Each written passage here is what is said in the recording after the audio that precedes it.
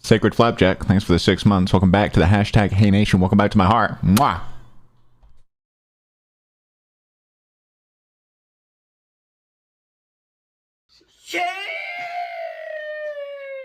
Sheesh once again. Jay Birdie, 5 months. Welcome back to the hashtag Hey Nation. Welcome back to my heart. My ass is hopefully staying firmly behind me. Those times are behind me.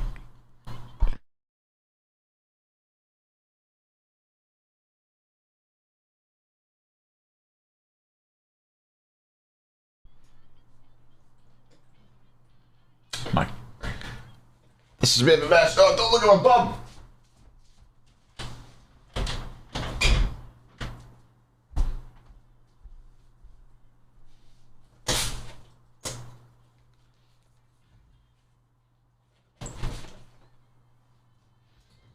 Paddling pool is gone. It's away. It's tidied away. It's empty. Everything's good. I'm a GTA character. Oh, really? Look at a spot. Look at a spot. Criminal. Hey, Tongu.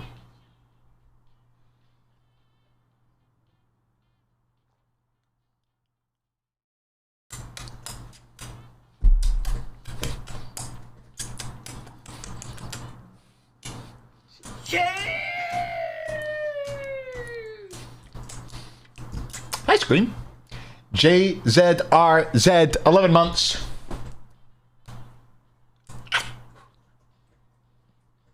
Pull was a pain in the ass to empty. Yeah, I've done my back in as well. My back's really sore. I don't know if that was... It's probably just like... While I was in the pool trying to type and shit like that, I was doing my back in. And when I was moving buckets of water around all the time.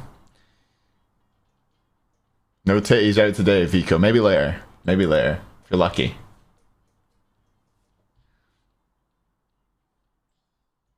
Bevy, how you doing, my king?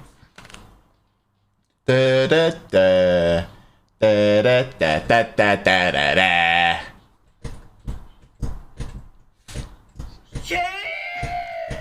Dorito burrito, 2 months.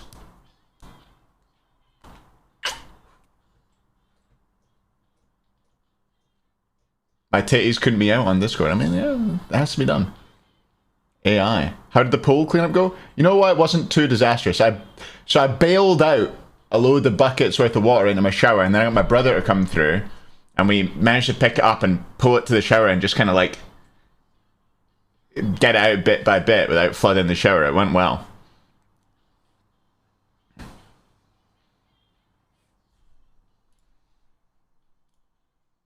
Cthulhu. What a banger. Phase 3 then Worlds? Yeah, that's right, John. How long did it take? Crazy crispity, crazy crunchity, crazy select chests up to 50% 30 minutes, maybe? Boosters, avatars, wards, and more up to 50% off. Took a lot longer to fill it than it did to empty it, to be fair. And it still was so empty. It was so not full. It was criminal. It was criminal. Surgeon General's warning, Cthulhu's are not of this world and should not be ingested by children or adults with VHA. Gems are not included as a prize because Cthulhu's are not real. Reality is meaningless, time is a construct. They not all hope when you ingest Cthulhu's. Use as directed, part of balance practice. My brother see my bikini yet? No, I don't think he saw it, but some of my ex-colleagues did, for sure. I don't know if any of my new colleagues did, I hope not. I've said thanks very much for the 3. Lyric, thanks for the tier 1. Welcome to the hashtag Nation. Welcome back to the hashtag Nation. Side and welcome to the hashtag Nation. Willie say it, Willie say it, Willie say it, Willie say it, Willie say it, Willie say it, Willie say it. And in Season 8, I'm sure our players are going to take their games to the next level. But in order to do that, they're going to need the best gear they can get their hands on. And that's why I'm so excited to announce it counts if he says it in any fashion. The SPL is Alienware. Yeah, that Alienware. Willie say it, Profound Dreams. Willie say it. Of the best in computer gaming. These Alienware Aurora Ryzen You don't know this meme, Profound? Are insane. Will he say it? Not only will these be the PCs that the players will compete on once we are in studio, but Alienware is I don't know, Amistad. That keeps happening. It's not me who's doing it. To make sure their practice is as good as possible. 1 second now, here. Let's get down to brass tacks. The specs on these Alienware Aurora Ryzen Edition desktops are amazing.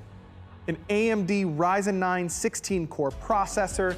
That's a lot of cores. That's plenty of processing power. That's a lot of plenty of cores. You want to stream? This is the way to go. I know a lot about my cores, so. I don't know why it gets paused. I don't know who pauses it. There you go, it's unpaused. Should be good now. Is that true? That is true. Also, we got a new emote, chat. If there's anything you don't like hearing, just throw the new emote out there. Steakums redeemed Say the Line. I've never had more than 16. I'll say it after this. After PBM says it, I'll say it. And thanks for the one of the 6. hottest commodities in the PC world, an NVIDIA Give me a second here. GeForce 3090 graphics card. Insane how much better this is than what I have. The best graphics. Nice, thanks to the 14. Really need Ultra, of course. Ultra, of course. It's gonna look good. What's the point of all the power? If Say the PBM line, please. Well, that would be up to Steakums, what I say. If Steakums wants any adjustments on the line, then that's their prerogative. So hard. And it's going to be in perfect picture quality. We are so excited to be partnering with Alienware for Season 8 of the Smite Pro League. How's it looking? How are the predictions? 90% yes, 10% no. For the pros, you too can get the best possible Smite experience. We're confident. SmiteGame.com/Alienware and use code SMITE. Crystal's about what the fuck? Discount on some of Alienware's best products. Thanks again to Alienware. Make sure you're following them on Twitter and Instagram. That's at thank you for the 20. Platforms. What the fucking Crystal? Thank you for the 16. AlienwareArena.com. Look at this. All cares. All cares, dude. Look at this shit. He didn't say it.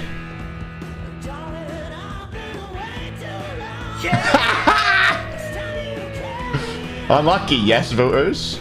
Dashby. Thanks for the Prime. Thanks very much, Cal, by the way. Very kind of you. 20 tier 1 gifted subs. Thank you very much, Cal. Woo! What was the line? Oh, I've got 2 say the... Wait, why have I got 2 say the lines, Captain Rudos and Steakums? Wait, Steakums, did you have any... Hey there, Smite fans, and welcome in. It is finally time. I don't think so, right? Phase 2 We'll see if you typed anything. Agro, Taco, and Inbound, our special guest joining us for this playoff event. But first, got to give a quick shout out, of course, to our title sponsor for Season 8 of the Smite Pro. Say the PBM line, Paul. You did say the PBM line, okay. Amazing Aurora R10 Ryzen Edition desktops. And are you telling me an alien wore this? That's all. I'll give you an Izafro good as well, because that's gotta be disappointing. Well, I'll give you 2 Izafro goods. Okay, 1 for Captain Ross. It's Afro.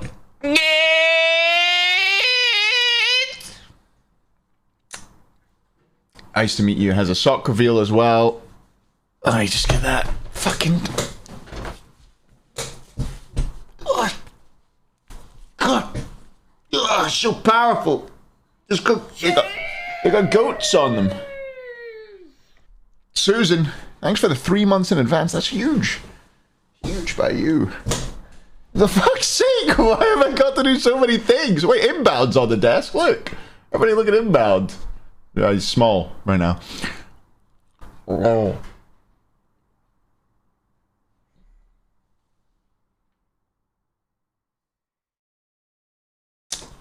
Okay.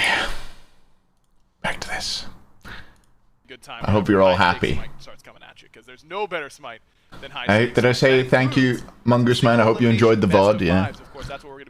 Cal, misclick? Yeah, rough misclick. Thank you. That means you gotta Too come kind of you. prepared and ready to go. Let's make sure we take a look at the standings so we know exactly where the teams are coming in. Star Climber, thanks for the 2. And of course, the Camelot Kings secured the first overall seed at the end of Phase 2 with the Olympus Bolts rounding out that top 2. That means they don't have to play until tomorrow. You knew all along? You're a cheater, Captain Reno. Is that what you're saying? Finals, they've got their matchup up against the Oni Warriors, which of course brings Coco Crispy, thanks for the 6. Camelot Kings did get to choose which. Why does he stick his hand in his mouth? People ask me to, J-Tree. It's because we've got that, like, you know when people do the channel points reward for a Hay Gobble? That's when I do a Hay Gobble. See that? emote there, the hate gobble emote. Leviathans That's what I'm doing. Like the clear best team from those bottom 4. So I think it just makes a lot of sense for them to. Chat is too wealthy. It's kind of true, yeah. The Dragons are kind of a scary team. I think they won phase 1 also, the phase 1 playoffs. But like I said before, I think both sets are going to be pretty good. But so it's different than you might think, chat. I thought as well we would have the Dragons versus Titans set first, but we don't. Because the Warriors have more EU players, it would mean that if they were playing second, they would end up playing at like, you know, 11 p.m. maybe for Dardes and Fred, so they put that game on first. I'm kind of right there with Bobby, at least as far as the bottom bracket is concerned. The Leviathans are definitely looking pretty scary there. Well, the Leviathans don't just get a bye to the next games, however. They have to face off against the Oni Warriors, and with the way that Nika is playing for this team, not just in this phase, but this year overall, I mean, he's got to be the focal point here if you're the Leviathans. Yeah, 100%. Those games that the Warriors win, good scan train, everybody. Comes from Nika and just what he does from that solo lane. And even though the Leviathans are probably the favorite from that bottom 4, I wouldn't really count out the Warriors. They have some of those. This is where he steals the Gold Fury. It was so that was really bad by the Titans. I remember that. Thanks, Ben. Much appreciated. Welcome back to the hashtag Nation Match Mahar. Thanks for 5. We see some good plays from them. Get Nika on a comfort pick. Surely vote really good, is the GOAT. Did end up losing, so yeah, I'm just excited to see what they do. I mean, Taco, phase 1 playoffs were the best plays that we've seen from the Warriors all year. So maybe phase 2 playoffs means they're ready to take the next step. The Neomall effect tends to take all right, chat. Tournament time is around and playoffs is. Let's think. For each role, what's your breakout pick? What's your breakout pick for each role? Or what's the one that's going to be surprisingly popular? I guess going to just take it up a notch. Level of competition that they are up against. Yeah, I think that overall this team has looked. Is Neoma a pick? He's going to be a surprise. You know, the strength of a Vulcan, Izza? Izza's definitely going to be popular. I don't think that would be a surprise. Apollo, Rat. Rat, I think. I agree with that. E-set mid, that would be interesting. Stream lagging for anyone else? It's not lagging for me, Spicy Rican, but I am the streamer, so I don't know. Daji, Bastet, Bacchus, Bog, Changa, Yorm, Zeus. What I've not seen any plashes in the chat. I've seen a couple Neaths. There's a plash, Tanith. I mean, they have proven through the Athena's my one that I've been saying. Sure you did, Mabino. If only there was some way of us checking. Oh well. We'll never know. Danza? I think Danza's a good shout. Vicho for sure. Nox? Terrible character. Will not be picked. Maybe it will. Playoffs, like we were talking about, probably the best you guys have looked all year. Is that all it is? You guys are just a playoff-oriented team? He's muted. Does Aggro hear him? Aggro. Mika, I believe I was hoping that the stream could hear you, but no one could apparently. So if you could check and see, make sure you're unmuted. I know you're used to like streaming. You know, you never really done it before. It's hard to like know if all of your stuff is working right, and you know, you've never really pressed on stream before. So maybe now your mic is unmuted. Can I get a little check? No. No. I'm still not hearing it. Nika, I mean, come on, man. This is not good juju for you going into this match, bro. How do they not test before they go into the call every time, man? No. Okay. He's so focused on the match, Aggro. Oh, he refreshed and we still don't hear you.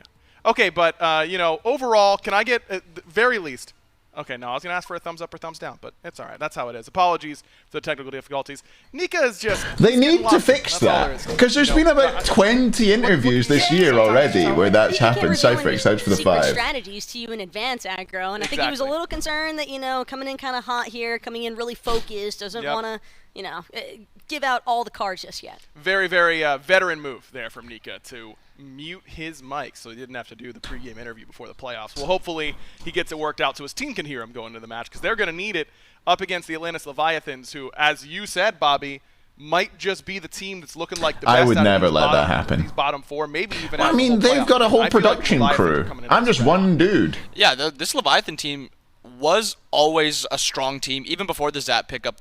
The problem also came from just like their late game. They didn't know entirely how to like, push their I think Guardians in solo, like solo Guardians, so Serb and Cthulhu, and then Artio and maybe some other stuff like maybe Yorm, maybe Athena. Like those solo lane Guardians are just gonna be super popular because I think they've looked really good in this like solo lane Guardians are just better right now. I would have to stand right. They just are. Sobek, nobody's really playing Sobek. I think he's kind of fallen off of a cliff. Terra solo, I think Terra's too good in support to pick solo, but maybe. Leviathans, when you factor in that Yarkor, he just recently switched back to. Has she changed her pronunciation? I think she has. Never even left it to begin with. That was like that was a whole new that if it's going to come down to Leviathans needing to control some of this side lane dominance that we've been seeing in the past from the Warriors, it's certainly going to start and end with Yarkor. I mean, Yarkor has certainly been a focal point for this. Cthulhu is banned in SCC? Is he bugged?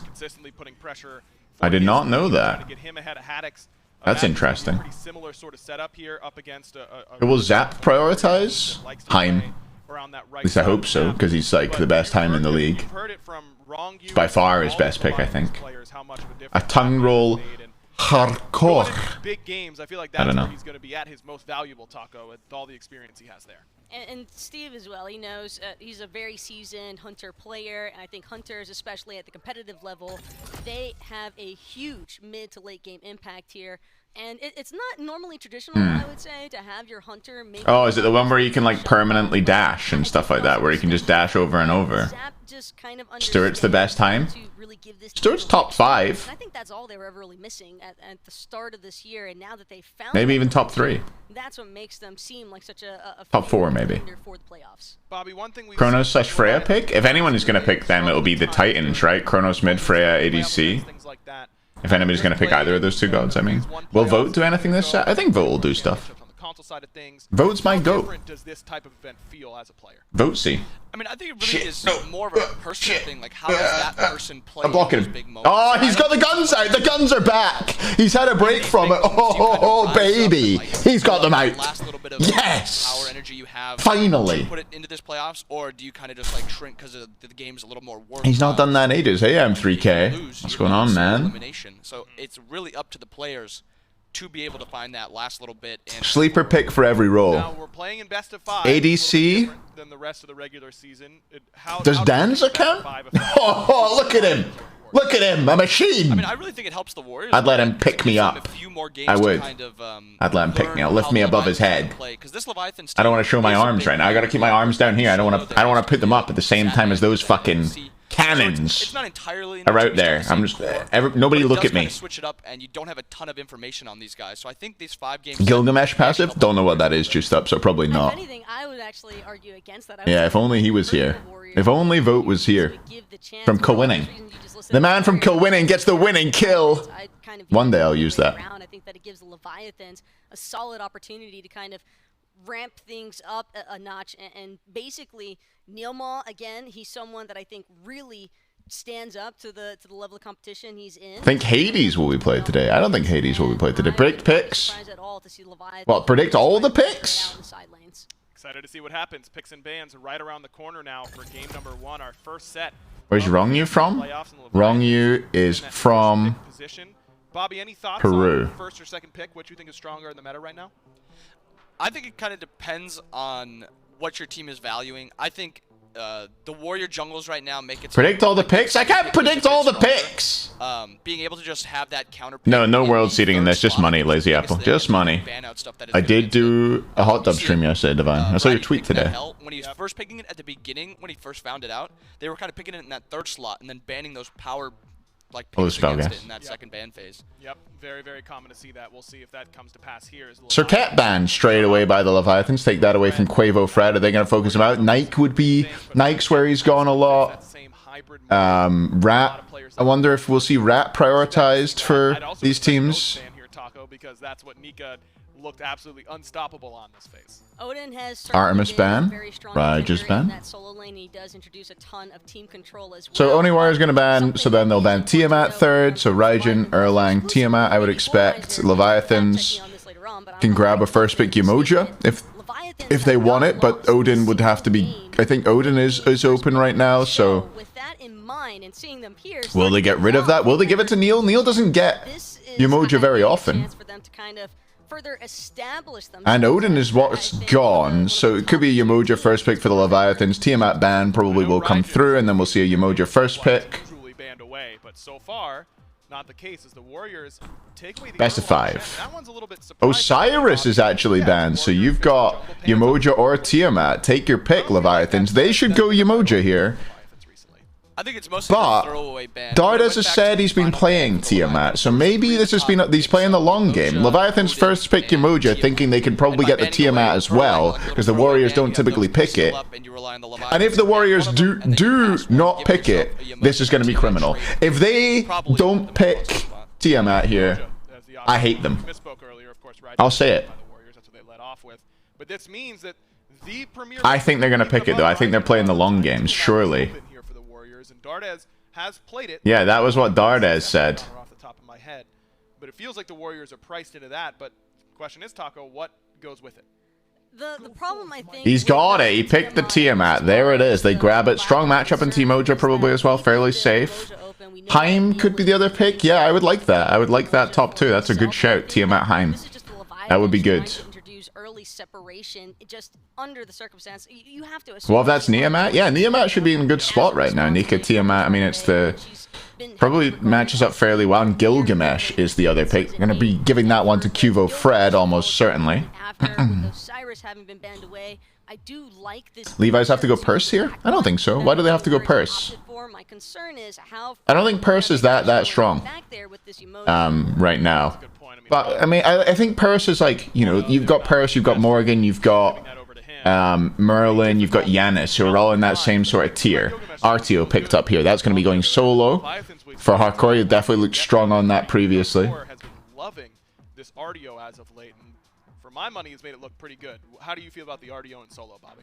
Raijin is banned, and they go for the Hell. Hell mid for Shinto. A lot of healing on this side of Leviathan. You want stuff that can apply anti-heal well if you're the Warriors already. No Serket, no Odin. But they get Achilles, interestingly enough. Not something that I feel like applies anti-heal that well, but there's an Achilles, I guess. I don't really know what that's about. Yeah, you'd think you'd go Serb, yeah. This one surprises me, Taco. The Achilles, I would have to assume, is it's such a thin line, a thin margin. Is that an Achilles? Fanrear ban comes through. Another ban going to be aimed at Panatom, probably. What are they going to get rid of? What would you get rid of, chat? Ratatosker, maybe? Seeing as it has kind of risen to popularity, I would imagine Panatom's got one, but no Ram is the ban. Zanzibar, thanks to the 4 months. Out if there's an RDO field underneath you. Not only that, Achilles jungle seems like it makes the most sense. Does it though? Nikki P, thanks for the 5. Hey, Nikki P, there you are. Welcome back to the hashtag Nation. Welcome back to my heart. Nikki P saw me out and about the other day. Should have said hello, but he didn't. He didn't. But still, welcome back to the hashtag Nation. Welcome back to my heart. I think. So as to combat the early mid-game presence from the Leviathans. Bobby, your thoughts on this Achilles? It's always weird picking. I think Achilles solo for me. Maybe it's just a matchup that he likes into the RTO. I don't think that's a particularly good matchup though. I think the RTO can just run at you. Danza Bobby is the pick for the natural born killer in the ADC role. Next pick for Leviathans. They need a hunter themselves. Is Inami still open? If they fancy it. 2 games per day, Anthony. So we got both quarterfinals today, both semifinals tomorrow, and then just the final on Sunday. Hi, Reno. Good night. Pretty impressive that Rongu's able to get his hands on it in this match. Haim open too. Haim is open. That is a good shout. Haim open. Do you want Haim into Danza, Bobby? I think so. And made look very good there, but we haven't seen very much Danza so far this year, Bobby. Yeah, not much Danza. Possible to be Neil Achilles? It is possible. Or Neil Gilga. Daji. Somebody did say Daji. Let's get that right. Lock in the knee. Best of 7 finals would be cool. I think best of 5's okay. Thanks, XL Chaos. I did my best. Ho Yizzle is the pick. Not quite. My monitors are not like even. Because I fucked with them so much yesterday. Oh well, whatever. Yeah, that might be a bit better. And Fafnir is the final pick for the fraud. Dwarf Fraud. Who wins this game? Will it be the Levi Jeans or the Oni Homies? 5 minutes to get your predictions in chat. Locus? Should I grab a beer or some wine? I'll grab a beer. I'll grab a beer. I'll grab a beer. How do I feel about Nika saying no to Levi Jeans? He's loyal to his core that he's played with for a bit. But respect it. BRB. Oh my god. As a support, that's got to feel pretty good. Yeah, I think the problem comes in, you kind of have to ban away that Terra. That Terra-Gilg combo when you're diving is just super oppressive, getting magical damage, physical damage, and taking extra damage. So I do like the Terra ban, and it has to leave open the Fafnir at that point, because you don't want to play against a Khepri and have a Khepri with Gilg diving you. Yeah. But I mean, 10th picking Fafnir's got to feel great for Neil. I don't think any other Guardian is really going to feel as impactful as the Fafnir would. And that dive has got to be the name. Right, Taco? I mean, you've got a Hell, an RDO, and a Yamoja on the other side. That's going to make the dive pretty difficult. And like you mentioned, Hou-Yi and Da-Ji to stop the dive from being so effective. Do you think the Oni Warriors have set themselves up with a dive composition successful enough to take game 1? If they're able to and a Yeeters? but with the inconsistency from the Oni Warriors all throughout the regular season, there is a lot. What was I going to say? I was going to say, so this solo lane matchup, if it's Achilles, I feel like Achilles into Artio is a bad matchup. I think Leviathans got away So, but I just don't think you should be putting Gilgamesh solo either. I think he's just way better in the jungle. In a game 1 of a best of I'm in chat, people are saying, Yeet. Sock, another Sock reveal, I've already done this. Comp is to play than the Oni Warriors comp. I think it's just, like the Leviathans draft is beautiful. Yeah. I mean, Tiamat, the Warriors have Tiamat, right? That's pretty important. Got goats on it. But They're screaming. Feeling like it's enough inbound? You can't dash on you? Very, very good pick. Even with Vamp Shroud? I feel like she would probably be okay. Yamoja, anti-all-in god, Hell, anti-all-in god. Hou-Yi can just drop ult as soon as he sees Let's see. I'm interested to see how the lane matchup goes. Fire's Mask, Achilles, I would assume, into a Warrior's Axe. Danza doesn't really do very well in the Yamoja wall. We'll see how well Vote can navigate that wall as game 1 of the Here we go! Kickoff. We got J-Mac and Mifflin to bring you the debut. Thank you so much. Ready to work again? I hope so. Mifflin here, joined by Doug for our Gonna be interesting. Neil does find Wrong You. He hits him with the first hammer of the game. Neil Ma asserting his dominance. We got Hogs on both solo laners. We got Fighters Masks on both solo laners. No Vamp Shroud for Hardcore. And it was a Nika Serb! It was a Serb! As the desk highlighted, have an incredibly strong anti-dive, man. I mean... Right! We're all making fun of his shit pick! That he's picked Serb! Your team. Wrong You operating as a pillar of mobility for his entire First, they can't even fucking... they can't even call Nika and get him to have his fucking microphone working. And now... They just go through an entire picking bad phase with a God Rog. This is criminal. I think it's gonna have to really come Vote beads, by the way. I don't know, man. Darda's been struggling so far this year.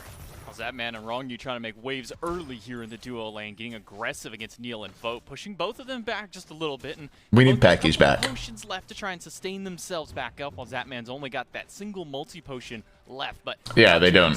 Well, they don't do. They just. So it's like a. They spectate in client and they look at the pick ban and they just put it into a system themselves that shows it on the screen. I think it's going to perform here up against the Warriors. Inside of the lane itself, I'm not expecting. PMB said he picked Achilles. Ed, rolled ball. Thanks very much for the 3 months and the 6 months. But a little bit boring. Drinking anything today? I am, yeah. How Cheers. it performs in lane, maybe doesn't have the most fun with it, but is willing to play this god in order to find a win. And I think it's very indicative of how strong he thinks it is going towards the first game of this. That was cry maximal. I'm expecting early rotations from Yarkor. The second he gets a little bit of mobility, generally he likes to go for things like the Talisman of Energy, just to get him out a little bit quicker as well. So keep your eyes on this guy. He's the core of their team fight as far as because I just don't think that's a good matchup. I don't think. Because I was like, oh, he's got Fighter's Mask. Why in the one that Artio's gone Fighter's Mask into an Achilles? And I was like, that's not an Achilles. That's a Cerberus. Nika goes Tainted Steel here? I would think so, yeah. You kind of got to go Tainted here. You need a lot of anti-heal. Tiamat, I don't think applies Divine that well either. Don't know if she'll go it anyway. Young Thigh Lover, thanks so much for the 2 months. Yeah, that's going to be the goal for this Hell, to control those waves inside of the early game. As you already highlighted, has the healing to make sure that they work their way forward. Also, that's Achilles. You know, yeah, that is Achilles. It's true. Even sure they're further forward. That's not a man. That's a dog. I am interested inside of this duo lane for both squads here. As far as I'm concerned, Tia applies Divine pretty well. Yeah, I guess. Maybe in dog form. Unless it's an all-in engagement. Well, I mean, if that's dog mode Achilles. Achilles just has his armor off. They can go on a Wrong You and Zapman, but poke wars, these battles of attrition. Surely this Oni's comp. Yeah, I like this comp. This comp is really good from the Oni Warriors. I mean, I guess the difference, the late game they don't do as well. I think the late game definitely... Oh, Zap actually will jump out. Wrong use. He keeps walking forward. Still has that auto attack healing onto Zap. We'll be losing the 10% extra bonus healing in the next patch. This is the first set. Yeah, Nooney. First set. First game. First game, first set. Just started. You could see he thought about it though, couldn't you, Kronos? He thought about it. He was like, I could jump in here. That's exactly what I was talking about just a moment ago. We saw a skirmish inside the lane. Both ADCs don't. Yeah, this comp's a lot better now that it has a Serb. Yeah, I agree with that. He's going to keep Zapman topped off. Vote is out. The Achilles would have been interesting, I guess. This is much more meta. Very, very meta comps from both teams. It's almost a shame that there's only 1 week between the end of the phase. Panatom's looking for Neil here, by the way. Will have ult. Does Neil have beads? No, he has sprint. Trying to run.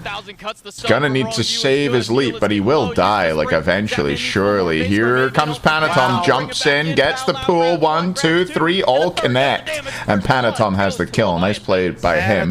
Vote stuck in the ult now as well, and there's the... Oh my god, Wrong You gets him. Down Wrong You getting credit for a kill, and that's a quick 2 on the board for the Leviathans. That's not what you want to see if you're an Oni Warriors fan. Nice play by the Leviathans on the Joe side of the map. Fred and Nico look for a blue. In exchange, REO not great secure compared to a Serb, and Serb will grab it as Cuvo kicks hardcore out of there. Gets slammed right up against that wall. Tries to slow down Cuvo and get a nice gank there. Neil just stepped up too far, trying to discourage the purple buff play.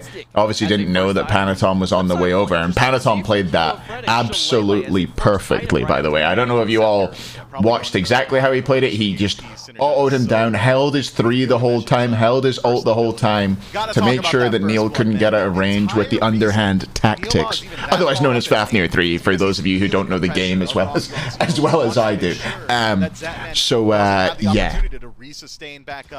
Oh, Cuvo has bought a tier 1 breastplate here. Interesting, right? So even though he's against 3 magicals, he obviously feels like this tier 1 breastplate is just going to give him the protection he needs, so that if he finds Panatom in the jungle, he's bought it with his gold. Let's just make one thing clear. He's bought it with his gold, right? And that gold at 550 gold or 600 gold? It's either one of those two. And he's bought it with his gold that he's earned through clearing the jungle, mostly, right? Some of it's through gold spooling. And now he's going to use that gold spooling, reinvest it back into himself in order to take that 1v1 versus Panatom, now that Panatom has no beads, so he can kill him. Generally, we'll see Wind Demon in that second slot as Panatom does not lose the PvE battle to the Greater Scorpion. Hou-Yi has a lot of survivability. There's the Hei. Fight presence. It's here. Leviathans have a composition that is completely reliant on their team fight. I mean, the Death's Harp. Oh, he sold it. Yeah. So now he knows Panatom's ult is back up and his blink's just about to come back up. So he's like, my window has closed. So it's a little bit of a waste of gold there. A couple hundred gold down the drain from Cuvo Fred. But nonetheless, he's happy knowing that he at least tried to make the play. Fred, Nika, Neoma, even Dardes, all gonna have to play very close. We're drinking tonight. This is Tenants. Tenants Lager. Won't be easy. Blue buff, the target of aggression for the Warriors as they'll be spotted out. And I might drink some wine. We'll see. Panatom brings the pain towards Nika. Nika, pretty low here. Extremely dead. Extremely dead. Runs the wrong way, and Ultimate will not. Cuvo and Dardes are on the way. Just kind of getting run around the map right now are the only Warriors. Neil caught out in the jungle by Shinto, and Shinto wants it. He won't get it, though. Neil says, no, thank you. Jumps over the wall. Shinto doesn't look too bothered by that at all. Shinto will not allow it. 1 level lead for the Hell in mid, and look at that. Yeah, Dardes, you're not allowed to stand there, bud. The damage is already ringing true. Oh, man. 1 more basic is all he would have needed for it. Dardes survives, just barely. Slivers of health there, barely able to make it out. 1 basic would have 100% secured it for, but look at red buff invade comes through from Shinto. Lots of pressure coming out right now from the Leviathans, which is not a good look. If you're playing against this comp that the Leviathans have and you're getting out pressured across the map, you're going to be scared. I mean, look at that core in the late game. Hell, Daji, and Yamoja. Like, how do you outscale that? The majority, the lion's share of the farm at every single opportunity, and already with the Doom. I don't think Tiamat has a particularly strong early laning phase, in all honesty. I actually think Hell is probably stronger in mid lane in the early game. Absolute lane Daji scales hard. Daji scales hard, yeah. Daji's really, really strong later on in the game, I think. If I'm an Oni Warriors fan or I'm the Oni Warriors coach, it's, hey guys, Shinto is kind of free farming right now. Zoom orb for Hal? Yeah. They do have some answer towards this. Divine is online for Dardes. He goes for it straight away. We do have a Tainted for Nika alongside a Stone of Binding for a little bit of MP5, a little bit of procs, and a little bit of damage from that passive and from the power. They're gonna need it, as they highlighted very. Smite ad? Hell yeah. This triple healer composition I think Shinto's smart enough to get timeline here. I think Shinto's smart enough to do anything. I think he's smarter than me. I would never assume that he's going to build any starter item. Only Warriors get the Draugr. Starting the turtle already. They're ready to defend. Bear v's dog. Yeah. Incredibly strong inside of the team fight. Going to deal additional damage to anyone who has received a heal while it is active. And I don't think that the Leviathan's going to be exactly choosing. What was the question? They both started with Hog. Control all AE. They both started with Hog on blue. Fire's Mask, Hog, Health Pots, I believe it was. If he wants to hold off on using his heal, he's going to lose out on a lot of his damage inside of his ability. What's better, bear mode or dog mode? I prefer dog mode normally, but we got double dog mode in this game. Vote trying to survive, gets ulted by Zap. Oh, Zap gets the kill with the one, really? The ricochet was enough. Wrong, you could see he's having a laugh in the cams. That must have been a bounce, I think. Haven't been checked. Just for money, Mango. Not a single time has Cuvo Fred been there to help out with his aggression in mid. It's Shinto sitting on the tower. I think Daji's gonna go Boomba Spear or Dagger late. Well, yeah, I don't really know when you go. Zatman turning it around. He's going alpha mode. Will jump away before Cuvo can get any value out of that. Oh, just held his leap and held his leap and leapt out. And the Leviathans are looking tight. They are looking tight right now. Oh, rip. Yeah, nice.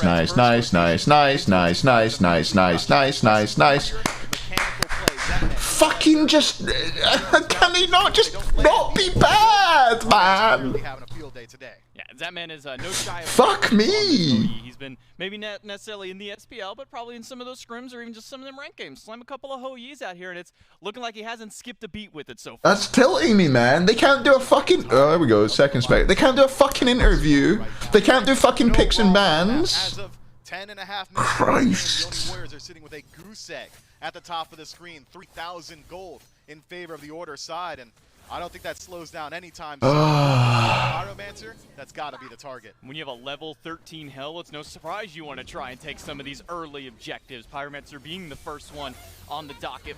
That's not bad, actually, to be fair. Force the leap away from him. He'll be able to manage to get out for now, and with Hardcore's rotation over, they can easily start looking towards this Pyromancer yet again, stripping the ward away and turning their sights back to the objective. The Oni Warriors absolutely know that this Pyromancer is going down right now, and there's not much of a response they can make on the Pyromancer itself. So where did they go on the No, I'm serious. I'm actually upset about the production already. Thanks, Ghosts. Routed in this situation, no response on the map. Clean objective for the Leviathans with them. Sport Buff has an icon? Oh, really? That man, not sure if he knows that Neil is nobody has one right now, though. The jungle, waiting for an opportunity to gank. Hilti gonna take a long leap around and vote. Going with the rocket go. Wave, just giving it away. That man drops the suns, but there we go. My goat. Nice kill. Warriors finally getting themselves on the board. Good gank by Neil and Cuvo round the back. Lack of wards on this duo side of the map, actually. Build from Shinto. Looks like he's going Doom Orb into... It's going to be either a Mantle or a Spirit Robe. I think normally when we see it in this spot, it tends to be a Spirit Robe. We'll see. Yeah, Blackthorn's really strong right now. We're waiting for the team fight. What's the best team fight ADC tool? It's got to be Odibo. Wrongu is currently level 11. Yeah, he's the same level as the enemy ADC. He's a level above the enemy jungler, which might be an issue. Neil has a Shoguns now, going straight into that attack speed stim. I think it's going to be Mantle. It's a spell. It's a Mantle. Yeah, we have a spell book also, so it's going to be Mantle Reaver. I would assume. Yeah, Crit's always going to be popular as long as it's in the game. I mean, just the idea that... Crit coming online for Zatman now has that hidden dagger. 1000-fold blade is the option for Panaton, building its percent pen here. You got to think that's going to be a... whatever the item's called with a 20% pen on it. yet again, but the Oni Warriors are not out of the A Spirit Robo Island? That's a good point. Yeah, I don't know if they fixed that or not. Ecotron. Serrated, that's the one. Yeah, thank you. Times of Spirit Robo and Gilga. Apparently, you weren't allowed to build it on squishies because it stopped the kick doing anything, basically. Stopped it, like, kicking you. Spirit Robo passive was somehow stopping it, but I think they fixed it. I think it's fixed. Has not slowed down Shinto's farm one bit, level 15. No, the front line, no, only solo I think only tanks were allowed to build it, Hippie. I think it was the other way around. He moved, but didn't get stunned. Yeah, there we go. Neil Ma. Getting beaten up a little bit on this Geo side of the map. Dardes, you know, doing okay right now, farm-wise. Got his Divine, got his coin, looking to get a Soul Gem next up, and then he'll be in a good spot. Vote caught once again in the Hoi ult. Hides in his 3 for as long as he can, but Rongyu gets the kill. No beads used there by Vote, by the way. Just kind of stood in it and took it. It's interesting. So Yemoji. Oh, Neil does hit the hammer, trying to stay alive here. Jumps out. Rongyu still looking for it. Sheesh, Crispy. Thanks for the T1. Welcome to the hashtag K-Nation. Welcome to my heart. Thanks, Crispy. Instead, they'll just go ahead and take a tier 1 tower along with Zap died. He got 3-man ganked. Cuvo and Neil came around the back. It is curious, Marco. It is curious. He's 0-0-0. Gold Fury will fall here. Where are the Warriors? Donde esta? They're not here. Look at the pacing that the Leviathans have set in just the gold alone. After taking the Gold Fury there. Beast Panda, thanks for the 5. 5,000 gold against the Warriors and 60. Corey's Kun, thanks for the Prime.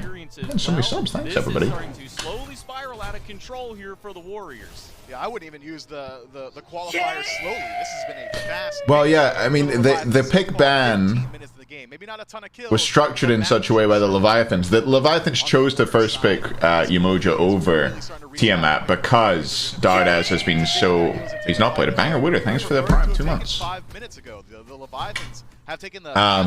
Dardes has not played it. He's not prioritized it. He's not picked it when it's been open. They've banned it on first pick side. So they were thinking that the Warriors were looking for the trade. Nika is dead here, I think. Yeah. They're just getting. They're outnumbered everywhere. It feels like right now the Warriors. They're just not in the game. They haven't. They're just playing the Leviathans game. Leviathans are controlling the map, playing way more aggressive, rotating better, playing better individually in lanes. Like, I don't know. Cuvo has the beads and jump away, and now Panatom gonna ult him. There's the emoji ult.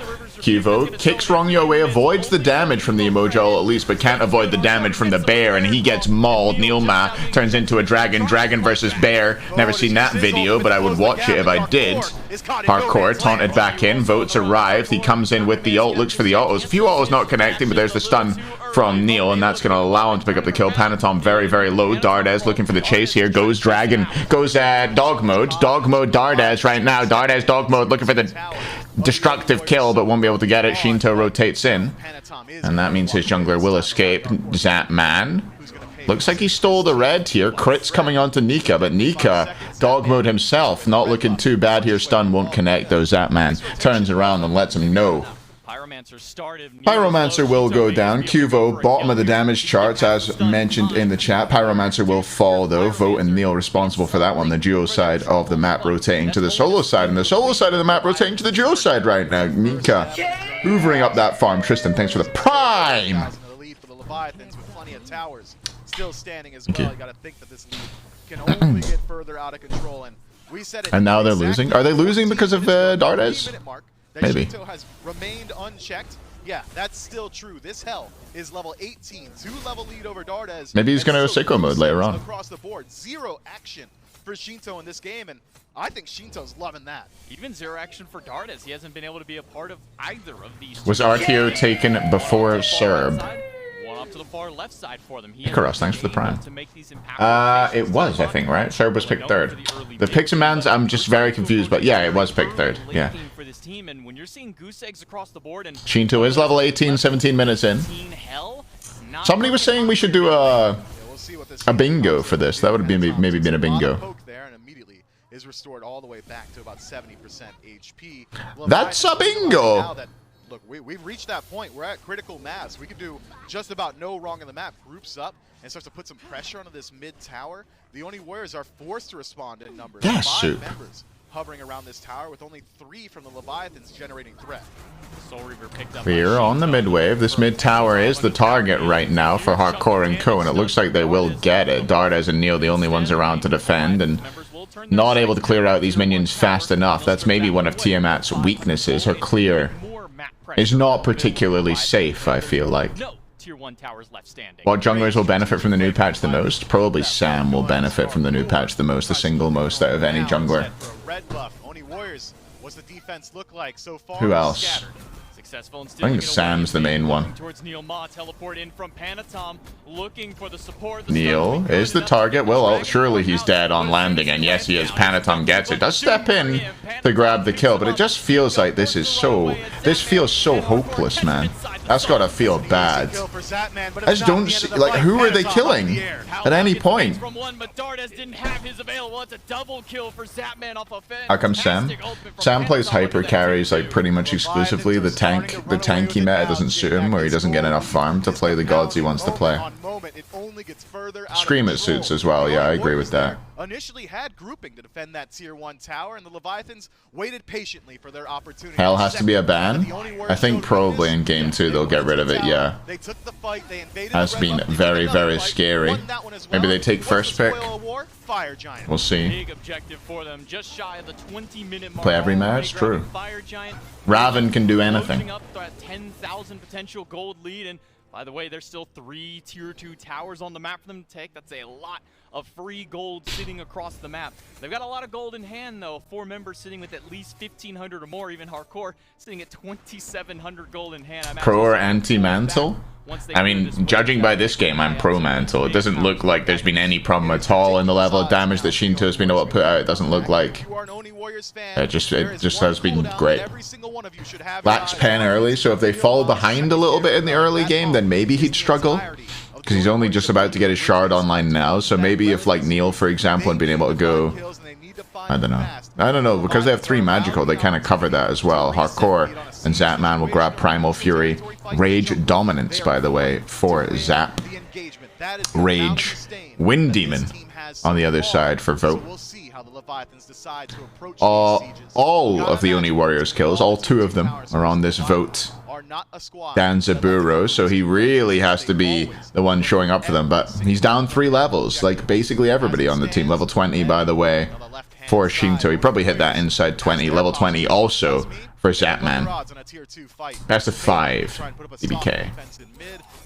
Smile. Try and slow down these towers by about 10 seconds apiece, but the fight really is going to happen on the Phoenix. And look at the purchases they went back for. Dominance out of Zapman, a full Obsidian Shard for Shinto, Heartseeker out of Panatom.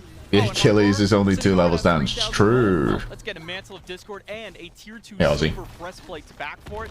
Massive power spikes, some big defenses coming out of the solo laner as well. Leviathan now looking to siege up. Down go the tier 2s. So what's the approach going to be? Oni Warriors look like they this is ooh, nice damage onto Zap. He just heals. Like, look at the healing. They've got the Emoja auto bonus healing. They've got the Hell burst healing from the 1. They've got the Hell healing from the 3. Like, it's just ridiculous. They're gonna heal so fast. That's it. That the Oni Warriors have to. What kind of ram have I got? I have no idea. Otherwise, this Phoenix is going to keep getting peppered with damage. Luckily, the Draugr. It's not something I've upgraded in the last like few years. Here with Neil, but Neil's only level 13 compared to the rest. Nika loses over half his health in an instant. Neil jumps in, and Neil's gonna have to. Nika jumps out, and now the Phoenix will go. They can't fight this anymore, I think. Nice damage by Dardes onto Panatom. I think he had the beads. He did, and walk away. Phoenix getting low though. Neil again ults in front of the enemy team and just gets removed. Great ult here by Cuvo Fred. In he goes, looking for Zapman. Zapman uses both relics to try and survive. Cuvo doesn't have the damage, and the rest of his team can't follow up. Hardcore running havoc creating havoc in the backline. Rather, Dardes will fall. Panaton with the double, looking for a third. Nika trying to run back towards the base with his tail between his legs, but won't be able to do so. There's the jump in, and Shinto is credited with that one. Shark burn. It's for the 3 months. He's got no ultimate. It looks like And this game's done. Game number 1 going the way of the Leviathans. They may go for one last little cheeky kill. Yeah, they got absolutely crushed. This was not close. Gonna be going to the Leviathans. Wouldn't be a Leviathans game if they ended it without at least finding one BM kill inside of the enemy. I don't even think there's anybody on the Warriors you can put that on individually. I mean, it was all 5 of them, I think, were individually outplayed by the members of the other team. The comp looked better, they looked better, just everything about that 5 seconds later was in favor of the Leviathans. No answer from them. Look, Hell, Yamoja, and Ardio all together, they're going to keep you alive through the majority of your engagements. We saw the finally get used by Crizzle Dizzle. That's the prime. And lost his life immediately after. It's looking good for my 3-0 prediction. It is looking good for my 3-0 prediction. It's not looking good for the Warriors. That's what you'd say. All right, chat. You know what time it is. The Marbulation sensation that's sweeping the hashtag HayNation. Time for us to do it.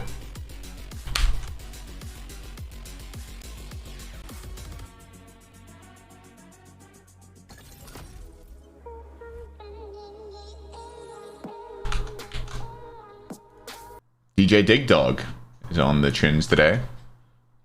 Is he? Fuck, I'm on the fucking tunes.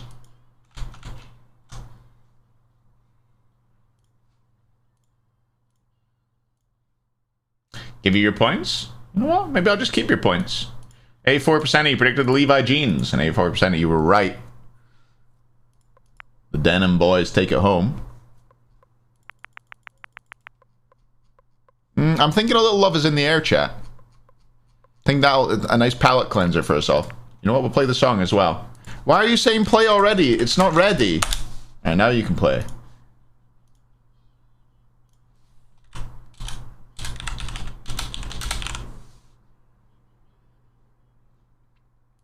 Chat.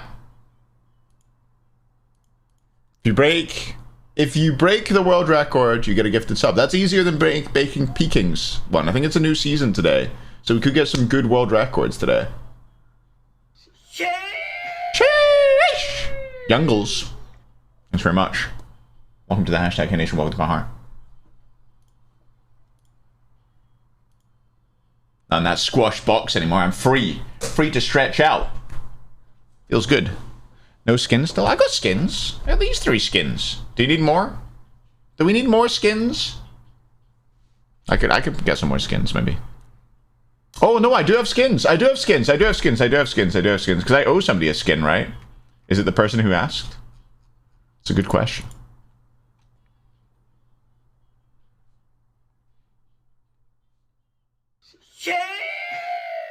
Everybody's gonna like me. Sheesh, Dankmaster. That's for the 4 months. Who do I think will win the playoffs? I've got Leviathans winning it. I'm looking good so far. What do I think of the roster video? I thought it was fun to watch. I watched it live on stream. It was fun. All right, let's game. You all in? You all ready? You all in? You all in? Let's go.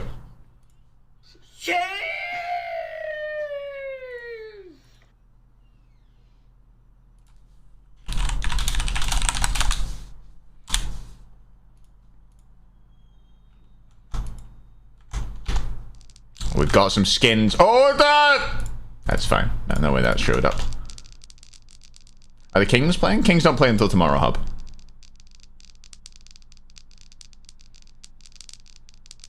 I've got some Kings. I've got some codes courtesy of Emilito. Scream leading the pack. Oh my god. Look at him go. Like he's back in the SCC all over again. Did he lead the pack in the SCC? No, really. That's not really true. That didn't really work, chat. I apologize. Never mind. He's behind. Who cares anymore? Giotto. Or Giotto.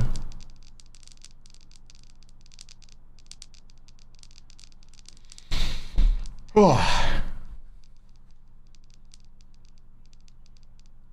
Whoever it is that I owe a skin, drop me a whisper, and I'll check to make sure that it is you. Because I remember somebody won a marbles race, and I said I would give them a skin when I got them again. So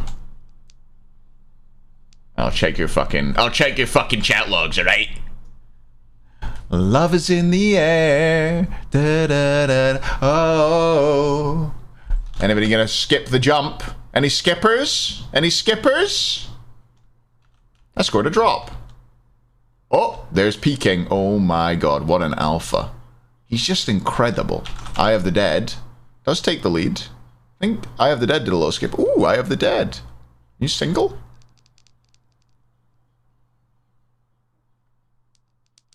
Wait, let me claim this drop. Claim! Thanks for the drop, Smite Game. Talking Heads, Naive Melody. I could listen to that. Ooh, Eye of the Dead. How long have you got? You got... I don't think you're going to beat the world record, I'm afraid. Yeah, that's the ghost. That's the ghost marble. That's unbeatable. Peking is just too goated. You were close. You were close, Eye of the Dead. You were close. Mr. Boomington Esquire in second. Revive in third. JT Matey fourth. Why Always Me Too fifth. Omnipotent Toast in sixth. Lunar Slayer in seventh. Nikki P in eighth. Looney Cypress in ninth. And Sam Cobra in 10th. It is always rigged. I mean, look at her. How could you not let her win? It was Gabby? Ah. Thank you, Peking. Wait, no, who was that? Thank you, Lunar.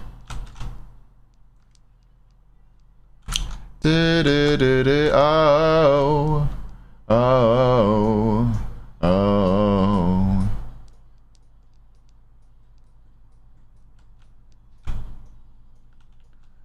Love is in the air. Ben's Worthy, an RLP, slow sub-marbles. They just want attention. They just want attention. Come on now. Come on now, RLP. Come on, Jeff. Owl.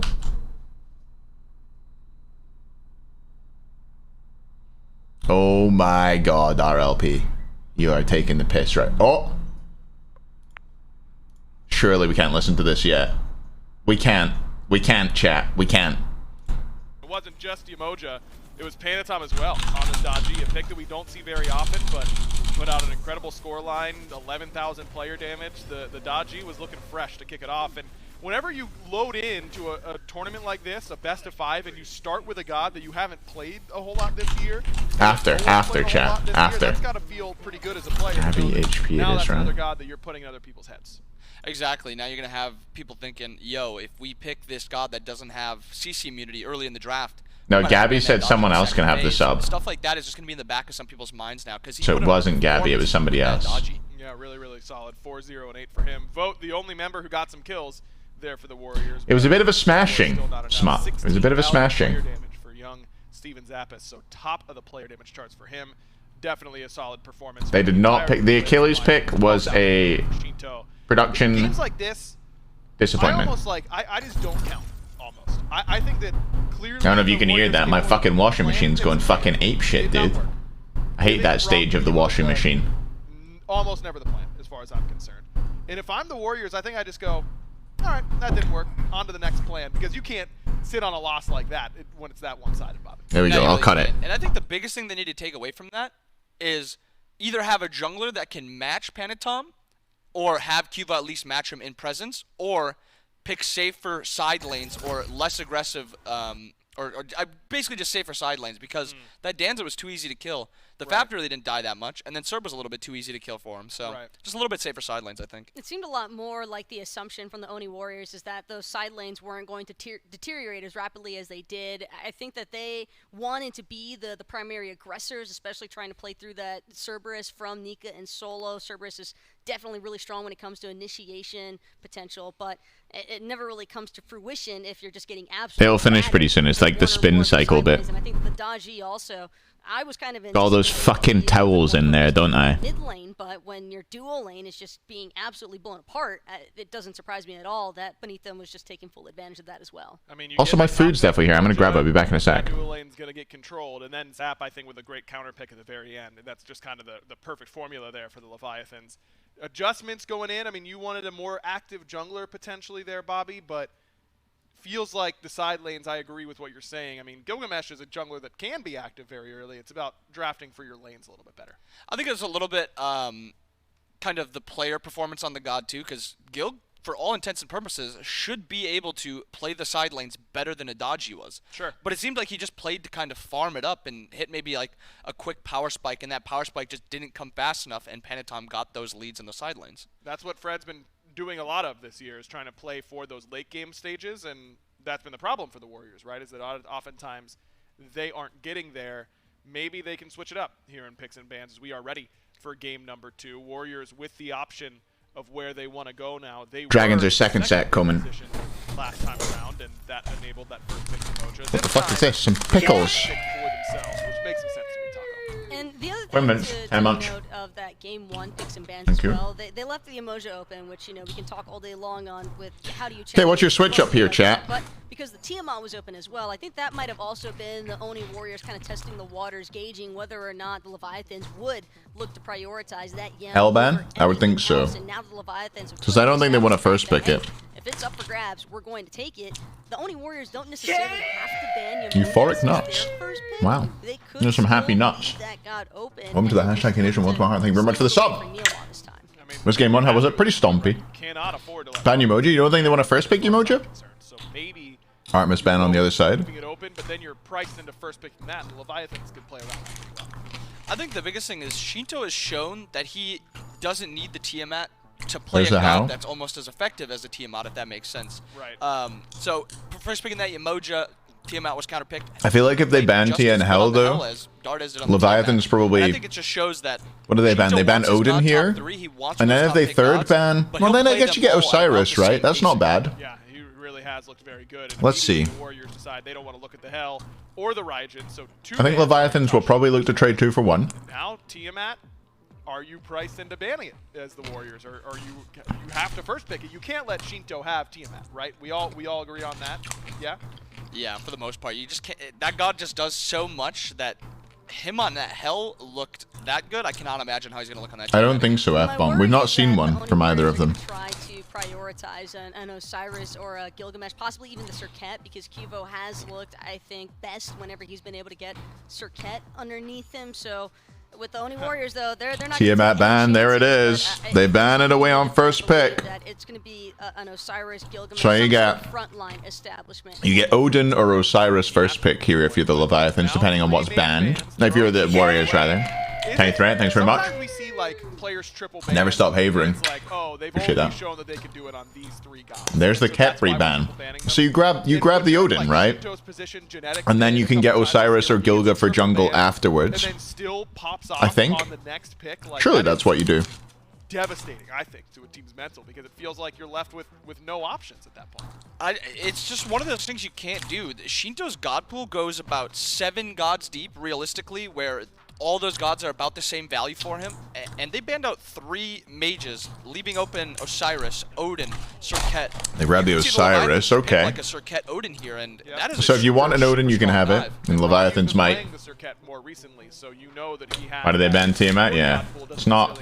Didn't work out for them in the last game. What the hell are these? Odin open. The Oni Warriors don't go that direction. They prioritize that Osiris. Something that I have no idea. Get involved a little bit early, just like the Gilgamesh in theory, though we didn't see that in game 1. Taco. And the Leviathans, they also secondary picked the RDO. There is the Odin. Comes as no Well, real surprise, but it's not a for me, necessity, I would say, for it to wind up in that solo lane. There is a chance, I think, that I think Odin probably is slightly better than Osiris, but for that front line I don't know. Morgan Le Fay top 2, but I think Odin, is going to make her debut. you grab him for solo, and then you can grab either Osiris or Gilga for your jungle, and both are pretty strong. Now I don't think you can really match the Odin. Making sure that Dardes doesn't grab that away. I'm a bit surprised here, though, Bobby. I mean, Morgan, not a great matchup into Odin. If they take it, sure, I just take Merlin. Like, that's Shinto's bread and butter. Oh, this will be Osiris jungle resistors, I'm pretty sure. The same thing. Must they grab Gilga here? We'll see. I mean, maybe it's just they don't have the pry on the Serket, which is fair. But RDO looked phenomenal last game, and Odin is Milf is through. Dardes could go Hera. Obviously struggles into Odin though, Hera. Probably going to be a Dardes Merlin at this point, and he can just no way out of the cage. Plays pretty safe. I think the Morgan pick was just a little jump with the gun, and it's just something probably Shinto wants to get right now. There's some kind of cheese, some kind of fried cheese. In other words, I should probably take one of these things that lets me digest cheese. RTO is locked in, but on the side, RTO comes through. That's going to be a solo lane RTO, I think. Oh no, it could be Neil actually. Could well be Neil. So much of the damage comes from Bird Bomb. Persephone? I think Persephone's going to be low, like mid-mage priority, like down there with Morgan and Merlin. Definitely favoring the Oni Warriors top 3 currently. I think that there is a lot of the early game aggression, particularly Izanami, RTO come through, and Gilgamesh is the 3rd pick. So you see, if this was an Odin first pick by the Warriors, then you'd give up Osiris, but they're probably not going to pick both Osiris and Gilgamesh. Maybe they would, but probably not. So I feel like you get the better end of the trade. But Izanami, RTO, Osiris is a decent top 3. It's not a bad top 3 at all. So Cat ban by the Leviathans. They're not convinced that Cuvo has his pick already. Ram ban by the Warriors. There's the Morrigan ban by Leviathans. I'd imagine a Hunter pick's gonna most likely come through here. Maybe you ban the Hou-Yi again. Izanami probably does not have a good matchup into Hou-Yi, but I'm not sure. Another cage waiting for Sushi lands, so a pretty area control-y composition, and that worked out pretty well for the Leviathans in game 1. I do want to say about the Oni's top 3 is they have flex potential this game. Unlike last game where they didn't have really much flex potential, everything they picked was kind of guaranteed where it's going. They have that Osiris can play jungle solo. They don't ban Haim, they don't ban Hachi, they don't ban Hou-Yi, they ban the Hachi instead, interestingly enough. I don't mind the top 3 at all by the Warriors, but I don't know if I like these Ram and Hachi Man bans. Cupids is the option for Zapman, though, and nobody was going to ban that, so maybe it's fine. It's the best of 5. It is the best of 5, Chris, yeah. What's up, Gilligan? Doing good, man. That is not going to be... Gar time. Artio had to dive last game, just a Tia and a Danziguro. Pretty easy to avoid most of that stuff. Not a ton of lockdown if you can just avoid the little bit of CC they have. Now you're gonna have to dive a Morgan Kuzenbo with RTO. Just that's the option. That's gonna be a Neil Kuzen, I think. So this is an RTO solo and an Osiris jungle. Mid lane mage is needed. What have you got, Dardes? What have you got? Not that far ahead. I love seeing this Kuzenbo pick come out here, though. Discordia. Something they can get out of the cage, give his side lanes a little bit of pressure. I don't hate it. I don't hate it. And Ares last pick. Ares last pick. Wow. Ares last pick. Okay. Oni Homies versus Levi Jeans. Who wins this one, chat? Oni Homies in blue. Levi, was that the right amount of time? Yeah, it is. It's right. You got 5 minutes to get your predictions in. Oni Homies in blue. Levi Jeans in pink. So don't do the wrong one, because I will not refund you. Let me eat this Barrigar. Final selection here for the Leviathans.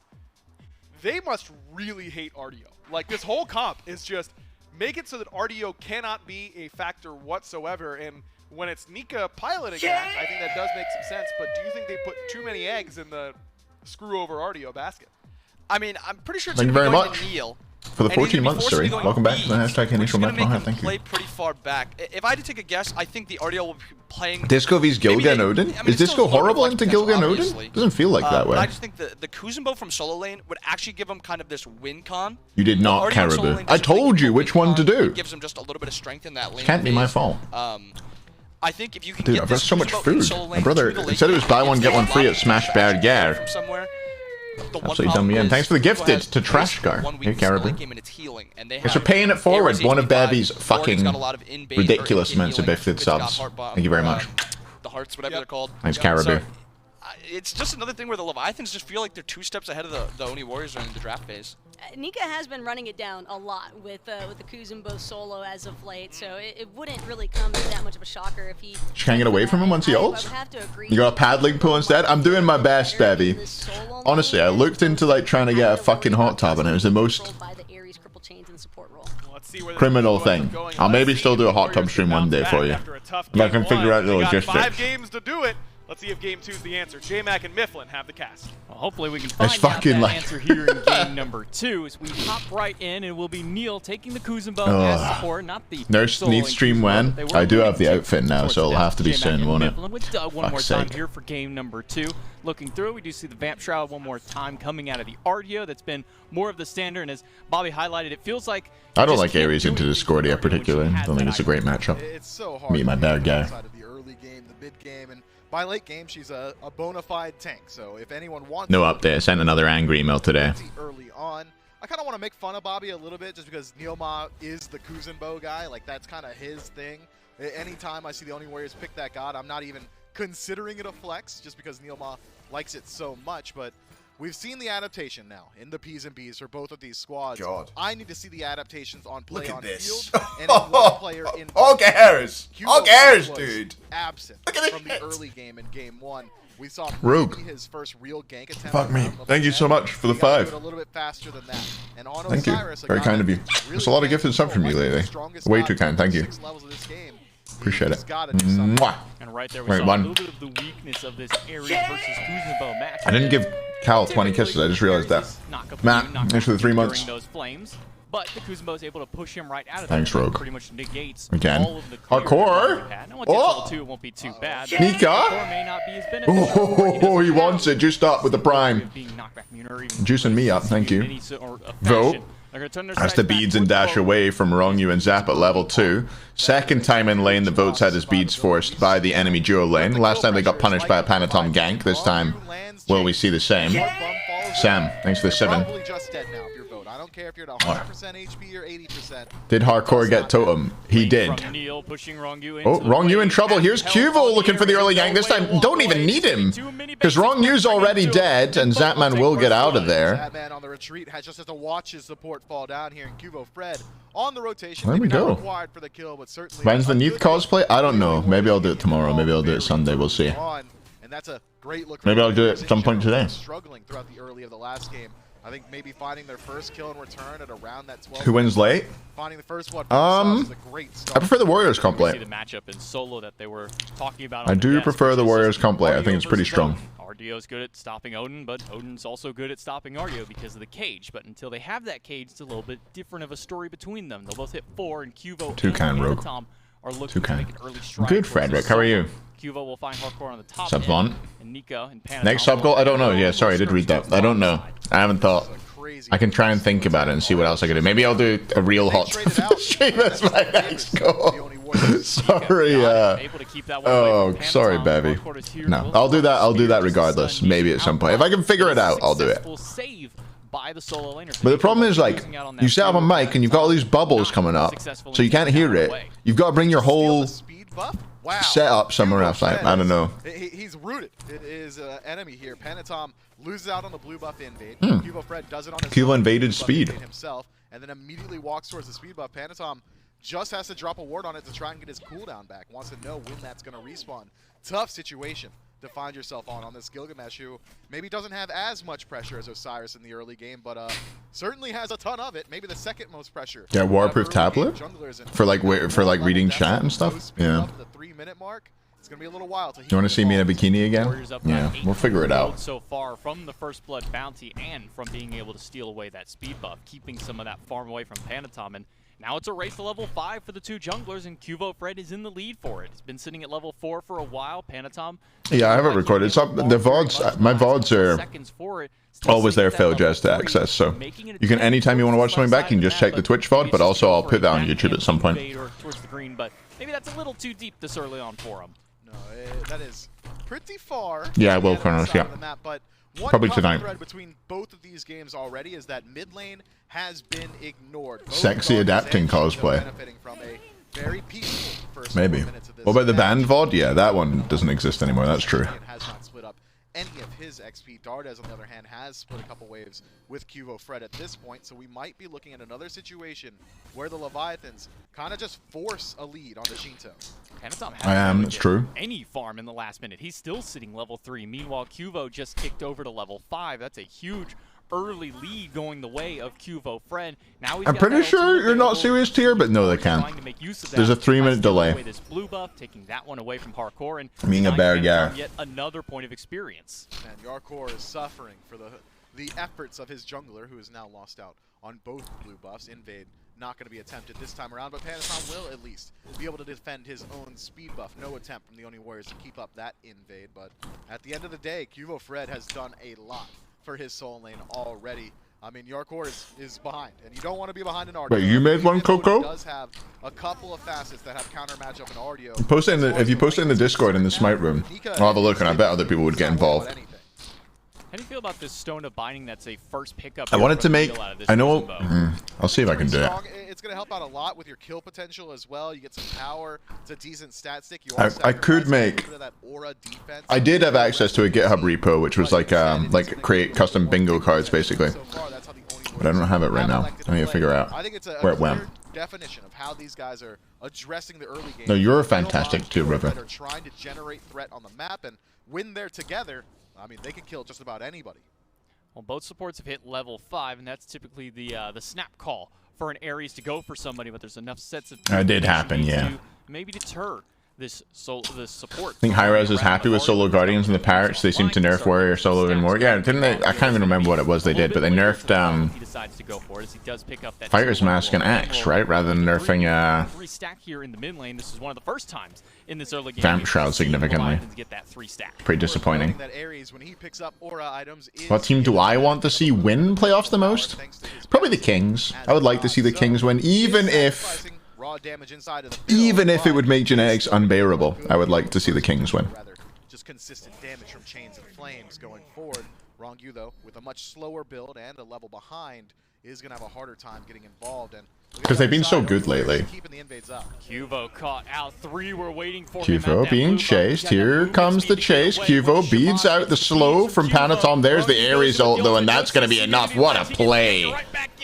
Bounce does connect from Dardes. Takes a little while to get there. But Panatom will live. Only thing that gets them the kill there. I mean, if it were any other support, rather, I don't think that happens. With a no escape, lives up to its name this time around, and QVOFred sits in the grayscale. This is a godsend for Panatom, who has been struggling to. It was hot tub time yesterday, Sajid. Opportunity while QVOFred is on the respawn, can at least try and close up that level. Never again. Completely closed up. He was about a level and a half, almost 2 down. Now he's even at the very least with QVOFred, able to go back and pick up a cudgel. Is that a tier 1? Gauntlet. Okay, the tier 1 gauntlet. It was. The water was warm. That's what I'm saying. The water was warm. Or do you think that's just a sell and get some gold later on? Generally, I like to hold on to the item just because it's so effective. I mean, what is Spike Gauntlet at level 1? About 700 gold, and if you sell it, you get like 300 back. So just raw gold efficiency, holding on to that slight power spike, gonna probably help him out. And if he elects to, it was hot when I put it in. Forged isn't awful on Gilgamesh, but certainly some other items he might prefer. Yeah, because I pissed in it. Yeah. That one and see how it rounds out. I'm not getting in the hot tub. Towards one of the ancient blades, a lot of options available to him. When's Neath cosplay? I don't know. I do have it now, so it will be soon. Set your sights for this ancient blade. Do you just go with the standard relic dagger? Do you think he needs something like a wing blade or a witch blade this match? If I'm wrong, I'm probably going chips and a burger. That's what I'm eating. Just kind of working out. Or fries. He doesn't really. If you're not from the UK. Forced to go either way with it. Maybe the relic dagger if he wants to have that blink. Wait, what are they saying? Like Australia and South Africa. What do the South Africans and Australians say? Are they cool? Need cosplay in the hot tub? He does elect to pick up that blink, and I think it likely will be a blink in the second relic slot. Fries? Of the Leviathans. How do you know Dream? Going to be a phenomenal engage tool. I mean, even Panatom with the Winds of Shamash. Godsey, there we go. Godsey, my man. Shank, my man. The Aussies are here. They say chips. Yes. The Oni Warriors being down a few thousand gold, now they're up about 1,200 gold over the Leviathans this time around, and it's only one. No, the pool war was warm. Like it wasn't a problem being in it ever. The Oracle Harpies have been acquired for the Leviathans, so that man knows this is going on. They'll drop the Fields of Love. Neil has to use the water. Oni Warriors somehow get that. I'm not sure what secured it. Was it Neil? In goes Vote, jumps in. Oboe kind of pogging off, and Vote's pogging off. Oh my god, the natural point killer! Makes it look natural, picking up a couple kills. Dive right in and pick up 3 kills for himself so far there this early game. Massive play from the Izanami so early on. I mean, That is wild. He makes the decision knowing that Zapman had used the dash. Why is he so high in the power rankings? Why is he so high? He's fucking goated, that's why. And takes the fight. Fields of Love and Morgan Le Fay's ultimate were already expended, so he had a lot of time to work with inside of that fight. And thank you very much, Doug, for showing us the charts. That is a huge swing for the Oni Warriors. Gold and experience now largely in their favor. Warriors are in this game, very much in this game. Their comp's not bad either. Scales pretty well. Player cam. Maybe it was from the double kill they were able to get going. Zapman. I'll put the tier list up on YouTube soon. I don't know. Someone probably has a screenshot of it somewhere. His third kill of the game. Now he's a tier 1 Apparently it was awful. I believe it was awful, to be fair. His crit early on. Just content in it. The new favorite build, the new flavor of the week. That's something we're going to see throughout the entirety of playoffs. The Ikavel. How are the predictions looking? 88% Levi Jeans, 12% Oni Homies. Our top winner, if the Homies take it home, would be Spinu.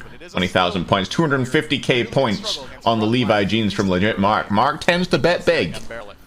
But will this be the time it takes him down? Oh, Spiked Gauntlet online for Panatom. Now, you might be asking yourself, what does Panatom want with this Spiked Gauntlet? It's just a little bit of lifesteal, right, chat? And he's taken his gold, which he's earned, and he spent it on this, right? So that when he goes through the jungle, he doesn't get slowly chunked down. Mannequins, you know, not so much sustained while he's clearing jungle camps. So he needs this Spiked Gauntlet just for a little bit of lifesteal to keep him in the jungle and keep him roaming. And that's just going to allow him to affect more of the map. Toxic Blade coming online for Cuvo next, by the way. Interesting. Who cares about the power? Check my Discord for bingo card. I'm checking. I'm looking. How's it looking? You made it on like some site? Against Vote is about a level down, but he is pretty. Pentakill, New God has played solo kill, crit and kins. Casters talk. Wait, can I? Oh, I can X them out. That could be powerful. Inside of itemization, which is a little bit of power, doesn't have any. He's gonna buy Devos? No, I think he's probably just. Honestly, I think he probably only wants this Spiked Gauntlet for a little bit of this game, just to help him farm it out for a little while, and eventually he'll just sell it. Power rankings video. I'll put it up tonight, probably. Crodor. Once that crit is finished from Vote, I don't think Zap has any opportunity to take a fight. Last game, Shinto had such a monumental lead in that mid lane, but we'll hold that thought. Neil in trouble. Will get away. Dart has dropped his ult aggressively. Cuvo's coming around the back looking for something, but it looks like he won't find much. Does find the ultimate onto Panatom. Strange engage there, I guess, because Nika and Vote are both coming around the side. Shinto now in trouble. Slowed out the oboe again, causing grief for the Leviathans. And Vote 4 kills. The only one to frag for the Oni Warriors in this entire set. Just that dark portal alone. That was a lot of damage. A couple auto attacks as well. I mean, look, wow. Vote is having himself a game here. 4-1 on the Izanami. 100% kill participation and credit for his team so far. Wow. Every time the Oni Warriors are fighting, Vote better be there. Vote is tired of sitting Crit back coming online for Vote now. Probably going to be a rage. Every single time. Instead, he is making his strides across the map, makes a nice rotation towards mid, gets a pick there, puts his I don't know what you're talking about, Chaos. And now he can start to go towards the later half of that crit that you were talking about earlier. We'll be able to pick that up just a little bit sooner. He will be. I mean, Zapman is now essentially just playing catch-up for the rest of this match. The second he gets his crit available, it will make that ult did a lot of damage. It would have been full Ickable passive, so he would have had the, like, you know, like 80 power or whatever from that. He's looking naughty so far in this game, is Liam. Is going to get taken out very fast. We did play an assault with Liam earlier, I will say it. What did he play? Oh, he was looking good on the Cthulhu. He was playing the new Cthulhu skin. They could just force engagement. He was looking naughty on it. I want it to be where Vote is. Where's the Oni Fury? Where did Vote land on the ADC rankings? I had him number 3. Gosh, when everybody was roasting me for it. Was it number 3? Yeah. That's a good spot for the Warriors to root their aggression. Everybody was roasting me for it. Of the charts for experience at level 15 compared to anybody else across the board, sitting at. Why is Cthulhu banned? Apparently some kind of bug. Is Vote Scottish? He is, yeah. He's from the West Coast. Have I posted the rankings yet? No, not yet. So Vote making sure to get plenty of farm for himself this game. Where was Netrioid? Number to kind of punch back against 1. This Warriors team. They could try and shut down. Panda Netroid vote top 3, yeah. Not in that order though. Netroid, Panda vote. On the desk a little bit earlier, the double cage potential. Blink in, Ring of Spears. Vote jumps out, lands into a Winds of Shamash, or gets crippled by Ares. There's a lot of things that help the Leviathans in these chase down situations. I mean, he's only played. He's a bit of a fraud. Not playing inside of a void. It's not just vote on the Oni Warriors. Shinto has been Van rank repeatedly, and well, the Leviathans have to put a lot Van of was resources into keeping him alive. Third, I want to say. For a push against Panatom, Cuvo takes some poke from Hardcore, puts him around half health, and he'll. Why am I not in uniform? Don't know, just not today. Even liking to have to go back to base. Stone Cutting Sword and an early Toxic Blade. Toxic Blade is not an item that we've seen very often. Why the option to go for it in this game? Just a little bit of anti-heal, get you involved early on. Great stats. Stop asking for everybody's ranks, chat. Let me just someone go back in the VOD, find the fucking screenshot of the final rankings. I'll post it. I'll tweet it. Then I don't have to answer these goddamn questions anymore. Good itemization here from Cuvo, Fred, and you're goated, Hawk. Oni Fury is being pulled here. Big crits coming through from Vote. The damage is no joke. Dardes, though, who will have to secure, and he will get it. There's the ult from Wrong You. Neil immunes the pull, but is stuck in a cage. Can't immune that. Hardcore, even though he's being CC'd, gets the kill. I think it was pretty. No, what even got it? Was it 2? I don't know. Cuvo in trouble, needs to ult out, doesn't have it.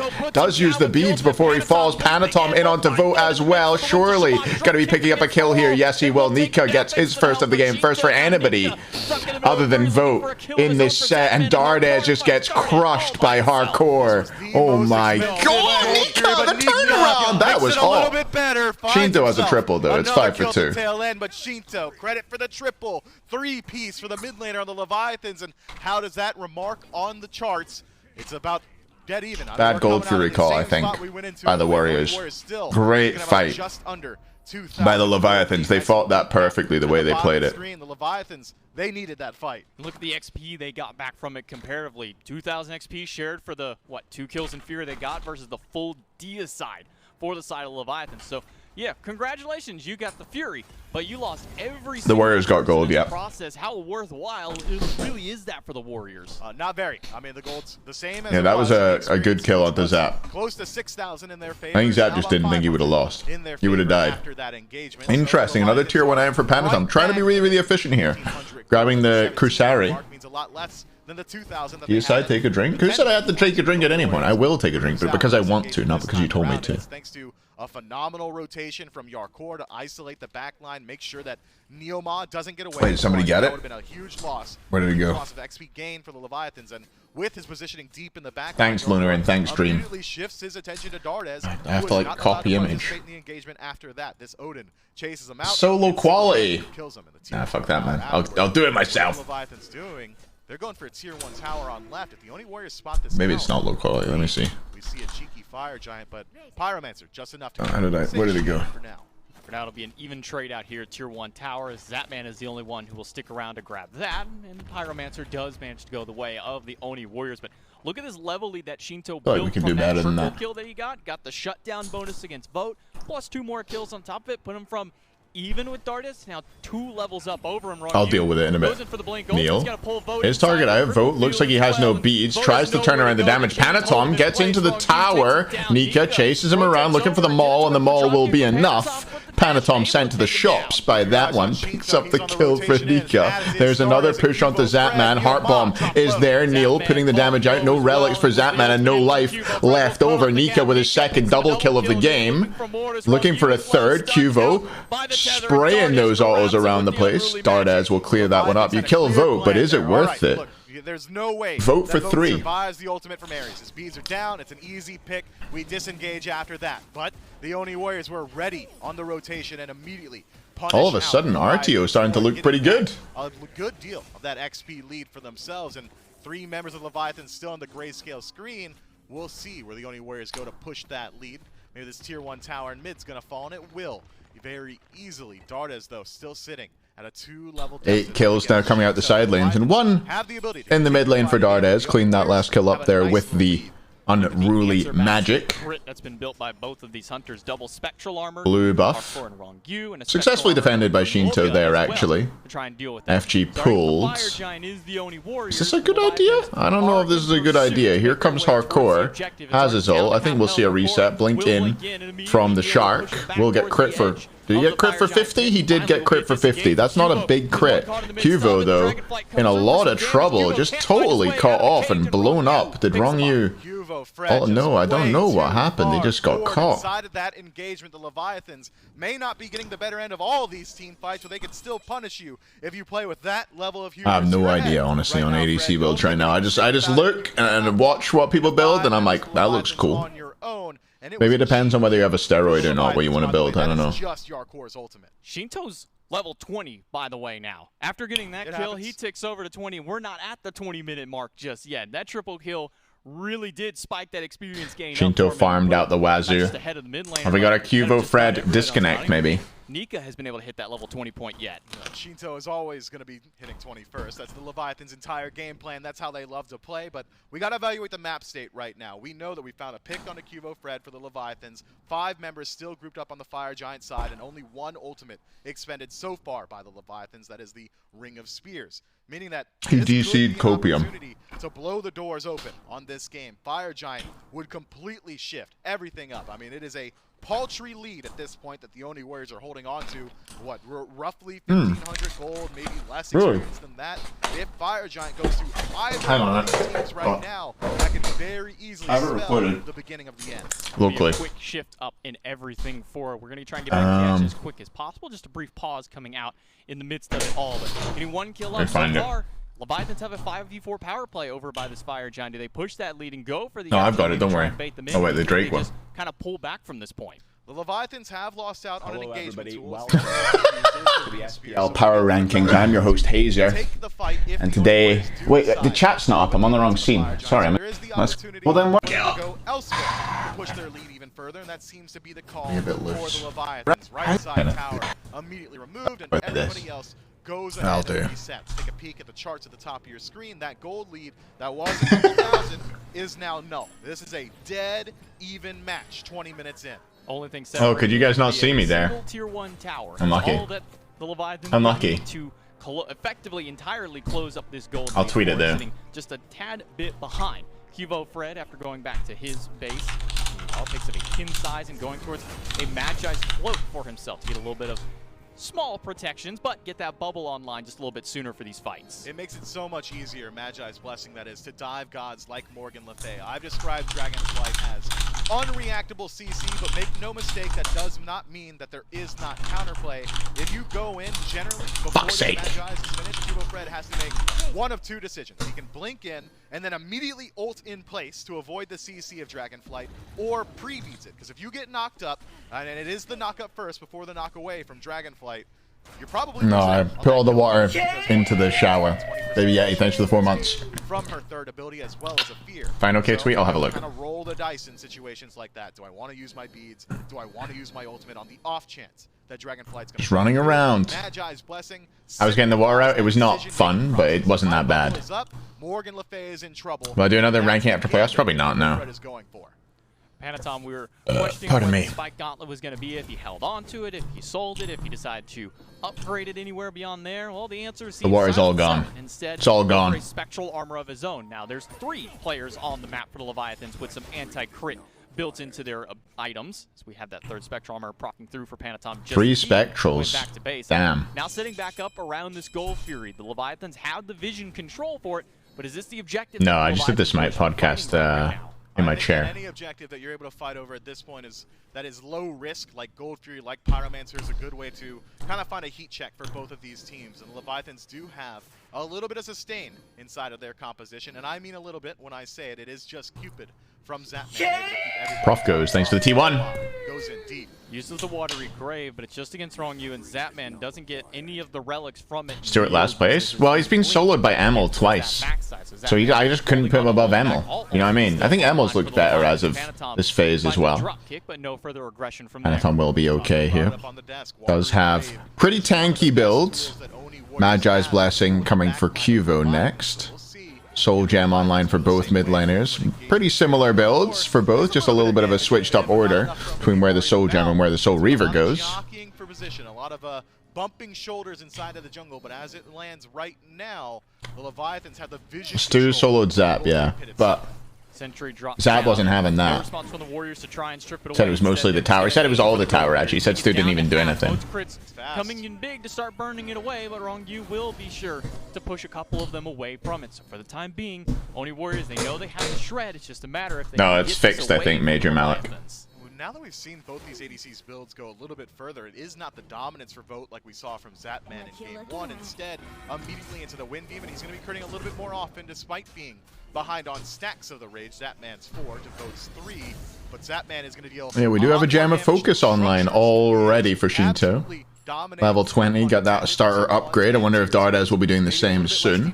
On objectives, though, Gold Fury and Fire Giant, enemy gods, going to survive a little bit longer as Zapman's crits are not as consistent. And similar to Game 1, Ducky soloed Nika 3 times. That's why Nika was way down. PBM before the buff came through for the item, but now we're seeing...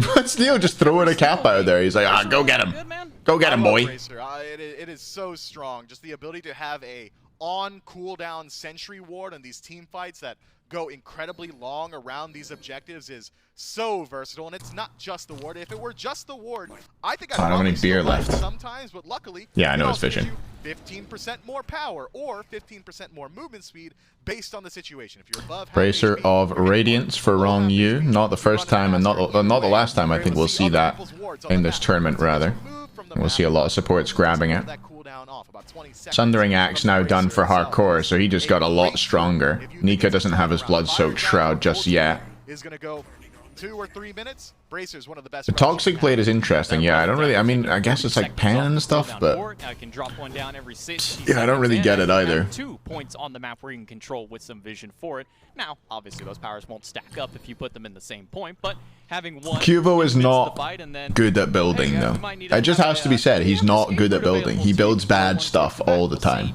Where Rongyu elects to start dropping this Bracer. Hardcore, he gets stopped in the mid lane by Dardes, and now everybody's starting. I think Warriors team's scales better, yeah. But we'll see. You never know. Junglers who haven't quite ticked over just yet, and slowly starting to approach that full build point for these Specified, teams. yeah. Late game looking for these Oni Warriors. Didn't Cuvo build a Bulwark? Well, if he did, then he's the best builder of all time. But if he didn't, then he's terrible. I'm 6'5", thanks for 3 months. For Dardes and Vote, it's a very standard smite composition here where it's, if my back line is safe, we're probably going to do well.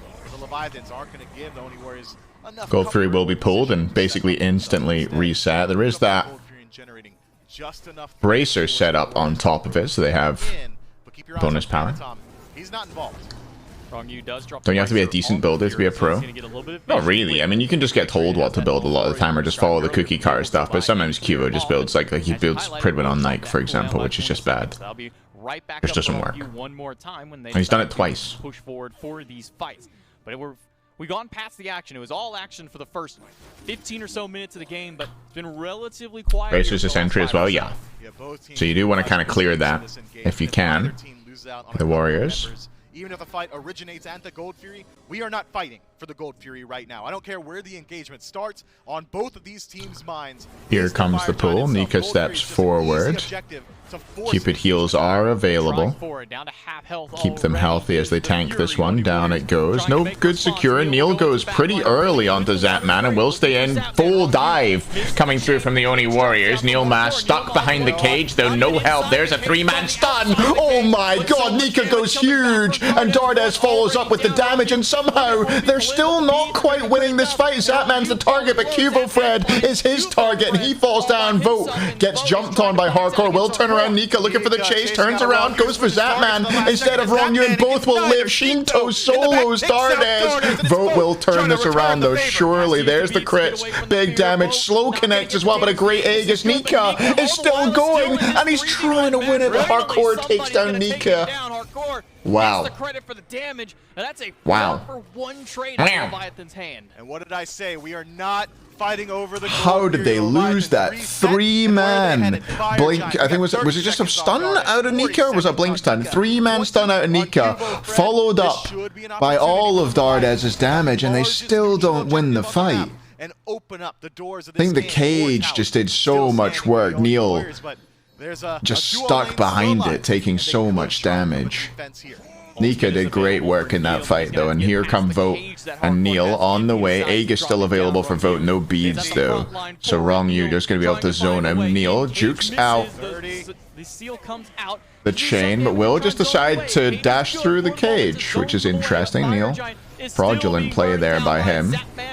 They will take the fire and maybe be able to pick up Neil in the process. The sigil just off the mark from Full chase doesn't come through. Red turns the corner just to peel out for his home, and he does so beautifully, but the tier 2 tower not nearly as lucky. That's going to fall down. 5 members of the Leviathans with Fire Giant on their maybe Rens, yeah, I don't know. Nika, I think Nika switched targets as well. He switched targets on the Zap, and he couldn't kill either of them in the end. Keep your eyes on the golden he needed to just commit to one of the kills, I guess. The 2 most important team fight ultimates that the Oni Warriors have. Neil trying to zone away Hardcore, but Hardcore's just walking at them under the topping Phoenix. the damage charts, by the way. Vote MBK at the top, Shinto in second. Down to half health. Neil has to use the water great defensively. He gets There's the disco wall. He gets pushed away. This Phoenix is starting to get low, though. Dardes putting out some poke onto Shinto. Nice job by him, connecting with some abilities at least. Neil healing up in the fountain, will be on his way soon. Wave comes forward. Dardes tries to clear it, won't be able to do so. Jumps out. There's the 2 from Hardcore. The 3 rather doesn't connect. And there's the bird bomb, though, looking for the chase. Vote trying to peel for his fellow backliner, not able to do so. Nika's gone. Dardes is gone. Neil's gone. Cubo's gone. Vote all alone. If that's not an allegory for this set so far, then I don't know what is. He's gonna fall down. Look at a big ult, get some more damage, but will be finally out damaged by Shinto. 5 for 0. The Phoenix goes down, the Titan goes down, and the Warriors go down 2-0. Had a lot of control throughout the early, thanks to some phenomenal individual play from Vote out of the duo. Levi Jeans, early rotations to mid take it. opens up the match. Legit marks. Where he was 4-1. He ended this constant putting 250k on the favorite team. It just continues to work. Incredible. Enough to utilize that lead to push them even further ahead, and Leviathans, given just an inch, will always take a mile. Might be wine time. They're up 2-0 in this best of 5 set. It's now do or die for the Warriors. Can they bring it back in game 3? Well, we'll take it to the desk to discuss.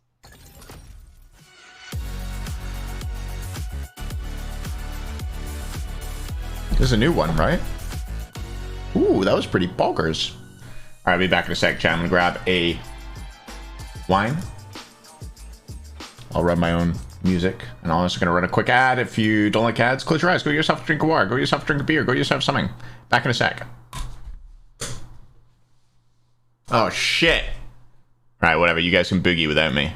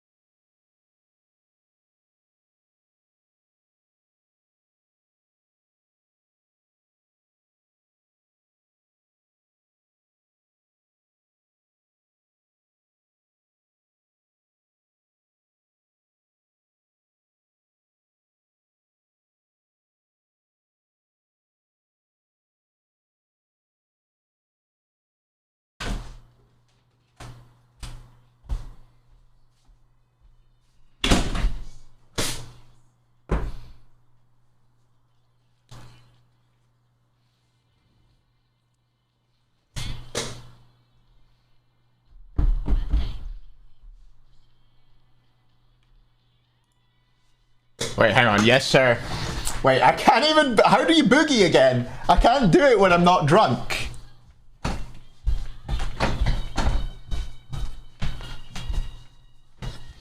I can't do it when I'm not drunk, dude. I can't boogie. Let me get a glass of wine. This is how it started, I think.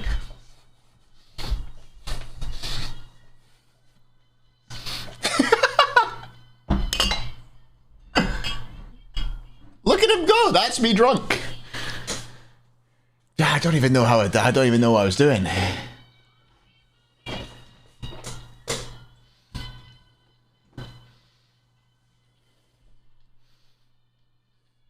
Just replace the cam with this clip.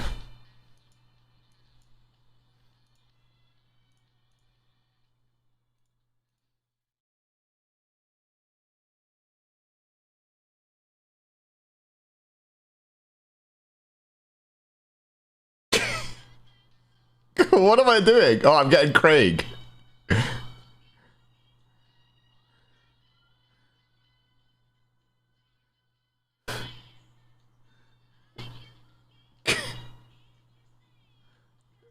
I'm absolutely smashed in that, surely.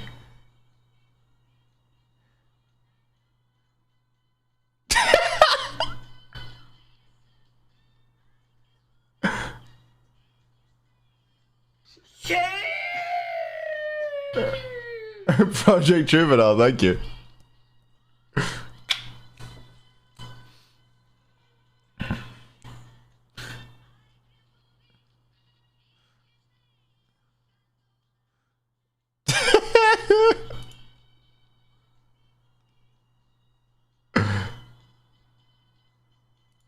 Channel that into anything after the fact. You need to play the map a little bit more proactive, and that was something that we were actually discussing in the break room while that match was going on. It's just we saw this 2,000-3,000 gold lead build for the Oni Warriors earlier on around, you know, Bobby was talking about a 3-5 minute mark, and yet nothing really came after that.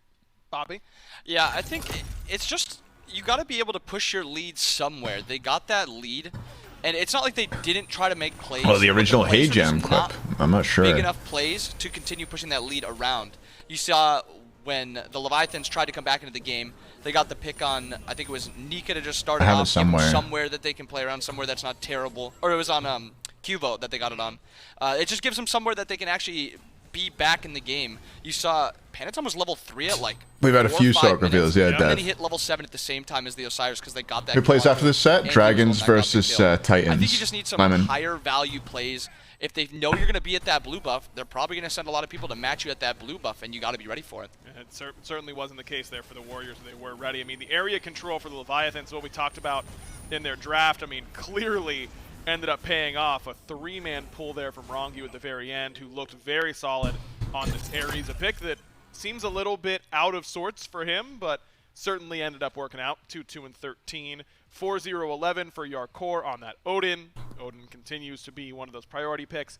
And wouldn't you know it, Shinto gets triple banned at the front, picks Morgan Le Fay, and does the most player damage in the game. Sad you never watched the band VOD? Yeah, I'm sad I never got to watch it either, Ninja. I don't remember it that well, to be honest. Player damage in the game. So not a great showing there for Fred. No, if you're going to take such an aggressive warrior-type jungle selection, then you have to do a little bit more than just farm it out. On a god like Circuit, and again, I understand Leviathans have put a lot of pressure that monkey flip here by no, but I did do that once. I can't believe, wasn't that stream where I tried to do the flip, is it? But I can't believe we don't have that clip. I think the VOD got deleted maybe. But there's a clip of me trying to do a backflip at some point on my bed, and it was the most criminal thing that ever happened. And that's what happened here, right, Bobby? I mean, Panatom was just able to as Taco said, level 3 at one point to Fred's level 5, and we didn't see a whole lot of pressure. Yeah, I think it really is up to Cubo to just step it up. I think he kind of needs that Circuit. No, there's one of me doing a backwards roll, but there's one of me actually trying to do a flip. Playing just about every one of the top picks, and he looks good on it. Cubo, I don't think I injured myself. Probably needs that Circuit. And now you're in a position where I guess we have to ban Osiris because clearly it's not. Get out of the way so you can see That's vote. The worst case scenario when you get the premier god. Look at him. He has been getting the guns out lately. Exactly, and now you're at a point where It looks like he's having some kind of problem with his less eye. gods that you can play than the Leviathans, because Leviathans have shown that they can play that Yemoja. They have a threat on the Osiris. I don't think and so, Cubo hasn't DBK. had that threat on the Osiris. Well, maybe at least they can Some lean on milk, the dual maybe lane after. a little bit. That's something, right? I mean, they've got a lane that they know that they can theoretically. The one I did on this bed? So now maybe you can. I think it was on this bed. I tried to do a flip, yeah. But it's not the one where I just backwards roll with the doing that. I'm not doing one there. I'm too full up. I understand Also, I can't where do there it. might be a slight lack of confidence due to some ping disparities. That makes total sense. But again, if you have such an aggressive god like the Osiris or really any jungler, Enjoy Tanith. run it down in the dual lane. That's where the kills are taking place. That's where your best bet is going to be as well, because Vote for a short time period, I think for the first 15 minutes, he was making numerous. Which SPL jungler do hurt the most when they go back to hyper carries. Unfortunate that it was I never don't really know. able to stem. Twig doesn't really play that many hyper carries. This map suits him a lot, suits Panatom a lot. Raijin, or triple ban Shinto, starting off with Raijin. Again, because that's what they did. Refresh you on my odds for a Zatman 3-peat? But you look at the draft for the Leviathans in that game. It's maybe That's alright, Brett. It's alright. Maybe. Gilgamesh. Is it even 3-1? I'm gonna say 3-1. Morgan Le Fay not considered. I'm not taking any bets though. But you could go for her. Cupid, Ares, like those aren't gods you're normally banning, right, Bobby? Yeah, now you're kind of stuck at this point where there's not like top picks that the Leviathans are picking and just winning. Fraud reverse you're sweep. actually kind of getting some of those top picks and you're just not having the value on them. Raijin, At this Hell, point, I think you might just have to throw the Artemis. meta out the window and just try to pick something that you can work with. Maybe pick something that just has this big Tiamat banned circular again. damage, Warriors like seem the to have Gilgan, just play a stuck little to bit more what they aggressive on it did. with Cubo. Because like Osiris doesn't scale to Missed the the late poll? game. For the like predictions, we do them at the end of most picks and junglers bans, do have some reverse sort of flash. semblance late game. Gilg has that giant ult that just puts a bunch of damage out. It slows, it roots if you stay into it, and he just gets a bunch of damage off. So maybe you go with that Gilg again and just try to have him play a little bit more aggressive. Like Taco said, that they played through that dual lane game 2. They got massive. Maybe just have. Will we Cubo get play a paid little for desk work? I'm not sure, J Tree. problem that I'm Probably. seeing here, though, is that Yemoja, she's up I don't for know. grabs. Maybe he just and likes it's to. going to be the Osiris comes through for the Warriors once more, and now you're going to get Yemoja. If you're the Leviathans, you don't get the. So was the switch up here from the Warriors gonna be that they grabbed? This is the only Warriors. It's Yemoja all day long if the Leviathans want to. That is crazy that they go back to that. Yeah, that can't. Like this cannot be the way. This time by the Leviathans. Maybe the Warriors feel like they can get that Kepri. That's been banned away from Neil in both games so far. Top 3. He didn't even do anything. Maybe They just like, played Osiris. okay, And was Cuvo in that game? Did he do anything the whole game? Kepri that much into Yemoja because you just Gotta be kidding Yeah, and in me. the RDO now too, you're literally just going to be getting rooted, stunned, locked down, unable to dash. I think maybe they still want a little bit Grab of flex potential the from Gilga, Osiris. maybe? Nika Put the is gonna be Osiris taking solo, it, so grab the Gilga, maybe it has some flex potential and there, pick but something else. That Osiris pick last game had no first Kepri pick comes value, through this time. That and it was banned it's out insane last to see him game. Go back to it. And it is Kepri this time for Neil. Almost expecting an Izanami pick here, right? With how well they played that duo lane and how well Vote played. I think you have to feed the hot hand. Just give yourselves Let's see. condition because getting an ADC that can get out of the emoji wall first and foremost would be on the first thing on my mind. Maybe this Osiris is actually an Achilles. Definitely benefit It's possible. Bo. I also don't think that Hou Yi is all that far removed from the discussion either, just in case. But it is just going to be There's Izanami. And I'd like to see that. I mean, that's something that they should run back. The Izanami played great last game. Bring it back, run it back, does well into Yemoja. Built up one more time in that Oni Warriors duo. We've got to see some sort of impact from this Osiris then in the early to mid. Have to, no doubt about it. Can't be letting your first pick. Next pick, Leviathans, probably. Especially when it's the jungler. So certainly looking for Steve that looks happy. here if you're the Warriors. Erlang Shen comes through. More healing. I wonder if this is something the Leviathans... I wonder if this is something we're going to see throughout, or if this is something that we've just seen from the Leviathans. That's 2 games in a row. Surprised by no mage pick. 2 games in the set, rather, where they've gotten Yemoja and they've picked other healing characters with it. I wonder if this is a common thing Disco now. band now also. When they want to Merlin is stack probably the it next because pick of the up. Morgana Yemoja is auto bonus Morgan's the healing next or pick up something. also.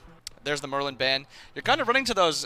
You're going to like 7th, 8th best mid laners going to be played in this game. Yeah, that's what I'm saying, There's Dream. A lot of bans, probably 5 for the Oni It's only Warriors, 10% bonus, but It's 10%, right? Morgan Le Fay and the Morgan here open and available, and for JMac and Mifflin's sake, I hope those aren't the two mid lane picks. So maybe some Zong, Disco, banned away. Merlin on the other side. banned away. Not one of those. What else are they going to get rid of? Top mages that I expected to see banned there at Bound. There goes the Cupid. They don't want to deal with the Cupid It's again. just something that he can just kind of lock in and just kind of run it down with. It gives you a lot of just area damage. Jesus. I've just had a proper look at Taco's fit. Fucking hell. Around him if people are playing up. So I think it is actually a pretty good ban. And both those mages that we talked about, Morgan Le Fay and the Morgan, are open. So we'll see.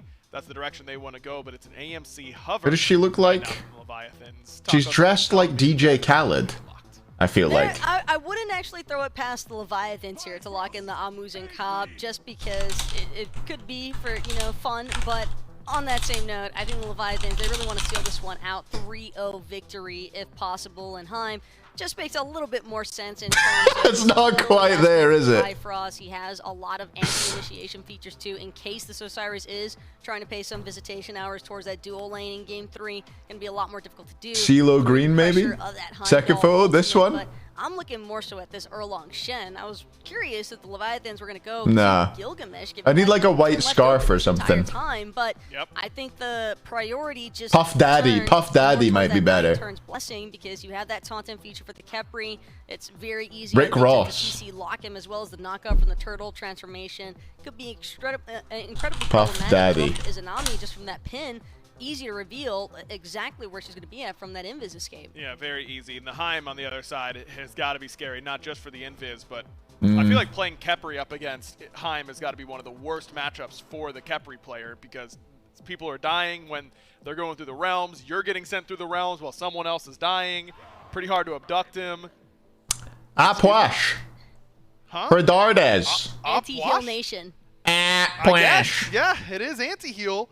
But do you think Rongyu cares when he's locked in We've got a River's Rebuke Plash. if he's getting anti-healed? I personally... Look, Bobby, you tell me. You're playing Yamoja. You see them lock an Opwash. Are you for 1 second thinking, oh no, my healing? I'm going to say, if there's an Opwash pick that makes sense, like, you got just about everything that matches up well, other than maybe the Yamoja wall that makes it hard to play into, but... Everyone's going to be kind of diving onto you. The fight's going to be fighting on you. You're going to have this giant field covering where Yamoja ult's going to be covering. And he's got Khepri to save him, too. That's true. Opwash might not be the best pick in the game, but he is not a terrible pick right now.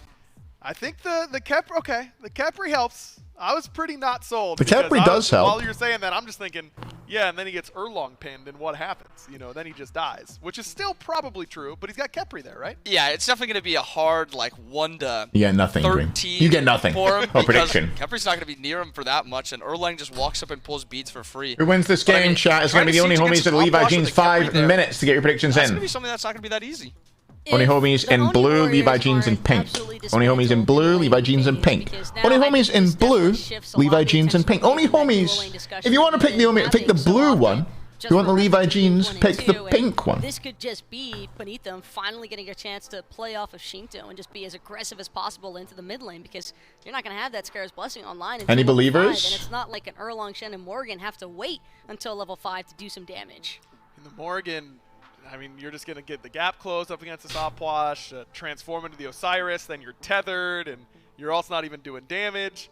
I don't know, but do you think it's enough? The Opwash pick throwing us a loop. Taco, do you think they extend the series?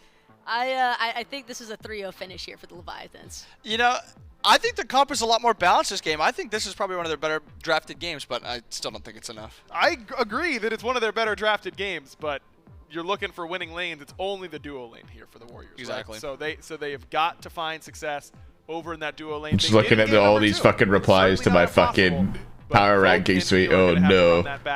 And let's see what Dardes can do on the Opwash, man. I mean, theoretically, ping shouldn't matter, right? You just press forward. Why? Yeah. You get the whole lane covered.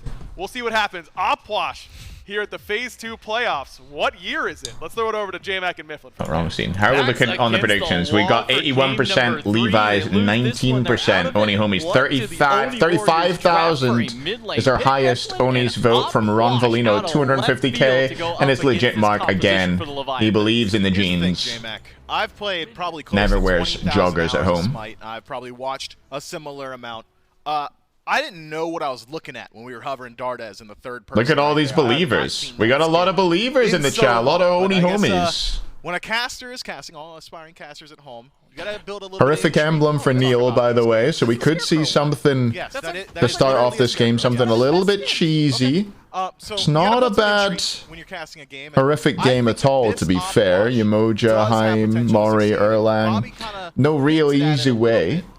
He is going to be the sole target of dive throughout the entirety of this game. Dardes is out of it. Under pressure, under duress. There's your caster bingo. The entire I think is that going to be a great tool to keep him. Yeah, what is he going to build first item? From Neil Ma. So if there is one guy you're going to be Warlocks the entire time, and that's Opwash, that means that Vote is going to have infinite space. This guy's going to be go and ghost the entire time. Nobody's looking at Vote, which means that Vote should be able to pop off. If there's only one guy getting dove, it simplifies Neil Ma's game. It means that Scare's Blessing really only generally needs to go one way. It simplifies Nika's game. Who am I peeling for? Probably the guy who's got 5 people on him. That's Dardes. How much does momentum impact the tier list? As in, like, recency bias? There's a decent amount of recency bias in there, for sure. About 25 minutes in, from a dead I think no Phantom or from a head, they are going to is a mistake. We'll see. They could get it later. I think it's just something they've scrimmed with a fair amount. Yes. Well, I know they've scrimmed with it because Nika told me Dardes played it.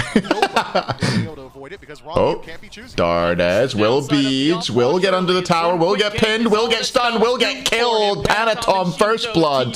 Dardes goes down, and that is not the start you wanted on the Plash. Because Opwash has fallen and lost out on the bead, so you got to think that Panatom is going to walk up, pin, stun from the Morrigan yet again, and it's going to happen the exact same way that we just saw, except maybe a He little bit beads faster. nothing, man. This time around, and that's exactly what Bobby followed up his statement with a little bit earlier on. But the Scare's Blessing's not going to be there for like the first 30. Cuvo was farming. I think Panatom went Joe side jungle and then doubled back around. Cuvo went back towards the solo side jungle to pick up his backs. Over. Instead, Neil will have to sit here by vote for the early stages of the game. Oh no! Somehow was able to get a Yamoja for a second time after a breakout. Dardes not leveling dash. It's true. He probably should have leveled it. Just trying to get that clear online. The Leviathans will go to try and get that experience and prevent the Oni Warriors from going for their, we'll call it a patented invade that this team has gone for. Red and purple has been their go-to target almost every Hopefully it's cleansed him. Oh, they're still able to clear. How is he He just got back. Generally, when you invade red and purple, it means that your dual lane and mid lane have pressure, and that's simply not the case here. 3 minutes into this one, dual lane certainly should have pressure, as Khepri and Izanami might be one of the hardest clearing waves that you have. I mean, just Shinto has hit level 5. In of its own is pretty strong, and then you've got the second ability from Khepri to match that push as well. Surely that means you have to go like Chronos or something. And is now spending the entire time catching and then whatever he's building. Morrigan. Shinto is already level 5, has the change available, and can turn into just about anybody on the map in the early game. Probably going to be either Cuvo Fred or Panatom. A little bit later on, wouldn't be surprised if we see some Jing Shen or even potentially cardio transformations. Maybe we get Saucy, turns into like the Khepri to find a clutch revive. I wrote the script for this game, so I get to call those out. The Oni Warriors have got a steep hill to climb already. 800 gold down. Oh, were you on the script for this game? I can say it pretty easily, goddamn. Purple, purple. Fuck, I can't even say purple. Okay, so purple burglar alarm. Purple burglar alarm. Purple burglar alarm. Dardes in trouble. Will get taunted. No. Oh, Shinto just jumps in and picks up the kill of Jing Chen. Here comes the stun from Cuvo Fred, and then he just decides to jump on out of there. Dardes struggling, hasn't even hit that level 5 mark just yet. Root on to wrong you. Nice damage by Vo. Is he going to ult? Does he have ult? He does. Takes a fair deal of damage here. Dark Portal was available to vote, so maybe we could have seen a little bit more action. And Dardes now 0-2. Opwash good, Dardes bad. Probably regretting this decision to lock in the Opwash already, but he's got some power spikes on the horizon. Is that a Warlock staff I see with my eyes here? That is going to help him out once he gets. He is going Warlocks, yeah. I thought he might do. Maybe at some point this Warlocks will come online before Dardes hits double-digit deaths. Struggling to even clear we shall those see. Waves, and you see one of the downsides of the Opwash is he's got to spend a lot to get those clears and not really able to do so very safely even from a distance. Sure, he's got a lot of range, but has to expend so much to clear these waves down. You can already see. Does seem like a bit of a forced Plash pick almost. It's not something you say often. 1 for himself, 0-2 is highlighted for Dardes, and he's not having fun right now having to sit under his tier 1 tower, but this is the only place that he can reliably farm, is under the tier 1 tower. Luckily for Dardes, Neek and Hardcore just fighting it out on the solo side of the map. Have we seen... freeze the wave because she's got All Guardians? No, we've seen Odin. We've seen Odin and Guardians so far in the solo lane. Shock horror. Inside of his tower, but we're 5 minutes in. Shinto's level 8. Dardes is level 6. That's a massive power spike for Morgan, and I don't imagine that slows down anytime soon. Silver linings where they lie. Dardes does get his beads. And Achilles, yeah, of course, Achilles. One thing we'll be keeping an eye on is how fast Dardes is able to and stack how this Warlock staff. the hell was mid. The hell was mid center. We'll see how long it takes him to be able to actually get the stacks available for it. He's going to be sharing a little bit here with Cuvo Fred. We'll get some early stacks and Panatom Cuvo Fred has to leap over the wall. He will live. Coming out from Shinto and Panatom. Yeah, had about 45 more HP than he needed. 46. Cuvo Fred. It's so sad. It's so sad. Affords you. Panatom has hit a massive power spike. Shinto as well with a Doom Orb finish. Has a Don't worry, he'll get his Toxic Blade online soon. Is doing a ton and this game will turn around. Cuvo Fred, the Death said it earlier, has to have a good performance here. You first picked the Osiris. Your jungler had to have gone towards it in that first slot. So again is things from it. And as of right now, Vote's the one last hope. Vote's got to just like solo Zatman 3 times maybe. Neil spotted on the jungle, pin from Panatom, holds him. Neil's dead. Afterwards, Neil Maul falling low, down to half health, a taunt back in with Does get a decent cleanse, but then we'll be able to back, and then we'll res, and then we'll die. Flash ult though. Look at it go. Oh, huge ult. How many did he hit? 4 or 5? We got to see what Dardes. I think he hit 4 plus a Shinto decoy or something. I don't know. But not without first taking out Neoma, who's still dead. That was big. For 3 more seconds, Leviathans unsuccessful in taking the red buff itself, or even the purple, but at least are able to strip away yet another life. Gario, yeah, slammed the Ario. My eyes deceive me. This gold lead is already at about 2. Am I on good track, Daff? How are you? Mark, the Leviathans are up to I was going to do a first blood pour and I didn't do it. I guess I'll just do it for the next game. Dardes, good ult by Rongyu. There's the beads from Dardes, and he'll survive. Get under the tier 1 tower, thanks to rotation from Cuvo Fred, but now it may be Cuvo's in danger. Yarkor is rotated over from solo lane. Gets Cuvo, stop ulting out! Every time we see him, he's just fucking flying over a line. Better get out of here! Fucking. The afterlife was the engagement as well as the disengage for Cuvo Fred, and with Gold Fury already spawned up, we could be looking at a situation in which the Leviathans force it very early on. I'd like to see them try and find a pick before they step How are the stacks looking? 27 stacks online now for Dardes. He's slamming as history indicates, at this point. So why not just go ahead and try and shut down Dardes? EU jungler and losing with Osiris. Come on, Graziak. I don't want to hear about that. By the desk and further expressed from you, this is now the best time for Dardes. Basically because Vamp Shroud's pretty strong, John C. So like if you go like Vamp Shroud plus Helmet tier 1 start, it means it's very hard for a physical jungler, physical solo laner to do anything against you. Lost his ultimate, Dardes lost his beads, Neoma. Osiris ult, my bad. I can't do a jump with a flip, like a fucking vertical rotation in it. Never mind a horizontal and a vertical one. Yeah, Shinto's been allowed. I have no regrets. No regrets, main S. Have my power rankings not been pretty reliable for this? Maybe hardcore a little bit too low is the one thing you'd say. Is he below Nika? No, Nika was below him. So actually, I think everything adds up. Goodbye, Cuvo. Doesn't have all that time. Actually, maybe he did. Crips comes out of Dardes, but to no avail. His jungler is already gone. They might be able to pick up Panatom here as Nika's rotated over. And Dardes got a kill. The Plash has a kill. Panatom caught slipping in mid. Nice engagement. Blink into the washing machine from Nika. Puts him inside of the tower and finishes off the kill. Purple buff fade attempt here from Zap. Vote gonna use the dark portal, but the Vote did get his purple, but Goat will just watch him teleport away. Dardes pressured out here by Rongyu. Is he getting soloed? Oh, he's definitely dying. Good res. There's the Capri. Good root as well. 3-man root. Dardes turns around but gets taunted and dies. 46 stacks on the Warlocks now. 3 deaths. I was saying he can maybe get a stack before he hits double digits. I mean, he's on route for that. On route for that. On the respawn for the Oni Warriors mid lane, who is only about 1 level behind at this point, so has been able to close up some of that deficit. But that's Scare's Blessing lost, Empty the Crypt still down, Dark Portal still down, Nika. So a successful blue invade from Nika. Nice. The Leviathans, I think, have done enough on the map to start to open up the doors towards these neutral objectives, be it Pyro or be it Gold Fury. I'd like to see him start up one. And they've pushed a 3,500 gold lead, 3,500 experience lead in their favor pardon me. as well. Most of that coming from the mid lane. As you see, a level and a half between Shinto and Dardes. But even Zapman has built himself a small lead with the 1 kill he picked up earlier on, sitting about a half level up over Vote. And Hardcore, well, he's just... Emoji is the most broken support, I think. But yeah, giving it to Wrong You does seem like a mistake. I wouldn't like to give it to Neil, even. This Pyromancer that they've started up. The lead is for the Leviathans, but it isn't necessarily on Yarkor himself, who just now ticks over to level 12, so has maybe about half a level on Nika. So I think that Yarkor maybe has a better chance of helping his team just by locking down this lane and making sure that Nika isn't allowed to rotate, because Nika is the best CC for the Oni Warriors. That ultimate, the Whirlwind of Rage. Do Onis have the worst 3v3 in the league, or the Scarabs and Valks still worse? The Valks are still worse, but the Onis are close. Panatom doesn't have beads yet. So, just leave Yarkor to him. His red buff does not belong to Dardes. Everybody on Leviathan Panatom will jump out. They jump in from Cuvo Fred. First time we've seen that ult in return from Panatom. He's just going to walk away. Wrong You will be slowed out. There's some more damage coming out from Dardes, but it's not enough for the kill. Everybody will just walk away quite happily. Oracle's traded 1 for 1. Leviathan steal away the red buff and manage to escape.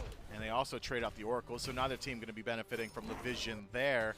And that's a good look at what Dardes is actually trying to do. We've been being a little bit glib. Rompa-domp-domp. Levi's gonna stomp. Damage output. Not bad. Slows as well. Once he starts to find the stuns off these pretty much no, Swayze, as far as I'm aware, no.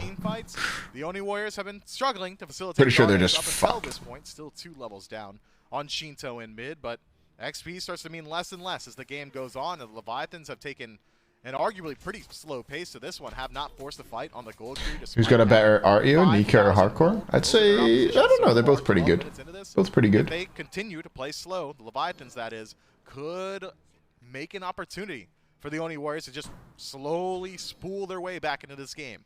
But it's 4,700 gold, 5,000 experience in the lead for Leviathan so far. Dardes doubling down on the anti-heal, goes back to pick up a Divine Ruin. So now any ability that he threw, if it wasn't already applying that innate anti-heal. Plus 64 stacks at this point. Neil 36. The stacks are on the way up. Stonks. Stonks, as they say. Mid doesn't have any mobility to his name, but what are you playing, Bevy? Apart for him is Shinto's been a bit of a bully and has been getting... Why can't EU boys come visit for Worlds? They should be able to come visit for Worlds, but not for Phase 3. On the map, but basically, because they have an open visa application, I think it becomes pretty dodgy for them to travel on an ESTA, because they have a work visa application. If they're then to travel on an ESTA, it becomes a bit weird, you know? To the back line of the team, but the Riptide makes sure that Wrong You has a quick escape route back up. Shinto in the stealth, not going to find anybody. Neil gets stunned by Hardcore, and well, Hardcore is doing a lot of damage back to Neil. He really is, and has created so much space, effectively zoning 4, but the Gold Fury pulled again. Neil walks forward. Cuvo becomes the target. Will get absolutely exploded, and there he goes. He does the Cuvo Fred. Osiris ults out. Now Neil stuck in this ult. Will have to ult himself to try and stay alive for now. Panatom very, very low. Actually just about survives. Shinto gets 1. Dardes has fallen. Looks like Nika got thrown up in the air and will fall on landing. 3 for 0. Panatom lives with like 10 HP as Nika tries to chase him throughout that engagement, and because Nika is spending so much time chasing the jungler, he's not helping his team. He's not peeling for Dardes, he's not peeling for Neilma, he's not creating space for Throw it in, boys. This one is done.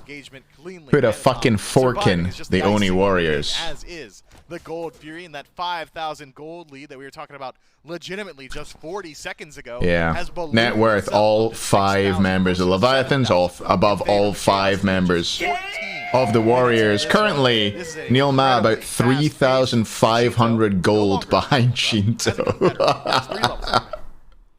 Oh no. Sheesh. BTB, thanks very much for the 2. A little bit of healing that these players do have for themselves. Shut down any potential lifesteal that Vote may have. The HP 5 from Nika takes a bit of a hit, but most importantly, Dardes with those corpses. Every time he picks one up, Gets a little bit of help. Incoming roster changes. I don't think this team's going to make any roster changes until the players can make it over, but just that's what I think anyway. Just under 10 minutes to finish that one out, and looks like Lost Artifact is going to be 4 levels in the mid lane. Level 16 Morrigan, level 12 Apwash. That is tight. Vote will be okay on this solo side of the map as Rongyu looks for him. I mean, look at the confidence of Rongyu. He's just 3 and forward, looking to trap him in the tower. Panatom rotates in. Cuvo Fred does the Cuvo Fred. Ults his way out of there. There's the taunt onto Vote. We'll get the beads. Panatom's happy with just that. And walks away. Towards the tier 1 tower with Zapman there. That one will fall quickly. They get beads out of 1, ultimate out of Cuvo Fred, and that's going to be a win for the Leviathans. Left tier 1 Cheapens World? So it depends if people can make it over. I hope they can. Equally low. We'll see. But the Leviathans aren't happy with just tier 1 towers. They've stripped away defensive tools from Vote. They've forced rotations. They forced the Lord of the Afterlight from Cuvo Fred. Now they're trying to force the tier 2. Drops the bracer inside the tower. Neil is here to play defense. Gets a grab. Panatom poked out. Here comes Cuvo. Throws his 2 out. He just looks so scared every moment. He's so worried about dying that he's just not doing anything. He's just not doing anything, man. He's never got ult because he's getting caught and ulting out every like 70 seconds. You probably chase into a tier 2 tower because mid tier 1's down. Maybe we see the only warriors trying to retreat into their duo. He's ahead. He's ahead. That tower won't protect them for very long as it is. Next patch will help Cuvo. Hard to say. Are in a dominant spot here. Flashback to game 1. I'm going to say it verbatim. The Oni Warriors have long shot odds to come back from this one, but they do have good tools to deal with what the Leviathans are working with. But that said, I was saying the Leviathans may have been playing slow. That's not true anymore. 16.5 minutes in. Swag, thanks for the 11. Welcome back to the hashtag HayzerVOD. Fire Giant pull comes through. Nika in, stunned out by Shinto. Shinto will transform into Cuvo Fred. Will he do the Cuvo Fred combo? He looks like he wants to. Nika staying around. Will get res. Nice res there by Neil. Here comes Hardcore, and the FG will be reset. And Nika will survive. Well played by him. Well played by Neil. The healing from this Yamoja and maybe go for the Pyromancer. They can keep up their threat here because where's Vote? He's pushing duo. Oh. Their back, so they don't lose any of their purification beads. They don't lose any relics. Nika just about survives. Looks like Vote wants to keep pushing duo, but no, backs are coming through. He gets a tier 1 tower in exchange for the Pyromancer. Push a wave into tower, gets a purple buff. Cuvo's invading backs. This is a good map play by the Warriors. About the best thing they've done this game so far. The map play here was pretty nice. These fights and don't allow the Oni Warriors to farm up on the map. Good on Vote to be able to pick away that tier 1 tower as well as pick themselves up a couple of levels. Is able to close up that level gap with Zapman. Now 16-16 are the Hunters here. Backs getting stopped all over the map, it feels like, for the Warriors. They just... The Leviathans look so confident, so like irrepressible right now. They're just going to do whatever they want. They have no fear that at any point anything bad's going to happen to them, you know? It's a fight where really the Oni Warriors have hamstrung themselves. Shinto with the more assassins. Wait, you hate to play against that. Because they're right. Nothing is going to happen to them. What's going to happen? Neil brutes somebody? Neil won somebody? They beads and you kill Neil every single time. You can't CC anybody. Getting the credit for the buff and puts that around his waist, and the Leviathans just as quickly as they go for a buff I think this is a right back to their side of the map and drop their own bad comp from the Warriors. I mean, yeah, obviously, but I think it's bad because they can't kill anybody. They can't CC anybody at any point. Instead, it's going to be the Oni Warriors themselves who have to worry about. I did pick a 3-0 for the Leviathans, yeah. Working their way across the map, and what happens? I think me, Kenneth, and Slaney all predicted a 3-0 for the Leviathans.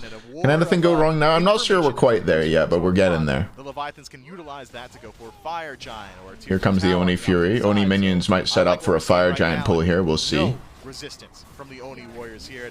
Oni Warriors, yeah, they don't mind the Oni Fury going down. It's only going to take 3 of them to grab that Oni Fury. Leviathans pick it up and extend not just their gold lead, but will now have enhanced. Just an Apwash here? I mean, I don't mind Apwash if you pick setup for the Apwash and you pick to kill frontline. But I just don't think they have. There's no setup for him. side will push that one just a little Toxic further. Blade second again. Yeah, Cuvo just goes the same build every time, it seems. Critical mass here for Shinto. He's 4 items deep in the build. Polynomicon online for Shinto. He's going to be slamming any backliner who he gets on. This win con here for the Warriors to kind of come back in this one. They're down 9,000 gold. Where do they kind of put their eggs in? I wish there was a simple answer, J-Mac. I really do, but there isn't one. They've got to hope for some mistakes from the Leviathans, and they got to hope that Dardes finds some value on this Opwash.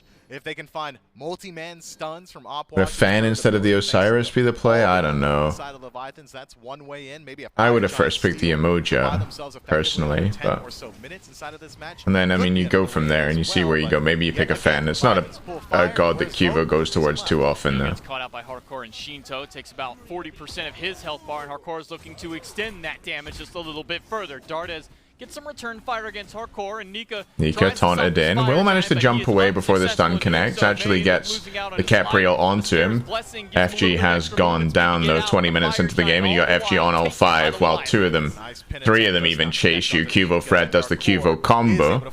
Leaps over the wall. Will survive. Vote. Does the vote thing. Split push. Is Cuvo gonna die? Trying to get some split push action. Oh yeah, he's not sure he even had to ult there, Shinto. Not sure he even had to Erlang ult, rather. Nicely done, though. Good Erlang mechanics there. All the while, Vote finally makes his way back, but he didn't even take that tier 2 tower. He had to come back almost instantly. Yeah, it's all because Cuvo Fred finds himself picked out there. Nice stun. Double stun out of Hardcore. Phoenix is not even the option for Dardes still has speed, still has Aegis, looking to do something. A great ult by Rongyu, perfectly placed. Neil and Dardes in trouble. Beads come out from Dardes. He's fine for now, and now Panatom starting to be in trouble, but somehow he's able to walk away every single time. I just don't get it. Ability into 4 members aggressively, and then turns on his heel and walks away. He did one, yeah. One on the duo side of the map. Nika found Zapman, got beads. That's the most pressure Zap's felt all game. Riptide from Rongyu will make sure that they have more than enough mobility to try and escape, but Nika is still looking for some more chase. Zapman turns around with the Gallarhorn to try and knock him back in case he walked a little too far forward, but Nika will think better of it and decide to retreat back to the stadium. So, yeah, I mean, there's not much you can say about it, is there? It's just being awful. 22 minutes in. Just being awful. They've only got 2 lines of defense. How tilted do I think they are? I don't know. I don't think they're a team that tilts that hard, honestly. I'm glad you did the math. Maybe Cuvo does. I didn't really feel like it. But like Nika, Dardes, Vote, they're not big tillers. Neil, I don't think he's a big tiller. Composition is something that Bobby brought up on the desk. Very hard to fight into an emptied crypt inside of the. I don't know if you guys can hear that. I'll shut that window though. That's fucking noisy. The entirety of the lane. You've got good CC from Nika and an AoE passion, so there are tools that the Oni Warriors can utilize, but they have to utilize them perfectly. Again, they are going to have to hope for some mistakes from the Leviathans here, who legitimately have very strong siege potential. It's not necessarily the all-in. You're looking to kill frontline? Well, I mean, the classic frontline killing stuff is gods like Apwash, Zeus. Very strong at killing frontline. Athena, pretty good at taunting them in and blowing them up. These objectives as well. Maybe not shred the enemy gods nearly as much, as he doesn't have full tank shred. Going into phase 3, what do the Warriors have to do? Get Dardes and get Neil moved into the place in Alpharetta and get Dardes playing the game. I don't know, figure out something to do with Cuvo. Make him move. Just make them all move. Away from the Warriors, and now a tier 2 tower, and it could be even more because everybody else is distracted by the Leviathans. Is this right? Phoenix just gonna die? Panatom just gonna solo it? No, he backs off. I mean, it's just really great map play by them, though. I mean, look at the way they push. They're pushing the Oni Warriors around, forcing Nika over to the right-hand side. Now it's what, 4 versus 2 at the moment on the left, 4 versus 3 once Cuvo arrives, but the Phoenix is already down to half. They should back out now again. Rongyu just standing here waiting, saying, I don't really care. I can heal all this damage up. I'm just gonna see if I can get a good ult. They've only got 30 seconds left on that Fire Giant. Panatom teetering back and forth between something like that, Flint. Shinto towards the mid lane and make a pincer maneuver. It's a bit. Taunt onto just Cuvo and Nika and puts him well under. I'm not sure it would have worked, but it would have been better than what they've done. Gets the beads away from Nika, but the rest of the team under danger. Neil does get the res off at least the Apwash ult. That's probably the most damage the Apwash ult's done all game. And now Rongyu will fall down. Hardcore has the beads as well, and now the Warriors looking for something here. Panatom. There's the Cuvo ult. Gets in there. Drops his 3. Drops his 2. Maybe gonna ult somebody at some point. Has the Kins. Has the Toxic Blade. Doesn't have his life. It's just criminal. It's just absolutely criminal. Oh! HiRez almost gets zapped. Oh, Nika gets him. The 1 dot was on him. Reeves, thanks for the T1. Cuvo in EU? Yeah, Cuvo's in Denmark. He lives in Copenhagen. Near Copenhagen, anyway. Despite that, the only Warriors having lost out on their left side, Phoenix. Danny boy. Look at Whoa. this. Yeah. Thanks very much for the 5 HayzerVOD, dude. Look at this. Thanks, Danny boy. Kane. Fight admirably, but at the end of the day, do fall. The Leviathans, You get 6 kisses, just apparently. under 45 seconds left on this Fire Giant respawn. I think they're just fine losing out on Zapman. He's gonna walk back the second he spawns and head over towards. It's gotta feel awful if you're the Warriors, though. The biggest loss here are the They just haven't looked like they've had a chance the entire game. What's that? 90, almost 20k, almost 20k gold. They're down. That's a lot of survivability that the only Warriors can abuse. But losing that left side Phoenix means it's going to be the hardest one for them to defend against that respawn Fire Giant. Last sprint never went back to Denmark, Sam. Right side of the map. They do pick Cuvo went back home. To make it just a little bit easier for them to burn through that Fire Giant, getting that extra damage. The only EU players who are in the US are the ones who didn't ever go home after last season. Been struggling to get to that point for it. Won't tick over just yet with that blue buff. But the Leviathans have already set up their What was the prediction on the set? Well, I had a 3-0 for the Leviathans. That's good. You want any indicator about how much Cuvo Fred's been struggling inside of this one? Take a Bulwark Cartio, Poggers. Third from the bottom, just 1,000 more damage than Wrongyu, the support for the Leviathans. This Osiris has been struggling mightily. Where's Nika from? He's from Georgia, although he's lived in the UK for a lot of his life. Georgia is in the country, not as in the state. 5-0-6 for the mid laner on the Leviathans, and that's why we see Zapman, who's only died once so far inside of this game, really thriving as well. We need to see more from Cuvo Fred if you are an Georgia the country, where you live, so. Something along those lines, but so far, it's not been great. No answer at the Fire Giant means the Leviathans get it for free. And now he's from Alpharetta, Georgia. Right side, there's a weakened Phoenix in the mid lane after it respawns. They sent a couple members over there via Panatom and Shinto to try and stop that one. They set their sights towards Cuvo. The right side, Phoenix is the one in Zapman in trouble. We'll get ulted here by Nika. He forces out the beads again. Second time he's gone. Zapman! That's a Zapman ult! And he still lives! He just ults Casper the Ghost and then just lives to tell the tale. How? That should have forfeited Zapman's life, but no bees. Oh, for Christ's sake. Should be healing up with the Fire Giant as well as Wrongyu. There's a little bit of time bought by the Warriors. Pull onto hardcore. Zapman seems to be the target. Aplash ult goes pretty big, and there was Vote's ult as well. Mid Phoenix, meanwhile, Cuvo just did the Cuvo combo just off camera and will do successfully getting back to base. Will do successfully getting back to base. That is England. My England, very strong. Shinto, double stun on the backline. Oh my god, double taunt. Gets the knock up, stays alive himself, protects his KDA, and lets his team take home the win. 5-0-8 for Shinto. Here comes Stardust though, trying to put it onto Shinto. Shinto will escape. Nika still alive. So's Vote. So's Stardust. Is that enough to hold? Shinto very low in health, but the Titan is completely exposed. Panatom finds Vote in the back line, but that's not enough. The Titan is now under fire again. The Leviathan's backing out. Titan down a half. Titan will fall here, surely. Yes, it will. That is the game. Hardcore getting another kill. They want more. Shinto gets his 6th. Stardust will fall as well. Only 5 deaths for the Plash in the end, but 16-3. Leviathans 3-0. Inside of this one, the Leviathans came out to play at these playoffs. That was a convincing 3-game set from them. I mean, the aggression was there. Shinto was allowed so much farm every single game.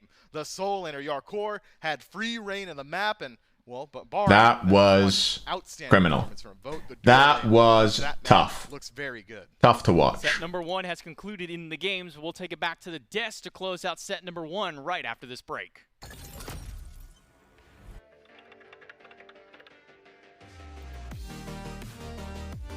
Gotta take off my jacket for this one.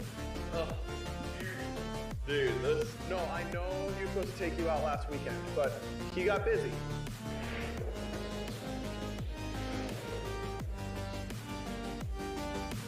All right, let me find.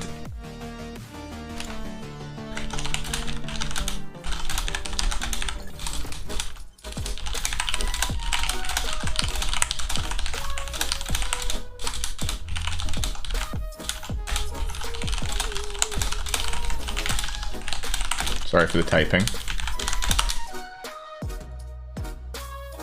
How did we do on the bingo? Did anything get 10 people hit level 20? Surely that's happened. New God is played. Someone boogies, that's happened. God. Look at this. Yo! All cares, dude. Zombies. Look at this shit. Thanks for the 10 gifted. What the hell? Thank you. Very kind of you.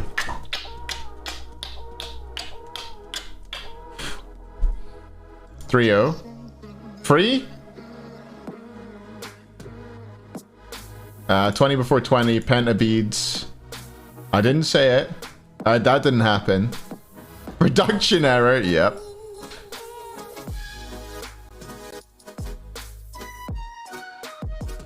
Is that it? There was a few production errors. No assassin is picked? Yeah, surely happened. Dude, we're gonna get bingo so fast. Did either of them not go flat pen in one of the games? Was there not a game where they both went? The plash was new? Does the plash count as new? Alright, we'll do that.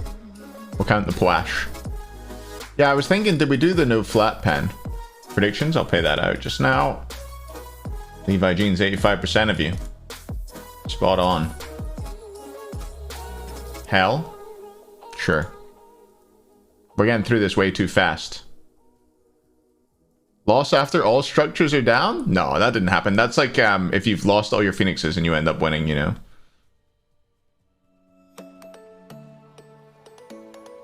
So this is like if the other team gets all the structures and then you lose.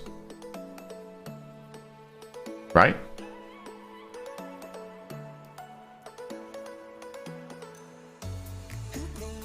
I guess maybe? Did they?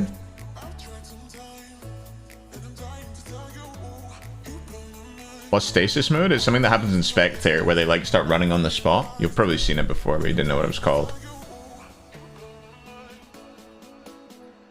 Wait, there was a solo kill? Where's the solo kill? Sure. Kratenkins? Did they do Kratenkins? What do you mean Daji was picked? Where do you want me to do Daji was picked? I don't understand.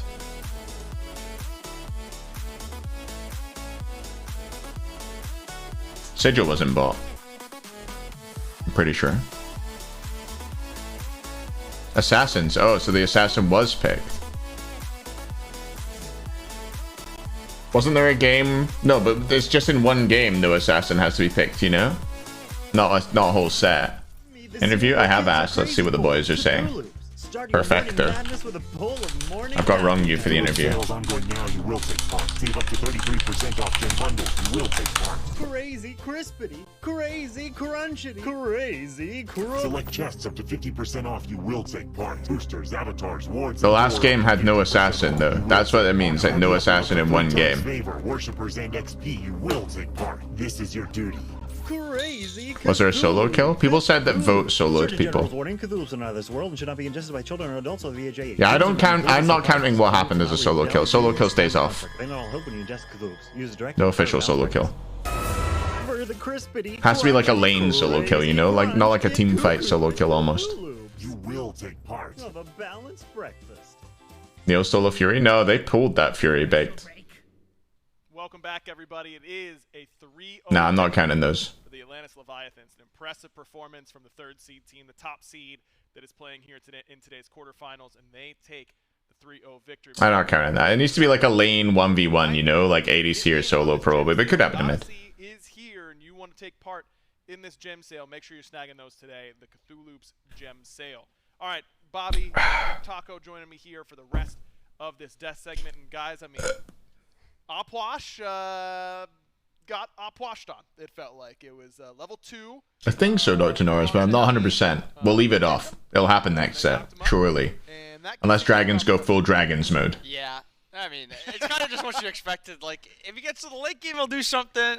Unfortunately, he has to try to get there, and he had to The try game's to do it close? against Absolutely not. And Erlang, which is very hard to do, especially because he lost his beads also on that first gank. So he had no beads for the next 4 or 5 minutes. Yep. Yeah, definitely tough for him to play that one. Yeah, I mean, didn't even land the pin there. Yeah, didn't even land the pin there is what I was about to say, Taco. I mean, that's kind of how it goes. Dardez got saved a couple times. Neil was in the right spots occasionally, and then it just didn't matter because Rongyu was having sick riptides and things along that. It is kind of a painful experience at times to be. How does Panatom live there? Position. What a criminal. Whether or not the theory craft was ultimately just a. That's how you do it. Look at that. This may have just been somebody send that clip to Cuvo. Your frustration from the first 2 games kind of just wrapped up into this 3rd game. I mean, look, you're down 2-0. You gotta, take a risk, go with something a little bit spicy. Definitely have some respect for that. Unfortunately, for the Warriors, it did not end up working out. Shinto turns out that triple banning him and then banning him again in the second phase, it still doesn't really matter very much. My man's went 6-0-10 in this matchup. Yarkor as well, 2-0-10. I mean, the Leviathans came in and did what we expected. If this team is going to be a contender to win Phase 2 playoffs, I think they had to come out and look pretty similar to this today, and they certainly took care of business. Yeah, a lot of people have them at least making a run, making it to finals, competing at the finals, and if you're going to be competing at the finals, you're going to be winning the finals, you need to put these games away. You need to put them away. In I'm not sure, Delirious. Not sure. Yeah, there really can't be any room left for questioning, I think. And the Leviathans also, not only do they have a strong performance, but I think this was easily best case scenario for them in terms of not really having to reveal anything super early on just yet. If I'm the Bolts, I'm looking at this set, I'm not really getting a whole lot of information here. I'm getting maybe don't pick Opwash. That's like the thing. And Venu did pick Opwash Phase 1 playoffs, so that is actually a lesson that maybe they need to know at the very least. We've got Shinto standing by for the post-game interview after the big 3-0 victory today. Shinto, congratulations on your win. Were you surprised to see Opwash locked in on the other side? Yeah, I'm pretty surprised to see that god, because I don't know if I think that god is pretty much troll from Dartes, but it's fine to try. Hey, he tried it, and you're the one who gets the benefit from it, so I'm sure you aren't too upset. This set, more games today? Yeah, we got Dragons versus Titans. Let's have a listen to what Shinto's saying. Triple band at the top, another band in Game 3 on the second phase. How good does it feel whenever teams put that much priority into trying to shut you down and you're still able to have big games? Yeah, I mean, it feels good like a player if they ban a lot of pick, but I think there's a lot of mage OP. That's why they ban a lot of mage too. But we make sure that I play a lot of gods and, yeah, just still play whatever. Well, Shinto, tomorrow you go up against the Olympus Bolts, a team that for a while was undefeated here in this Phase 2, a team that you've faced against a lot when it comes down to playoff events. How's the team feeling? Why is this week going to be different than the past few times you played against this team? We feel prepared. We know who to play versus Bolt. We win versus the Bolts and in the phase, so we're hyped. We play in the studio. We're so hyped and we're so pumped for the game. Can't wait to see you here, buddy. Good luck tomorrow. Super cool. Yeah, we got to see you in the studio. There it is. Your Atlantis. Alrighty, let's give Rongyu a call. Let me sort this out first. This one. And let's go Rongyu. Give him a call. Hopefully he's ready. Hello. Hey, hello Rongyu. Congratulations. Quick 3-0. Thank you. Seemed like you guys were kind of in a hurry today. Yeah, I don't know. Somehow I got Gemoja, to be honest. Yeah. That was not something I was expecting you to get. Maybe they thought nobody's been giving it to you for so long that you were out of practice. Do you think that was maybe it? Bro, literally yesterday I was queuing with Tama and half of my rank games I played Gemoja because I was like, I like the god, but I feel like he's gonna be banned, but I don't care, because people try to like be like we're banning this god in all the phase, but in playoffs we're gonna leave it because he's not training it. But you know, I had that pocket already. Yeah, you practiced for it yesterday. Zap said they saw your Umoja games yesterday with him, and that's why they decided to let it go through. Were those games not going well? Yeah, so this is funny because we start playing rank, and I was about to go to the gym because I was only planning to play 1 hour, and then I was literally missing everything, and I was like, hell nah, I'm not going to the gym. I'm missing a lot of stuff, and I just stay grinding. Well, I mean, the grinding definitely seemed to pay off. That was just utterly dominant by you guys over the Warriors. Did you feel like it looked to me like you guys had the picks and bans in the bag, you guys had the individual lanes, the individual matchups in the bag? Did it feel like from the very start to you guys that it was going to turn out that way as soon as you saw the picks and bans in game 1? Yeah, I mean, I think these playoffs, the team that is going to win is the ones that are prepared for picks and bans. I think picks and bans are really, really hard in some positions, but I think we're prepared. We have some scenarios, some practice, and yeah, hopefully we'll make a good run. Yeah, well, definitely looked fantastic so far. Bolts tomorrow in studio. You guys get back to playing on LAN for at least one set. How are you feeling going into that one personally? I mean, there's a few storylines there. You guys have had a little bit of beef at one point with some of the Bolts members, and we've got Zap versus Barra. It's a lot of fun. Are you guys feeling like this is the time where you're going to finally get your own back for those LAN losses you've had to them before?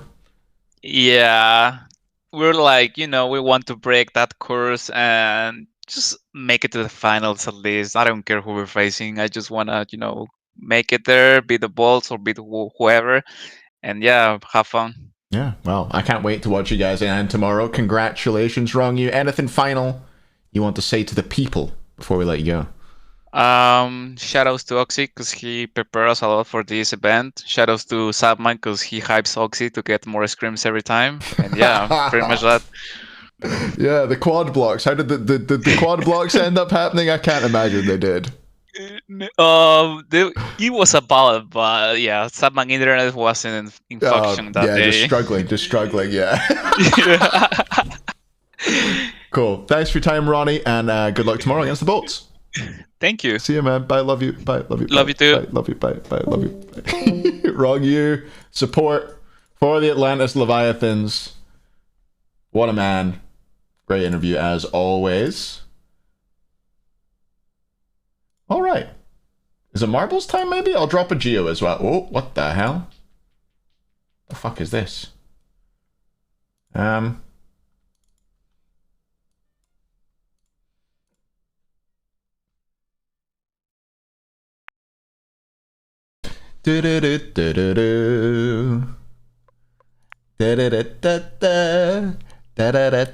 99% are master of the challenge. Who's going to be the master of this challenge, though, chat? Surely one of you will. Here we go, chat play. Join up. I found a GeoGuessr as well. GeoGuessr. 30 seconds per round. Moving, panning, zooming allowed. I'll drop that in the chat for you. Once everybody stops saying P, I'll say editcom geo.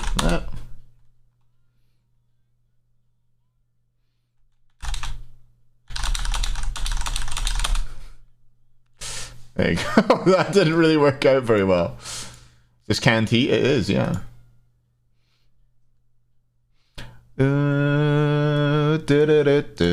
Congratulations, Oxy. Drafts were today, in my opinion. I thought they were great. The Tiamat Gambit. I love that.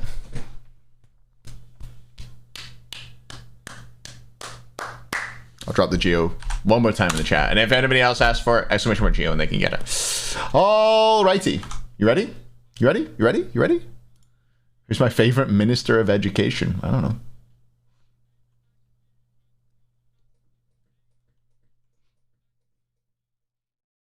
You can do exclamation mark Geo if you'd like to, Dream, and then you can find it. How's the set?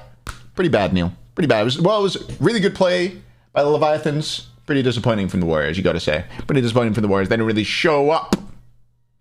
They got crushed. You all in, chat? Winner of this marbles race will have a gifted sub for me. A gifted sub from me to you. No, you know what? A code. What about a Neath skin code? Anyone want a Neath skin code? A Neath skin code for you if you win the race. Yeah, you can have one. A Neath skin code.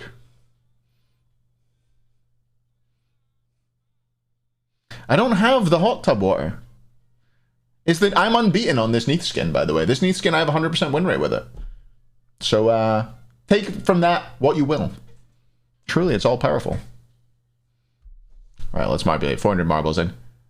You're gonna win, are you, Goofy Rat? I believe in you. What's this song called? If you do actually wish work song, Nocturnal. Look. There you go.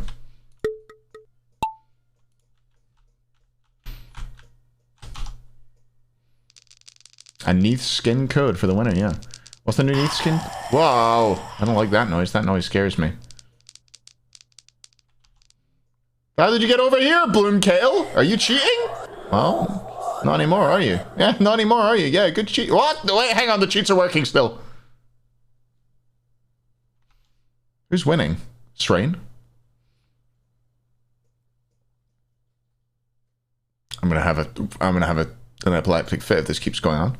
I don't even have epilepsy.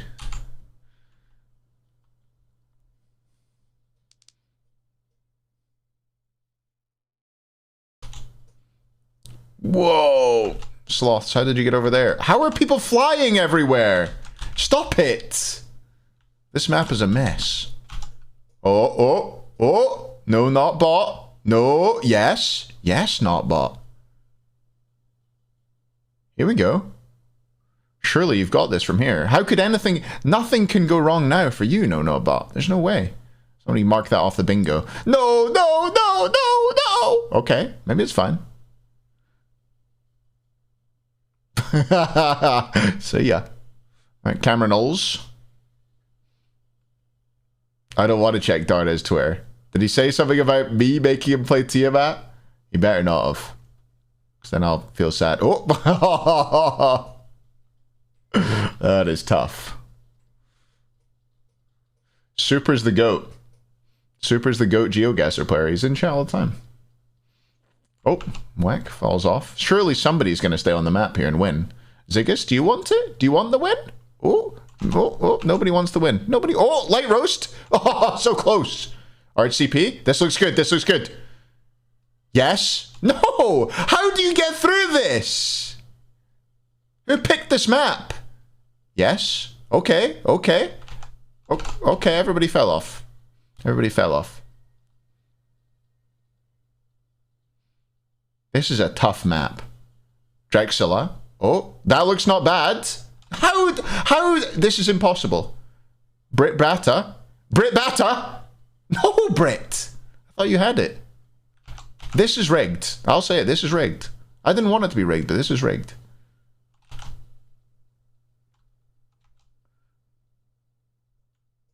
Oh, this is the bit where it comes. Oh, Morco. Oh, I thought maybe the top route's the way to go. I wanna change my life with you. Oh, hippie. Oh, unlucky. Oh, unlucky. Can we control the marbles? Yes. Type exclamation mark boost. And your marble will go faster. It's called marbles on stream. Have you got this, Ally? Oh. What? What are you doing, Ally? Ally made his what? Ally was making his marble jump. Right. Right, Absent. Right. You just want us all to sit here and watch you, don't you? You just want us all to sit here and watch. Spinners. That's a fucking fantastic emote, Noiser. Well, guess I'm exiting out of this map. Well, no gifters today. amping it up leading into the Split 2 playoffs with some of their recent set performances, and I would almost say the opposite. How does 6-man coach on game comms change how the game goes? It would be interesting for shot calling. It would mean that the coach would just have all timers at all times, which I would kind of hate. It's a part of the game that you should have to do yourself. Spotify playlists with an S or be yourself. Is that DJ Khaled? It's true. Geo? Yeah, I better do the Geo, huh? Should I do it now or should I do it? Yeah, let's do it now. Why not? We'll listen to what Aggro's got to say while we Geo it up. 90% of their game revolves around what is Mike doing? Can we help Mike? Where's Mike going? Can we fight around Mike? It's almost always around Mike, whether he is playing around Panda in duo, whether he's roaming with Sam, whether he's looking for an invade with Fine or whatever. It always revolves around Mike. And that's, I think, the biggest thing. Maybe teams will eventually kind of figure it out. Is wherever Mike is, that's where the team is looking to play. And that's what it has been for a while. What? I'm so confused about where this is. They're able to stop it, and that's really been the problem. For a lot of squads. Is it Australia? Is it New Zealand? No, it's not. It's not either of these places. It's some island somewhere, I reckon. A game that didn't mean it was South Africa. Both teams kind of had their fair share of fun. VJ Anus, my man. So don't think that should factor into what we're going to see here today. But I can't help but look at how this dual lane matchup. This looks Canadian to me. We saw dual lane be so important in the last set. I feel like it's going to be maybe even more. Are there any flags anywhere? Yeah, I think you've got two of the most tenured duo lanes like laning together in the entire league right now, and you have them going against each other. I think it's exciting. I think it really depends on pressure. I think go pressure Ontario. is a lot of what the Dragons play around. I don't think the Titans care that much about it, but there are some games where they commit to pressure also.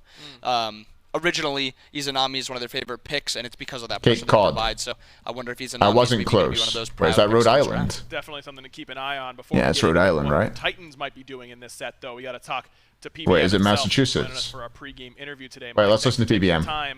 Before we get into today's matchup, I want to get your thoughts on the fact that you might be going up against the Camelot Kings if you're able to win it. They chose your end of the bracket. Did that surprise you at all? Given our regular split performances, no, but it's a little bit of disrespect, I think. If we win this match, they're getting 3-0'd. Oh, well, there you go. Well, now we know, so now there's no drama. Thanks, Mike, I suppose. Look, your team... Any semifinal Max and I play, it's a 3-0. That's it. That is true. It's that simple. Oh, well, they must not have known that. Maybe they can change it up now that they might have. Ben knows that damn well. He got 3-0 on a bay. Roll back. Shut up, Mike. Yeah, fair enough. Somehow I don't want to talk about that. For you. That's on us, I suppose. Look, your team has been talking about how, it's not super. They're not super concerned about the regular season and focusing on worlds and playoff events and that kind of stuff. Fucking Are you guys ramped up and ready to go now that it is a playoff event? Yeah, we had on Monday things were looking real not great, and I think we had a really good week of practice, and I'm feeling pretty good coming into it. We'll see if the things that we adjusted towards and all of the arguments, discussions of all those things kind of led us the right direction. And if not, we can pack it up real quick. Yeah, that's simple. On the other side, the Tartarus Titans, they've got a new addition, Layers. They're in the honeymoon phase with a new player joining in, and they're playing what looks to be their best smite of Season 8. What have you seen from them since Layers has joined the squad? They just look like they have a lot more... They just have a lot more playmaking potential, and they're more proactive. Layers is just clearly a more comfortable jungler than Scary was. We haven't really played this roster a whole lot. Last week's match means pretty much nothing for either team. I don't think anyone should base any opinions off of that. If Aurora locks in Pele, again, we're packing it up real quick, so we'll see what happens. But yeah, we haven't played this team. I think they definitely are a lot stronger with Layers, so it should be fun. Someone's doing some packing. That's what I've learned from this interview at the very least. Mike, good luck today, man. Excited to see what happens. There he is, the support for the Jade Dragons, Polar Bear Mike. And he's right, man. Aurora Who's packing? Lethal, so that is something that they might have to ban. But you're telling me the Tartarus Titans aren't looking out for, Alright, sure, I've got this. Performance from I was thinking Finland. I mean, even during that week 8 interview. Sun's in the south, though. Kind of disappointed in the fact it's quite low in the sky. The first time around when it could be like Alaska, I guess. Well, maybe that's now that they know the counter matchup, they're good. Yeah, perfect place to start right here. Could it? Pele.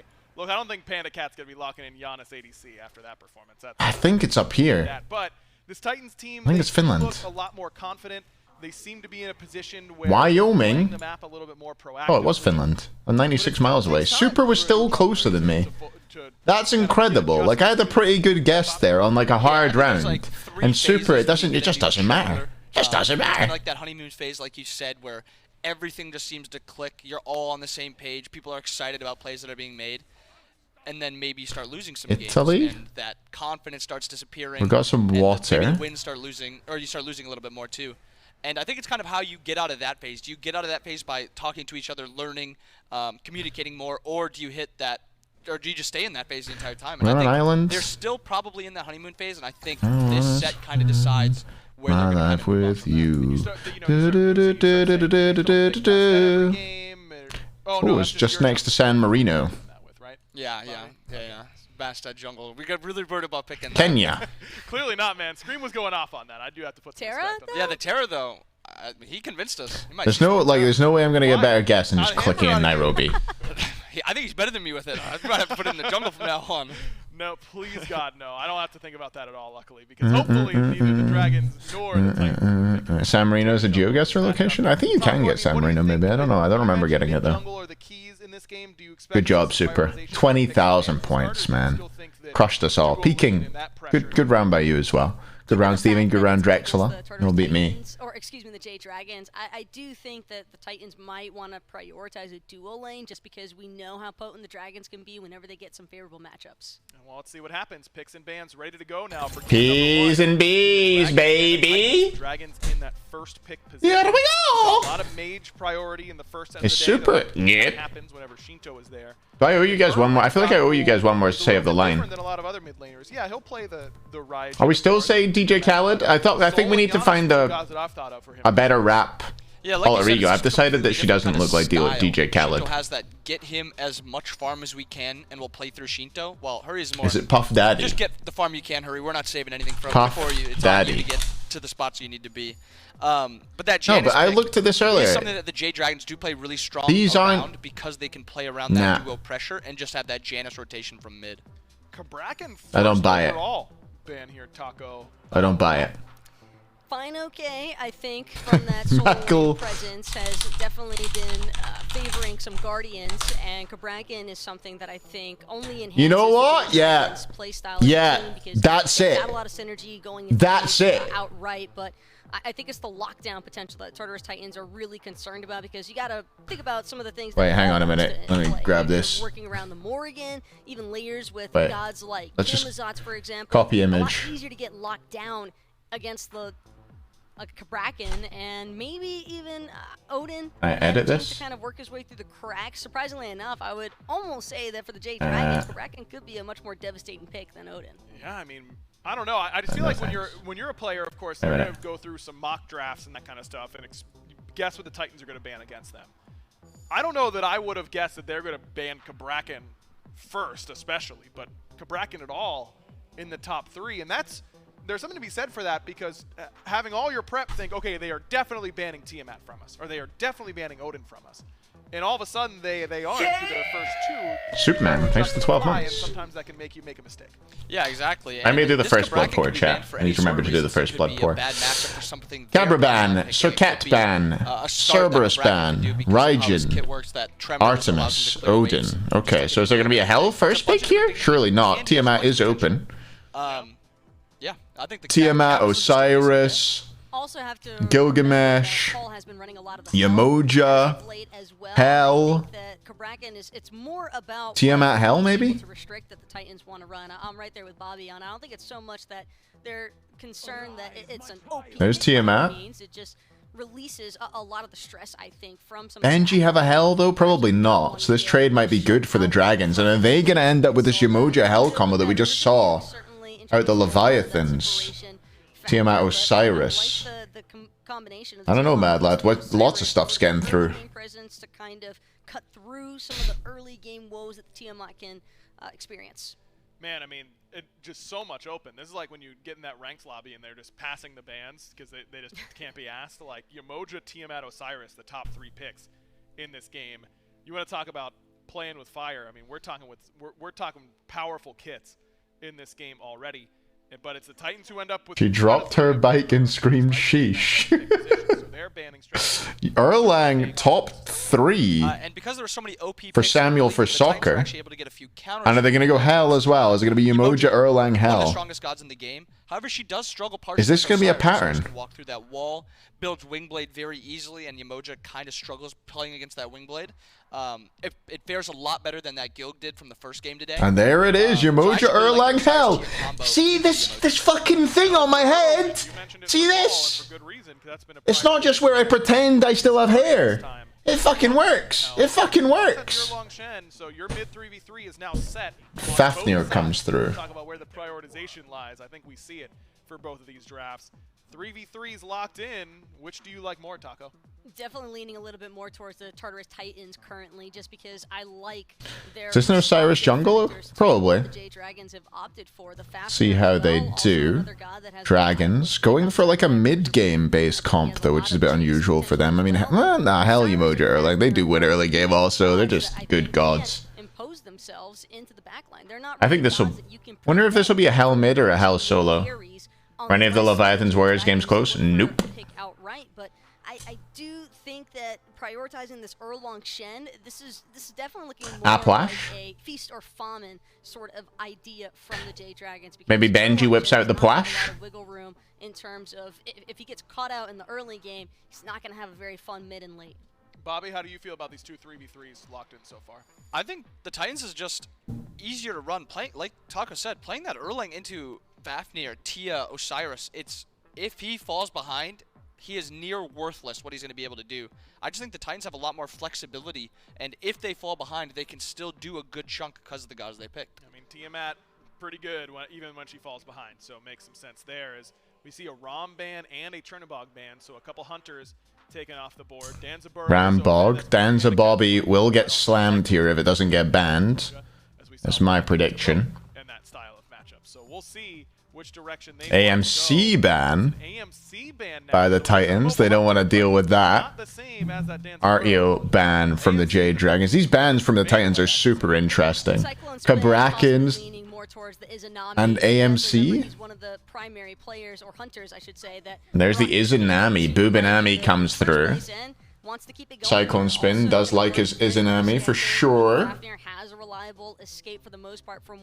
Maybe they don't like that matchup for Izanami because you can just get beezed on. In the Dark Portal silence up against the likes of an Erlang Shen and Hell, it's really just Sobek. Titans are trying to prevent Sam from participating. And Benji gets the counter pick option in the solo lane. They're letting his pick go last, and he's going to go up against the Sobek over there in the solo lane. It's not very fine okay pick, is it? I mean, Sobek is just gonna... REO and Serb were gone, so was Cab, I guess, and maybe this is where Final goes when they're out of the picture. You're like, oh, I'm so glad I got that against this Sobek. It's just kind of like, maybe another Guardian, just something that can just sit in the lane and just be as effective late game. I think they kind of held the Osiris. I know it's only been played in the jungle. I can't decide. Does this work? Still does have that flex potential. So going into this last pick, that Osiris could still go to Benji too. So it's a good point. Certainly, as it is Danzaburo. I don't think it works. Alongside that Umoja, so some pretty good kill potential in that. And Danzaburo does come through. There it is. Panzaburo. Not happy about being the second tier ADC. Not sure to me. Teams are obviously trying to balance these picks and bans to be in their favor. As Bobby was talking about, it's not a guarantee that this Osiris is intended for layers, although we've seen him run it more often than not. It is relatively open-ended here. I like the idea, though, of having the Kama. So there's going to be an Osiris solo and a Kama jungle. Swagni? Could be Swagni. Has anybody tweeted anything about it yet? Titans, that way, Hell, Erlang can have a little bit more opportunity, at least, to just look for that rundown factor. Camazotz is the hover, and I was thinking, if it is going to be Osiris solo, what pick would Layers go to? And Camazotz came to mind, though Benji does play this in solo quite a bit as well. Why did the Titans ban Sirkat? I think that's been getting banned away from Sam lately. Okay, start a prediction. I would say the Titans overall pretty. Who wins this game, chat? Will it be the Jade Dragoons? Shit. Jade Dragoons? Or the Tartarus Tatans? As I always like to call them. 5 minutes, chat. 5 minutes. Jades in blue, Tartans in red. Fafnir ults, Osiris ults, Cam ults, and they have basically nothing else. Right. I So it prefer. really is I like the Dragon's comp a bit better. I don't love the Sobek. We'll see how it goes. Like, hey, my mid laner is going to get gunned down in this game. How does that change your mindset throughout the team fight? I mean, it's a lot easier to deal with it when you know only one of them is going to be getting dove. When you're playing like a Khepri with Zeus AMC and you have 2 gods you have to protect, it's a lot harder. When you know it's going to be the hell the entire time, you basically just stare down the hell. Make sure you are always positioned near the hell if you're looking Is for Sobek mid? Maybe. that hell in the back I'm gonna go for a quick piss, chat. It still is. I'm gonna move my face out of the way so that if I don't come back in time. PK ever get a sin? They got Merlin skin, didn't they? Wait, You've got a PK. hell on your team. You know you're likely going to be able to freak I out. don't know. No, it's SK Merlin, isn't it? Dan's the type of hunter that you feel like you can make plays with in that regard. For the most part, I think that PandaCat is probably one of the better hunters in terms of positioning, so I don't really expect him to be prevented, so to say, but I think it's more so the issue of whether it's Osiris solo or Camazot solo. I think that's kind of irrelevant because both of those gods are more than capable of isolating one carry at a time, and I think that that's more of an issue here for the Jade Dragon, simply because if you look at Osiris' damage or Camazot's damage, so much burst potential that I think they can realistically, the Titans at least, can just look to really just run it down in the early game, not even really try to factor in the team fighting presence, because crowd control doesn't matter if you have an early advantage just from picks in the early game. That is true. The Jade Dragons certainly CC heavy in comparison to the Titans in general, but just among their 5 gods, I would describe this as a CC heavy draft up against a pretty CC light draft. Which do you favor in those types of matchups, Bobby? Do you prefer to be on the end that has more CC but maybe harder to execute, or the CC light draft? When you look at drafts like this, they have strengths in different parts of the game. This Titans team wants to get ahead early, and Remind me to take my towels out the washing machine after this game. And just get to that 5v5, that actual. Maybe I should take them out now. Fuck it. Push the leads there. I think it makes it easier playing with CC. It's always easier to hit an ability when somebody's sitting stunned right in front of you than it is to just kind of throw an ability out and try to hit someone. I agree, Taco. I'm always partial to CC heavy comps. How do you feel about it? I think I would like the CC heavy a little bit more so if it wasn't for the fact that I think that the Titans just have such incredibly strong early game that it might not even be. It's not as detrimental, I guess, to have to deal with stuns or plucks or tail whips or even the riptides out of the Emoja if you just outright have more damage early on, because you don't have to keep re-aggressing. You just take them out when you first jump in. And Osiris, Camazot's, again, these are both picks that I think could feasibly rotate very early on, and they're gods that can clear the waves and make the impact in mid before Sobek even has a chance to begin finishing clearing out anything. But for what it's worth, the Titans are not a team that has been early game slanted this whole season. I do not think of this team as one that pushes early leads super well. They usually take these games pretty late. Do you view that as a potential problem here, Bobby, with this draft?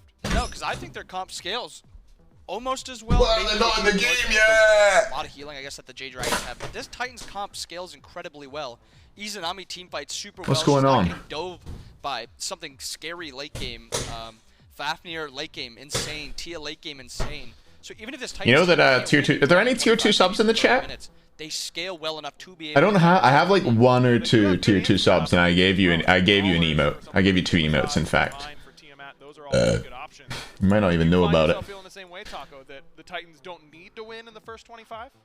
I think that it's fair to say that the team fights really could go either direction post 20 minutes or not. I think it's more so about the Jade Dragons being able to maintain some form of stability throughout those laning phases, especially because, again, I just see so much immediate pressure from this Titans composition in comparison to that from the Jade Yeah, I don't know what the delay is. Someone going, rang, maybe. I'll move myself back into the middle. Maybe that'll make them change it. Chard City. Thanks very much for the 3 months. Go back to the hashtag Kanish Max Mahana. Jade Dragons up against Tartarus Titans, game number 1. Expunged thy shout. Not bad. Going to be able to do on this hell. Or if PandaCat can make enough plays happen while his hell is getting slaughtered in the backline in order to kind of recoup some of those losses. If you're There's no Titans coach. Cherry left them to go to the SCC-ish. But that's just me. Yeah, I think you're going to see like the Paul-esque build where it's going to be a starter item, a big power item, and then like a mantle, and you're just going to hope that you can just live that onslaught of damage. Yeah, you kind of have to up against a dive like this. Well, let's see what Herwin's able to do. Game 1. Hey? That could be fun. Tartarus Titans about to start. So they have no coach? Yeah, no coach. What a treat for game number 1. That's right, you got Dolson, Gore, and Doug. How can you forget Doug, Aggro, for game 1 between the J Dragons? What does a coach do then? Well, I mean, you help your team with picks and bans, and you watch scrims, and you help them improve. It depends, really.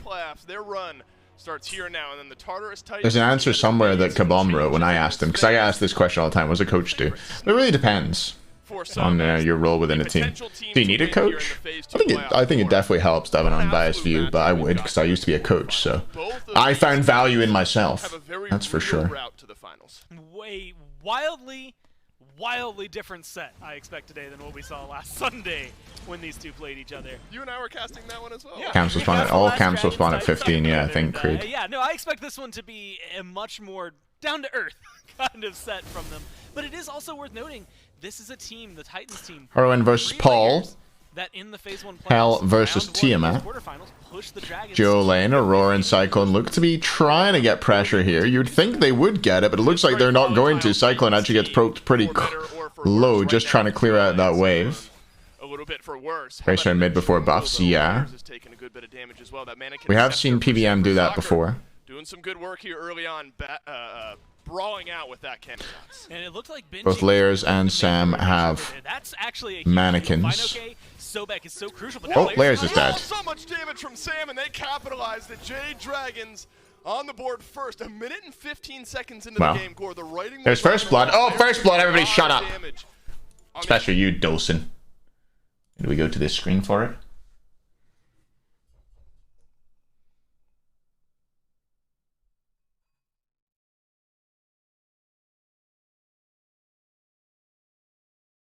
He still has the cork in it.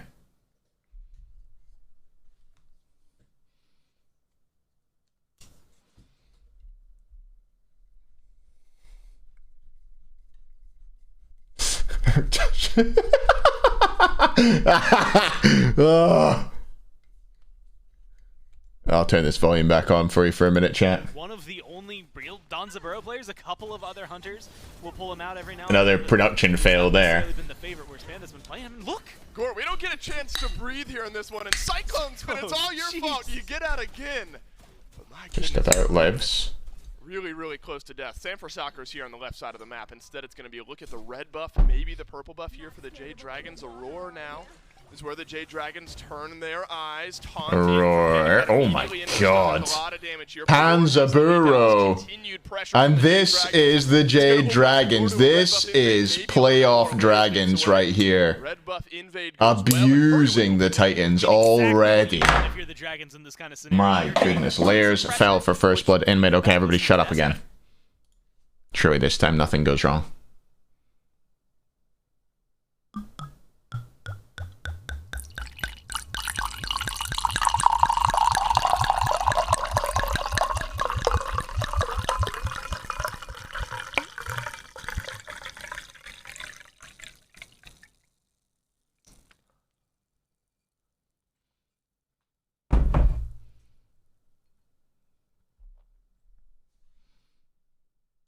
Hasn't lost too much farm from it. You're still on par with Panda Cat in terms of level, but that kind of thing does sounded good to me. If they can continue this amount of onslaught from the Dragons. Yep. I think it's such a multifaceted game here. The desk laid out how much of this game is largely going to be centered around Hiryu, and not only the healing, but some of the damage. You know what, Dardes? We're going to see a little bit of it here as Paul being ganked by Sanford Soccer. You'll never make me proud when you lose. That is absurd, and Paul clearly did not expect it. Didn't even bother using the beads. No, and that is clean no. And easy I was proud of Sam. you, Dardes. No on the right side. Good job, man. Commiserations. And you can see what Herwin's able to do there. I mean, one of the things about Hell, the reason that she is maybe more pivotal into a late game character is not, oh, hey, she's, you know, she doesn't do any damage or healing early on. It's, oh, she doesn't have a mana to be able to do it that much early on. She still hits hard, just showcased there by Hurry. But now Layers is looking to get a little proactive. This is what I want to see. The Titans, I mean, right now it feels like it has just been non-stop from the Dragons calling shots, making sure that the Titans are falling back and in an awkward position each and every time. I want to see Layers get active. Doesn't it feel like that's maybe the worst iteration of the Jade Dragons to play against the best if you're the Jade Dragons? Oh my god, they're getting kind of removed, but good rotation by Layers, looking for the punish. Panda Cat will fall Sam. Good blink ult though, and here's the turnaround damage. Aurora immunes the Umoja ult damage and will survive. In he goes, stun onto PBM. PBM beads and will be not beads, just DR, I guess. Manages to get him into that 3. Surprised, and Sam's not done yet. He wants to get back in there. Aurora 3'd back in, and now he's in trouble. 3'd up and falls down. 1 for 1. ADC for support though. And they burned his ult as well, so not only did you get the kill onto Aurora, but he's going to be spending a lot of time worried about how long he's going to be able to have that immunity available to him. It's a weird fight at first for the Dragons anyway, though. Panda had no mana there. Like, it's no worry or wonder that he dies, because he had nothing to work with. He threw out one ability and then had nothing to follow up with. Wait, coming around I feel like I can make a good tweet. It's too much effort. But that 3v2 I'll do a layer. A solid take for the Titans. But I want to say impressive just from the Dragons to be able to pull back what felt like it was a surefire win for the Titans. With an invade, they get the Harpy, they get the kill onto a carry. And it feels like it should all fall in their way, and now Panda Cat still ends up about a level, maybe half a level ahead of Cyclone's back. And you know what's so important? In the thought that I was Boom is Osiris again. Yeah, Benji does love Boombas on Osiris, but he might be, he's going pesty. I was thinking he might be forced to go anti-heal here. Where they are, the Jade Dragons are Layers is going to get... in every facet of the Layers will get... except for maybe the right side right now, where Benji and Final K are just farming things A Brawler is probably next. Aurora will hopefully get an Ank, and then maybe they could go without... I think that we see more of what we just saw from the Titans. Tainted, The Titans are able to kind of punch and you could go because Boombas. That's when you can kind of stagger out the Jade Dragons, when you're also being proactive. I also think that the Titans, specifically because of the Osiris and... It was a stomp for the Leviathans, Jim. As time goes on, specifically next 6 to 10 minutes, right in this mid-game portion, that's where I want to People seem to just love Chronos Pen right now. Osiris over there versus what's going to be a Sobek. Sobek, great for setup, great flux, not a whole ton of damage necessarily. I mean, you get a nice burst out of the ult, and he is capable of at least finding some kills or taking someone to have health. Sorry, Puck. I'll try not to. Tossing them to Sam for damage, Hurry for damage, and then Panda Cat to really find a lot of these kills. I think with Sam already at 2-0-1, you know who they're banking on. Yep. But I think being able to leverage that early on, what should you eat today? From OK as of How about is something that Benji is going to be able to kind of lean his a nice stew up an early pestilence here, so that's going to find some impact. Or curry. Not only with something you make in a big pot. Just make something in a big pot. Whatever it is, I don't mind. Yeah, Dutch oven. The Erlong heal. The Erlong Shen right off so of the ton. Right, Panda Cat. I mean, a tiny amount with the starter item there, maybe depending on the way that Hunter build looks. There'll be some healing there as well. And then that becomes the conversation that we had earlier about how the game revolves around Hurrywin. So looks like a dry lane. In general. That's gotta be Glad we're watching solo. The amount of healing that is built into this composition, itemization-wise, might be the most important thing for the Titans to build against. Yeah, I mean, going like Hell Yamoja would alone be obnoxious to go against. There's already so much healing, but now it's actually Benji who's onto Benji. He beads it out. Has a good 3 here onto both and will ult away. Sam, but the taunt to start it off is what Benji's worried about right now. Final K blinks forward. So does Sam. They should have waited and played off each other there, but they are going to get away with it, I think. Sam, how long on pin? There it is, and there's the kill. From range is good. And Sam for soccer for 3 in the Cubo special, yeah, Cubo combo. We're specifically off to a hot start. I mean, exactly what at least I kind of expected out of the Dragons, although this Hellskin? I don't know, I think just the... Maybe other Hellskins are banned, I don't know. I know the tier 5 is banned. Talking about the fact that, you know what, regular season, no Divine for Paul, and no Divine coming anytime soon, because he's going into a lifesteal item. Presumably a Soul Gem? Just getting that early CDR online? Will you? Like, are That's you interesting. Sure? Are you going to step up when you need to? Obviously, Sam is. I mean, 3-0-1, this Erlong has been fitting like a glove in the jungle. And it's night and day. Layers has been a really, really big purveyor for the Titans in this early game over their last 2 sets. Obviously, not the last one versus the Dragons, but prior to that. And they've slowed that down. Panda Cat will survive. PBM around the back, and here comes the Dan's ult straight onto Aurora. Aurora doesn't mind, though. He'd rather he takes it. Then Cyclone gets into his ult and will get CC'd on landing. Turns it around onto Panda. Will at least get the beads before he falls. PBM, which is marking the backside of that the whole time there. Now damage onto layers from Hurry. My goodness. That's with a breastplate. He's got a breastplate. He's not even building damage. What would have been a 2v4. Hurry takes about half of Layer's health just in the process. I mean, this is a great amount of control for the Dragons. Gold Fury, and there it is. Where most of what you have to do right now is sit back and farm. As time goes on, you still got Tiamat, you still got Tiamat minions. Benji hasn't been a huge part of these fights yet. A lot for them to try and. Okay, I got it. Just use a meme generator. Fights, but until they do that, the Dragons are absolutely guiding this ship. That is like play number 1. Surely I could make this. Oh, whatever. Make a kill or something happen on the left side of the map, and then immediately go over to Gold Fury and That'll do. gold gap that's already started. Generate. Wait, hang on. Change settings. Remove. Oh, what? No. Whatever. I'll just have. Fuck this, man. I CBA. It's gonna be an image flip one. But then the desk mentioned the scaling that the Tartarus Titans have. You've got a Tiamat that'll be Jeez, Dr. Philly V. Thanks for the 2 months. That's been put on Paul. Cyclone Spin finds himself a level behind this. Izanami is going to be great in the late game. There's got to be a little pressure here. Think Titans did any strategy prep for the games? I'm sure they did, yeah. But I mean, it's only you've got to remember that it's not like there's a break between the regular season and this. They get like, you know, 4 days of scrims. You can't make I don't think you can make a material change to the way you play the game in 4 days. At least you can do it confidently. They're pretty much equal. I mean, we just saw Sam tick over. Someone chose Aposh. It was Dardes. And we actually just saw Paul go up over the beast here, now hitting 12. So a little bit of experience difference that might end up playing a heavy hand for the Titans. If they can just stagnate the bleeding, I guess cauterize the wound here, then ultimately the Dragons' lead, while nice and comfortable, won't be as massive as it needs to be to get them a guaranteed win. Could this be painful? Yeah, just the damn. It puts a dot on you. Actually. I was thinking maybe as Layers had made his way to the left side of the map. Poor Bear Mike maybe giving some chase. What a the Riptides have been great. Layers will trade ult for ult in the end. I mean, it's not that bad. Tartarus Titans did get the Draugr. Now Sam has the opportunity to Cyclone Spin is down 2 levels and could be down further if Panda has anything to say about it. Look at him go. I mean, he's just... he's actually taking a lot of... He's actually just dying! I was going to say, he's just so alpha. Maybe he should be a little bit less alpha. Because he's just absolutely into good ult by PBM. Gives him the space to escape. Nicely done. That is a great fight for the Titans again. Well played by Cyclone, by the way. There's the stun onto PBM. Looking for more. Roar has DC'd, I think. Will he survive is the big question. We'll take a quick Something's happened. In game number 1.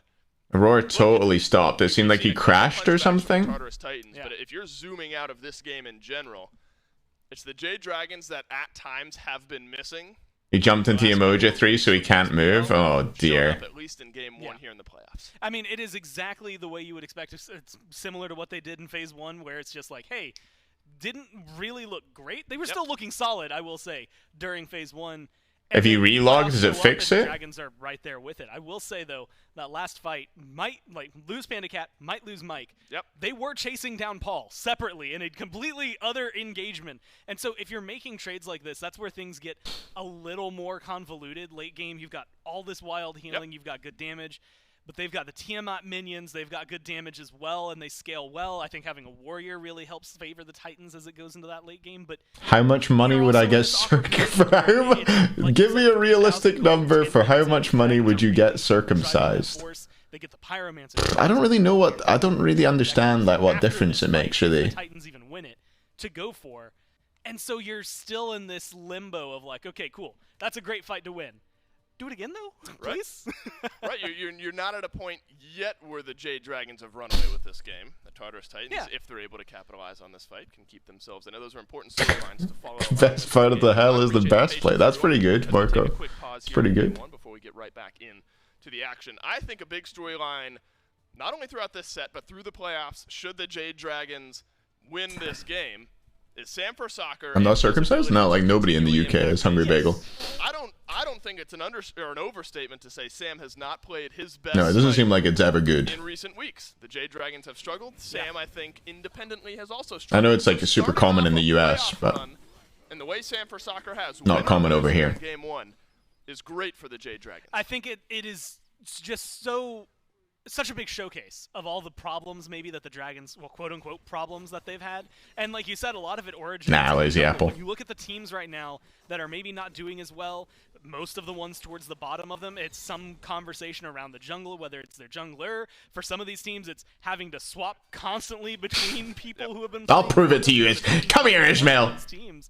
And so I think Sam has been in that conversation a little bit lately just because, like you said, end of Phase 2 wasn't necessarily having fantastic games. Not everybody on the Dragons was. And so it was kind of, okay, well, will you... I don't think there's such a thing as a good-looking dick. I'm sorry, fellas. I'm sorry, fellas. I don't care. I know you might think yours is the one. So far, yes. I don't think there's such thing as a good-looking dick. I wholeheartedly endorse it because this looks amazing. Sorry. The looked great. I think the flip side, you have to look at Layers as well. And there's got... You know, Layers is a very confident dude. This Titans team has looked great since Layers has played a couple sets with them. And you know, Sino was in there for a little while. They ended up going with Layers. You have to imagine that there's a little pressure for Layers. I mean, this is probably one of the bigger weekends that he's had, you know, for a guy who's played a lot of championship events. It's going to be an important weekend for him in the same way that it's an important weekend. Is Paul going to live? Dog mode. As well, who, as we get back in the game, received a little bit of pressure from the Dragons, but it looks like the Tiamat will be just fine. Well, now, actually, Aurora, you have to look at Layers. Layers has no mana, and they're a little bit deep with the conversion here. Heroin making a great cutoff route. They might be able to get a kill. How much mana does Hurrywind have? Enough, probably, for a little damage onto Aurora. A little bit of it. Aurora is dead. And the stun from Mike won't even matter. That's hell's damage with a fucking breastplate, man. Jeez. Jeez. Affected by the jungle of the Dragons. I mean, that is pretty much exactly how you would want this game to go. Remember, Aurora Layers, the reason they are so aggressive there. Herwin keeping up in farm with Paul. Cyclone, I think, is caught back up to Panda now. That's a good turnaround kill. Banji and Fine looking like it's going okay. No pun intended. But I don't think picking this Sobek to end up, you know, not really winning the lane is actually going to be good. Like, I think this is why Sobek's not very good right now in solo, because I think other solo laners like Cerberus or Artio would dominate this lane against an Osiris. Sobek still goes, you know, he still stalemates it, but he just doesn't really do a lot. End up helping the Dragons a little bit more, at least in killing Aurora off. But it will help out the Titans because you know he's going to be in the front, and you know his ult is nice and big, so he has a lot of capability of spreading that Divine Ruin around. And it's important that that's another data point. Yeah, I've never really understood the like cleanliness argument. I mean, this is totally bizarre. We're like watching a good game of Smite here. We're just talking about dicks and whether or not you should cut a bit of them off. But might build into that, but maybe Aurora building that, and then potentially an Ankh or something. Yeah, I've never gotten like I think keep things a little bit more open for Paul and Cyclone. Yeah, it's not even worth getting into, is it? Yank onto Cyclone will send a little bit of a get ulted here, drops the silence, but surely falls, and yes, he does. Bulwark alert. Who has a bulwark? We have a bulwark for Fine. Okay, never mind. This Sobek's the best thing I've ever seen in my life. I can't believe he's picked this. Is so sick. And what was it you said last time? A key Dragons play? Hey, when are we going to look for that kill? Right around the time of Fury is maybe, say, respawning? I mean, Primal Fury is just yeah, cough your arms. And you are then you can clean your armpits more easily. You just killed off their carry. He's gone for another 20 seconds. I mean, Layers has had to sit back and watch and can't really get engaged the same way that... Think the Smite gods are circumcised? Nah, they're Greek, mostly. Greek, Roman. They wouldn't be. Let's go for the Fury. Fury is the target here. And it will be secured. Heroin has to Aegis in mid, but escapes and turns around onto Layers.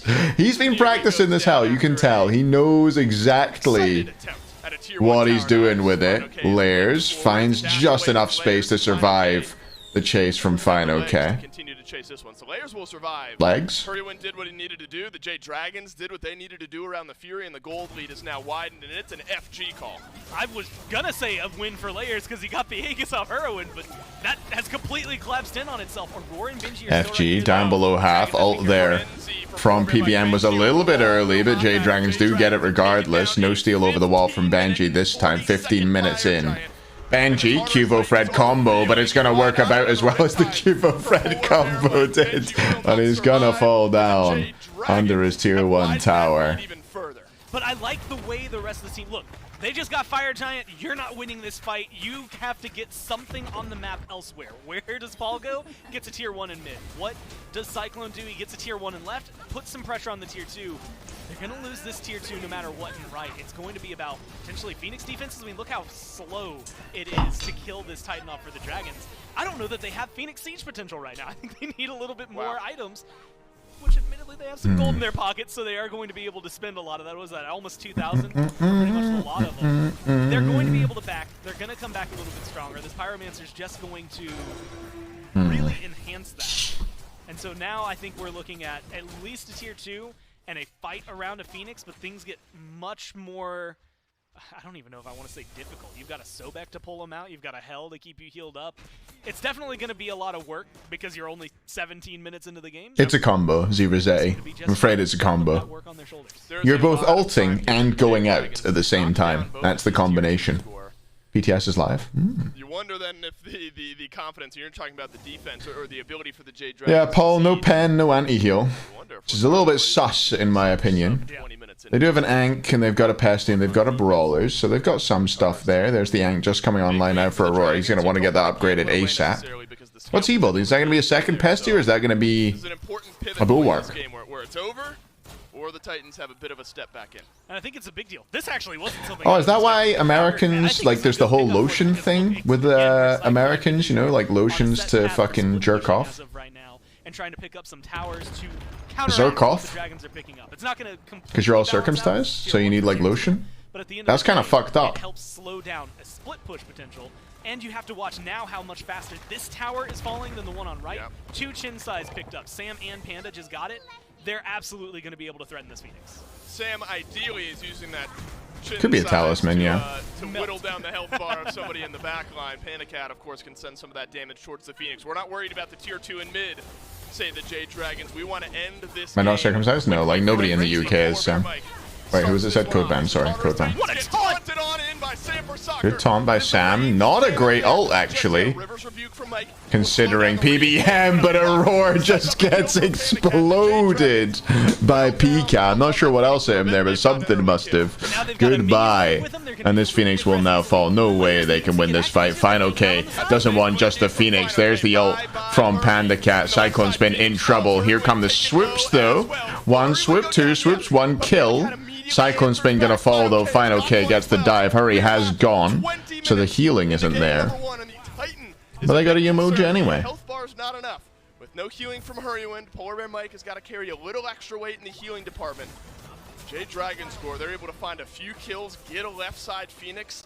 Oh no. Talking about setting up a win condition for the next Fire Giant that'll be up in a couple minutes. And what a terrible time for the Titans jungle to be up for the Titans here. What the fuck, Streets? All stripped away, the Scorpion as well, just stripped away. What does that they mean? still have the Fire Giant buff for 30 seconds. They can get another 1,500 gold in this tier 2 tower in mid. I mean, the only thing that keeps this game alive. This game been good? Yeah, I think. Well, I mean, it's been good by the Dragons. The Dragons have just been irrepressible, unstoppable, unbreakable, unmistakable. Which rapper said that? Probably multiple. They don't have the best secure in the world. The answer I was looking for is Kanye West. Really difficult to re-engage. They've got good zone for the Dragons, as we saw in the last Fire Giant. But Benji was still around, Aurora was still around, and they were fighting a battle with nobody around them. I think the Titans do still have some presence. Yeah, we do be talking about dicks. Granted, it feels like it's going to be a long shot, but they do have some good team fight capabilities still open to them. This is a good opportunity for Aurora to walk forward. I haven't listened to it all the way through, Matt. I haven't listened to an album, like I mean, has there been one album since then? I listened to Life of Pablo. I quite like Life of Pablo. But, yeah. Pushing out here 2 albums since then by Kanye, right? On the opposite side of the map, there are Tiamat minions on left, and that will slow down the push a little bit. One of the next games for the playoffs, there's games tomorrow, so the winner of this set plays the Kings, and the Leviathans play the Bolts. Bulwark, by the way, is the option for Aurora. Who could have told you that Bulwark is OP? Me.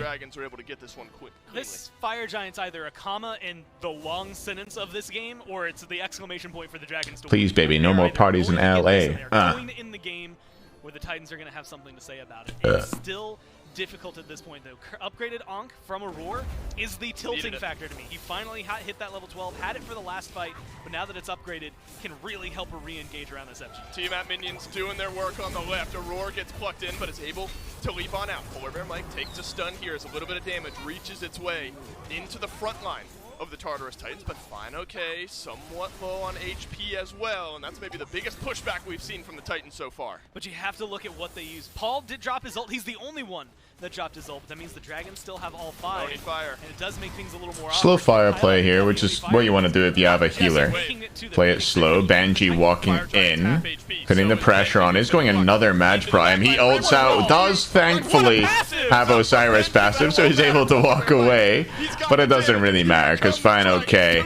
Waddles on in there, picks up a kill off the Cyclone Spin. Banji's already fallen. Panda gets Aurora, and this game is over. Game 1 goes to the Dragoons. Fine, okay, double kill.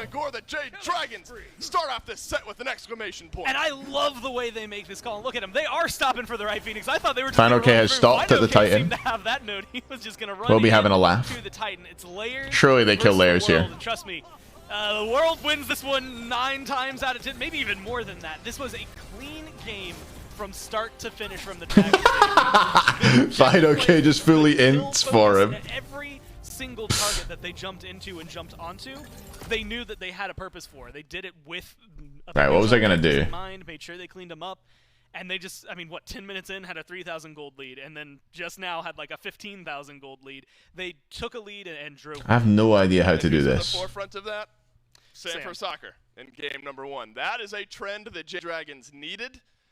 Alright, chat. Not made after one game. Trend Surely I've got nothing in Photoshop that I don't want to show you guys. Surely everything's going to be fine. The start of a trend is very good for the Jade Dragons and Jade Dragons fans. The Tartarus Titans got to figure out that early game for a chance here in this set. Jade Dragons take game 1. We'll take a break. We'll be right back with game number 2. I actually really love that clip. You can see him take in his breath after he survives. Which clip? Yeah. Did I get my towels? I did, Dak. Thank you for reminding me anyway, though. You're like, yeah, dude. What have we got here? Anything interesting? Nothing really. Julio.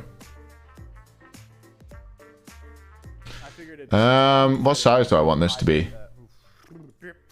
Okay. Next up, I'll eat. What size is this normally? X-Caster and I was looking over. All right, let's. Oh. I skipped the last one. Okay. Right here. Copy image. Jordan. Fuck it. I'll do it. Fuck. X-Caster and. Right. Okay. But instead of that. Bloodbath. Bloodbath. Bloodbath. Fuck, man. I got it. This is gonna be. Fuck. Yeah. You know what? What the? I'm so bad at Photoshop. Plays here, all right. We're talking poggers, galaxy brain moments, and that's when Smite players have hard reads. How do I get this guy to go to sleep? I don't know, like high IQ. You'll see it. It makes sense what you watch. Clinical. This is clinical right here. Okay, so if he was asleep, his eyes would be green. Where's that thing that I need to use? This one. Let's grab this. Let's paint over his. God. I want to paint over his eyes, man. All cares, dude. All cares. The Grumpy Dane. Thank you. Why is it not going green, man? Why is it not going green? New layer? Oh shit, wrong one.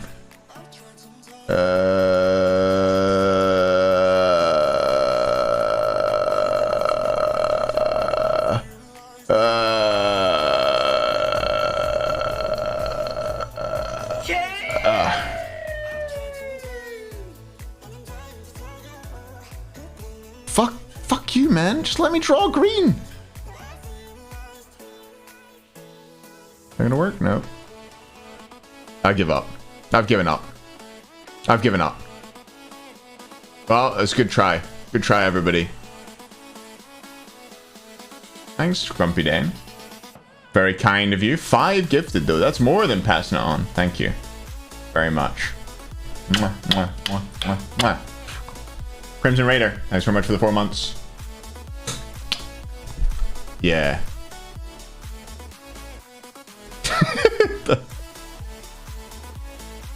Drop it on paint. All right, back to let's go paint. Wait, should we go paint 3D maybe? Go fancy. Let's go paint 3D. Surely paint 3D is the way to go. Hang on, everybody. Let's go. Right. Okay. Right. Can I crop? Crop. Perfect. Right. Yo, they're Ponda. Thanks for the 5 gifted as well. Another 5. Look at this shit. Hashtag K-Nation, my heart. Those are all for you, Ponda. Thanks very much. Dad's Juice, Sim Sullivan, Furball Peg, Doug Dibba Dame, and Instalog Bastet. I gotta pay out the thing. Jade Dragoon, 73% of you got that one spot on. There are your points. Right, okay. Where's this dragon guy that I had earlier? Downloads. Season 8 players. And Jade Dragons. Okay, first of all, let's select this. Delete it. Dragons in. Is a shift maybe? Does that work? Doesn't. You know what? That's fine.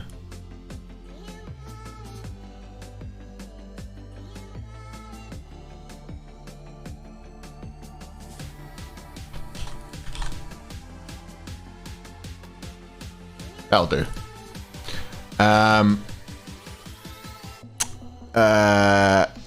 Brushes. What color do I need? I need pen.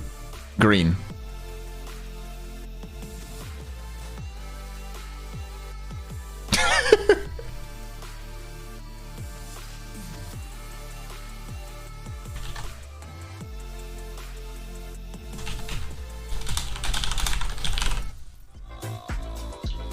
Oh shit. What?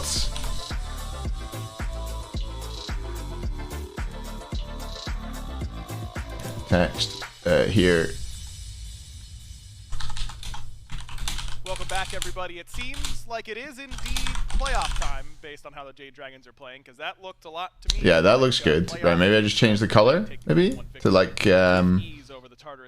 white. And we're of course doing it on their sick Alienware PCs. You too can get your hands on the same gear the pros are using. Sponsored by our title. And that's the one. And then over to smiteGame.com/Alienware and use SmiteAW in order to secure those best deals possible. Oh god, it's white still. Okay, it's got to be black now. Let's do a different font. What font could be good? Maybe Mongolian Bitey. Regular season. Still joined by Inbound and regular season. Game number 1, and apparently it is that easy for the Jade Dragons. They don't have to care about the regular season because they're going to show up and dominate on playoffs. Right, Bobby? That's all it is? Yeah, that's all it is. Who needs the regular season? All you got to do is get top 6, make it to the playoffs, and you're good for the Dragons. And then you just turn on the Jets. And the Jets were turned on early in the game, in particular by Sam for Soccer, who had probably his best game of Phase 2, starting it off early with that first blood mid. That was a fantastic performance through and through Sam. And, a nice paintbrush maybe, and then we can dictated the entire pacing of this game because we or at least I know I talked look at that. On the it's glowing. On how much impact the early game could be for the it's covered in piss. Had so much outright burst damage, but none of that ever really becomes an issue when your Camazotz is dying at level 2 and it's the you know what? I'm doing it. Who's collected the first blood bounty, so immediately Hariwin no longer under duress. He doesn't have anybody to pressure him. And then I'll put wait, should I add a player farm, and when you have mid-jungle focus on recovery, well, that leaves your side lanes open to being punished. Exactly oh shit, that's not what I wanted. Really Text. Black. Let's go to a different font. Microsoft Yahi. And for the first time in what feels like a long time, I can say that a jungler was top player damage for a long time in this game. Sam was doing that much work on this Erlong Shen. What about this? 09, I mean, we were a little bit worried about that pick. We said it couldn't get behind. Sam was able to do that type of stuff with it. Yeah, I mean, exactly. In that 3v3, there is so much healing that if you can get that lead, you are nigh unstoppable. Nobody can really slow you down. Even a little bit of poke from that Tiamat is irrelevant. So Sam did exactly what he did. We walked through with that first blood, and he got Hurry free farm in that early game, and Hurry ended up not being able to be killed either. Yeah, overall, once Irwin can't die, they're in trouble, right? And then it's going to be pretty difficult to lock down a Hell from ahead. It seems like the plan was we're going to give them one really good pick and get two really good ones on the back end. They got Tiamat and Osiris. Is it as simple as the Tiamat and Osiris were less valuable than the Emoja in that game? I mean, the Emoja wasn't even the biggest problem. It was mostly just how they played that early game. Like Taco said, that level 2 is probably the most important play in the entire game. If it goes the other way, and maybe, say, Lairs gets a kill there, the game is probably over in the other way. And I think it's just something that Lairs cannot be put in a position to die at that point. Hell's level 2 is too strong. Erlang's level 2 is too strong. Who did this? Who made that? Sock reveal? Wait for your time. Wait for your when you are strong. And sorry, I was busy doing the thing. Something you and I were talking about, Bobby, right on this death segment, is that Lairs' role on this team doesn't need to be the superstar. He doesn't need to carry this team. You've got Paul and Cyclone Spin as your back line, and Aurora and Benji as your front line. All you've got to do is do your job and make some space and make some plays for your back line. What the hell? Biggie's going to town on my meme. Camazotz is the I'm going to do it sort of pick. That was definitely the all-star pick choice, was going for the Camazotz here, and it was kind of evident as well in the way that he played his positioning at level 2 when he first came into the mid lane, that he was maybe overestimating. Oh shit, this guy's trying to ratio me. Be able to exert there. Yeah, working out for him in that situation as we are on Image flip. .com bitterway. Lamau idiot. Clear cut it was, and in particular, fucking fight. Oh, it's fighting. I like it. Was ahead, and in particular, Sam did a ton of work in that game. And when your jungler in this meta can be that impactful, because not many junglers are going to be that impactful. Another sock reveal. Oh, for fuck's sake. On Sam for Soccer's name right away, leading off with an Erlong Shen ban. And I don't know if it was necessarily the God. I think it was more of just a mistake from the Titans with how they played against that Erlang. I think if he's Osiris there, Gilg there, the same thing is going to happen. I think it's more of a playstyle thing on the Titans than this Erlang ban. This language model. A little bit different. Maybe the CC damaged a little bit too much. Wait, wrong place. There we go. That's where I'm going. Hey, Gobble. You know, like what am I supposed to do against that pick? Saving the excuses there maybe a little bit, but the Titans go back to this Artemis. This was banned by the Jade Dragons the last time around. Jade was in the first pick position in that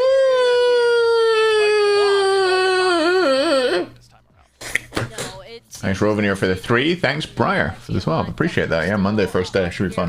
Strong mid-lane factor. Don't really want to allow any sort of opportunities, I think, for a mid-late game takeover, because I think had it not been for the Hell, it would have maybe seemed a little bit closer in some instances. But like your reply? Okay, Dream. It depends if it's a good reply. Otherwise, I'll like it maybe. You need to always be ahead. Otherwise, I'm not liking any of these replies. Everybody's just typing ratio. I think that this last ban is probably the more impactful one than the Erlong. It's taking out that Yamoja, taking away the capability there, I think, for Mike to be able to influence the dual lane. Why is Julio watching SPL? He wants to.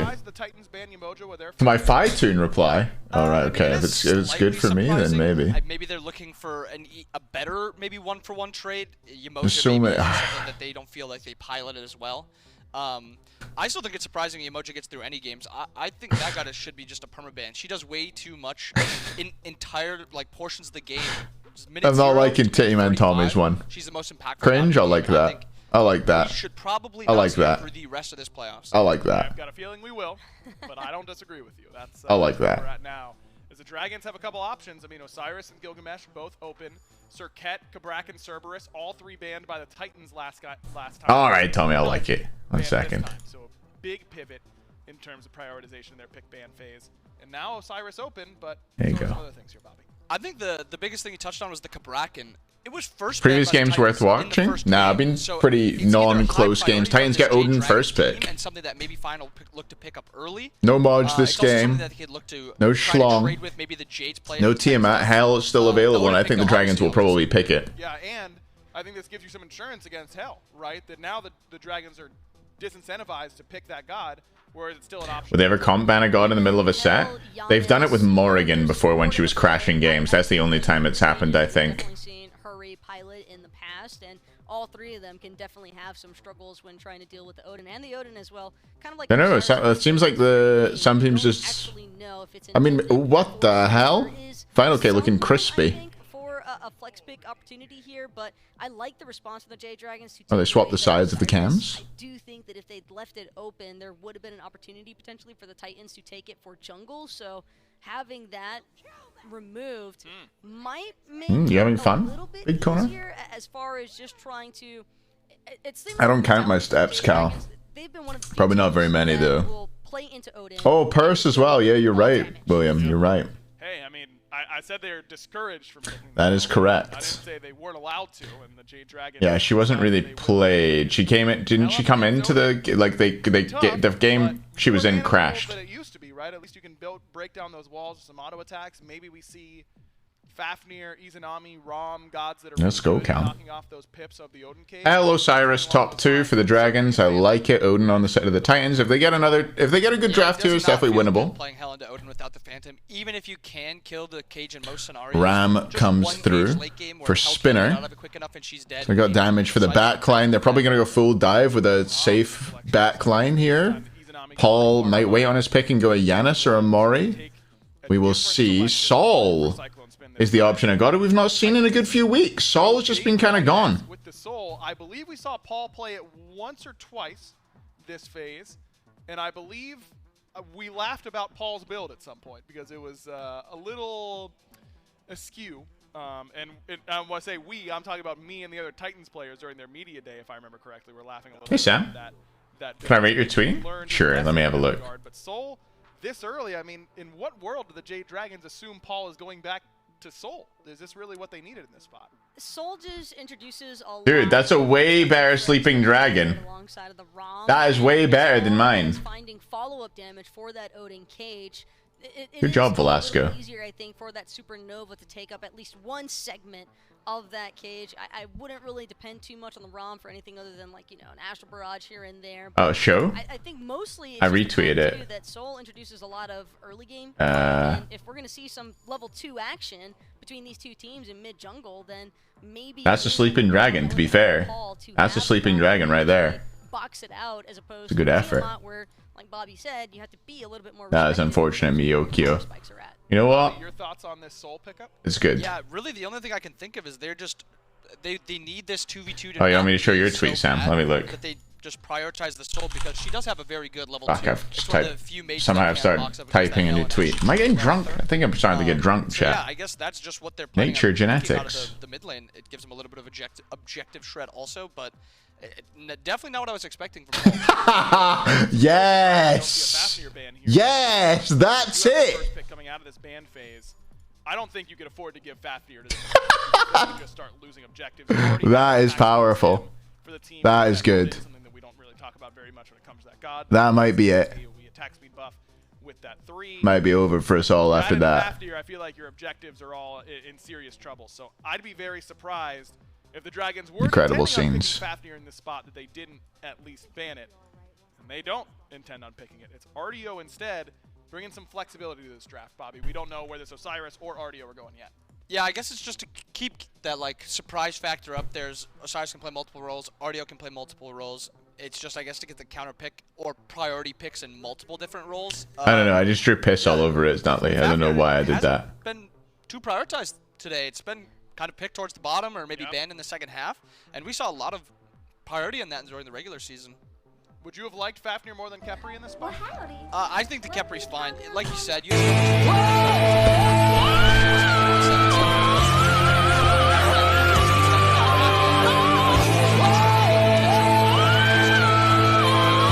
Khepri, RTO, Jormungandr, that's not going to get picked. A lot of single target focus, at least from this composition. Welcome to Cowgirl Cafe. If you're here for that nut stuff, brave will fresh out. I think We it's do just get the longer knockup stay feature from 2% that whole milk and Cosmo, skim. something What that can I get you is started going with? to have not only that Shocky. I like your style. Soul, but This one's for it's me. great setup for an Asperage. It's great setup for that Stellar Burst Supernova combination, and it takes up a little bit of AoE as well, so you can have some Ymir is the final pick. Space control outside of just the Odin cage. Ymir, last pick here for the Jade Dragons. Not what I was expecting, but they end up switching this RDO over to towards Final K, and then Sam on the Osiris. Mike, I assume that's where it's going. I mean, Ymir solo has been a thing in the past, but I can't imagine taking it out of Mike's hands in this time. Seems like a great draft from the Dragons again. I don't mind the Titans draft either. We'll see. I prefer this Rat over the Kama. Going to give them a bit more early game pressure. Kepri from Aurora, though. We'll see how that does. Yeah, exactly like you said. It's volatile. Whoever is going to be getting this lead, or if neither of them are really engaging with each other, it really depends on which one is going to be more vulnerable against. You really think it could be fine, Ymir? Damage around them, and the Shoal combo with Kepri 3 into Shoal 2 ult. No, there's no way you put Ymir into Odin either. It just seems like it would be a horrible matchup. I think that another reason why Paul might have leaned more into this Soul as opposed to a different mage is just because he wanted that range introduction. Soul, I think, is one of the few mages Wait, who banned Faf? Within Hell's kill zone in order to. I don't see a Faf ban. I don't understand the question. Did they say that something was messed up? Slow application, I think, is also relevant here. There's a lot of really nice slows for the Titans to utilize against the Ymir and the RDO, so it could be an instance. Well, it really just all depends on how that early game goes for the Titans, because again, I think that they had a better early game in game 1, but they were. That's one of the more criminal messages, Superman. Jesus. Much worse at level 2 than Soul, Oh, for my hot tub stream, that's massive by her. By the Tartarus Titans. We'll see if it makes That chalky milk TikTok? I don't have it, so I candid. But if you go !milk, you can find her. Her name's Paige Mackey. So if you go !milk, you can see it on YouTube, and then you can find the TikTok if you need it for later. To the jungle, because that's where everything started in game How the 1. Titans do is pretty much a stomp game 1. Long Shen in game 1 found an easy kill. Let's not mince words here. Onto layers. In the game. Prediction. Oh shit. Effectively, we would learn what was lost from that point on because Sanford Soccer pushed that lead. Different look in the jungle this game. Something. You got 5 minutes. Titans in blue, dragons in pink. Titans in blue, dragons in pink. Titans in blue, dragons in pink. I got distracted, chat. I'm sorry. I think it has a lot to say early on as well. And Rat has 3 items. That's goated. Because, like you said, I mean, we got surely that makes him the best early game god. Or a wins. Paul looking for the solo kill. The mannequins he does. I think if he hit, I think he missed an auto there. I think if he hit the auto he missed, that's a K. Beads by Aurora. There's pressure in the duo. There's pressure in mid. There's pressure everywhere. And yet there was still only 1 kill. Titans playing bad or Dragons playing really good? Dragons playing really good. Dragon, did you not see my meme? Or be the one finding that 1 kill if it stays around that same pace. Here's the good news for Hurrywind. He's hell. So he is full back health to full health. Just a moment later. Paul doesn't have that same luxury. Hurrywind walked forward, tried to clear the wave. Paul took some damage, had to use all of his pots. So Paul has no more pots in that lane. So that actually could be something somewhat impactful. Like you said, not just the pots, has mannequins as well. So he's it's on Twitter. Don't worry about it. You'll know it when you see it. I mean, we haven't necessarily seen a lot I don't know who made it. It wasn't me. You're not getting a lot of sustain, period, outside of what Soul has already. Her one relatively Thanks, Evade. Healthy, but not clean that up, really. As of right now. A little bit with the trinket. So yeah, it's probably going. I didn't get ratioed hard. There's no shot I got ratioed. I'm checking. On the trinket, not a lot. It's gonna keep him okay. Yeah, I've literally not been ratioed.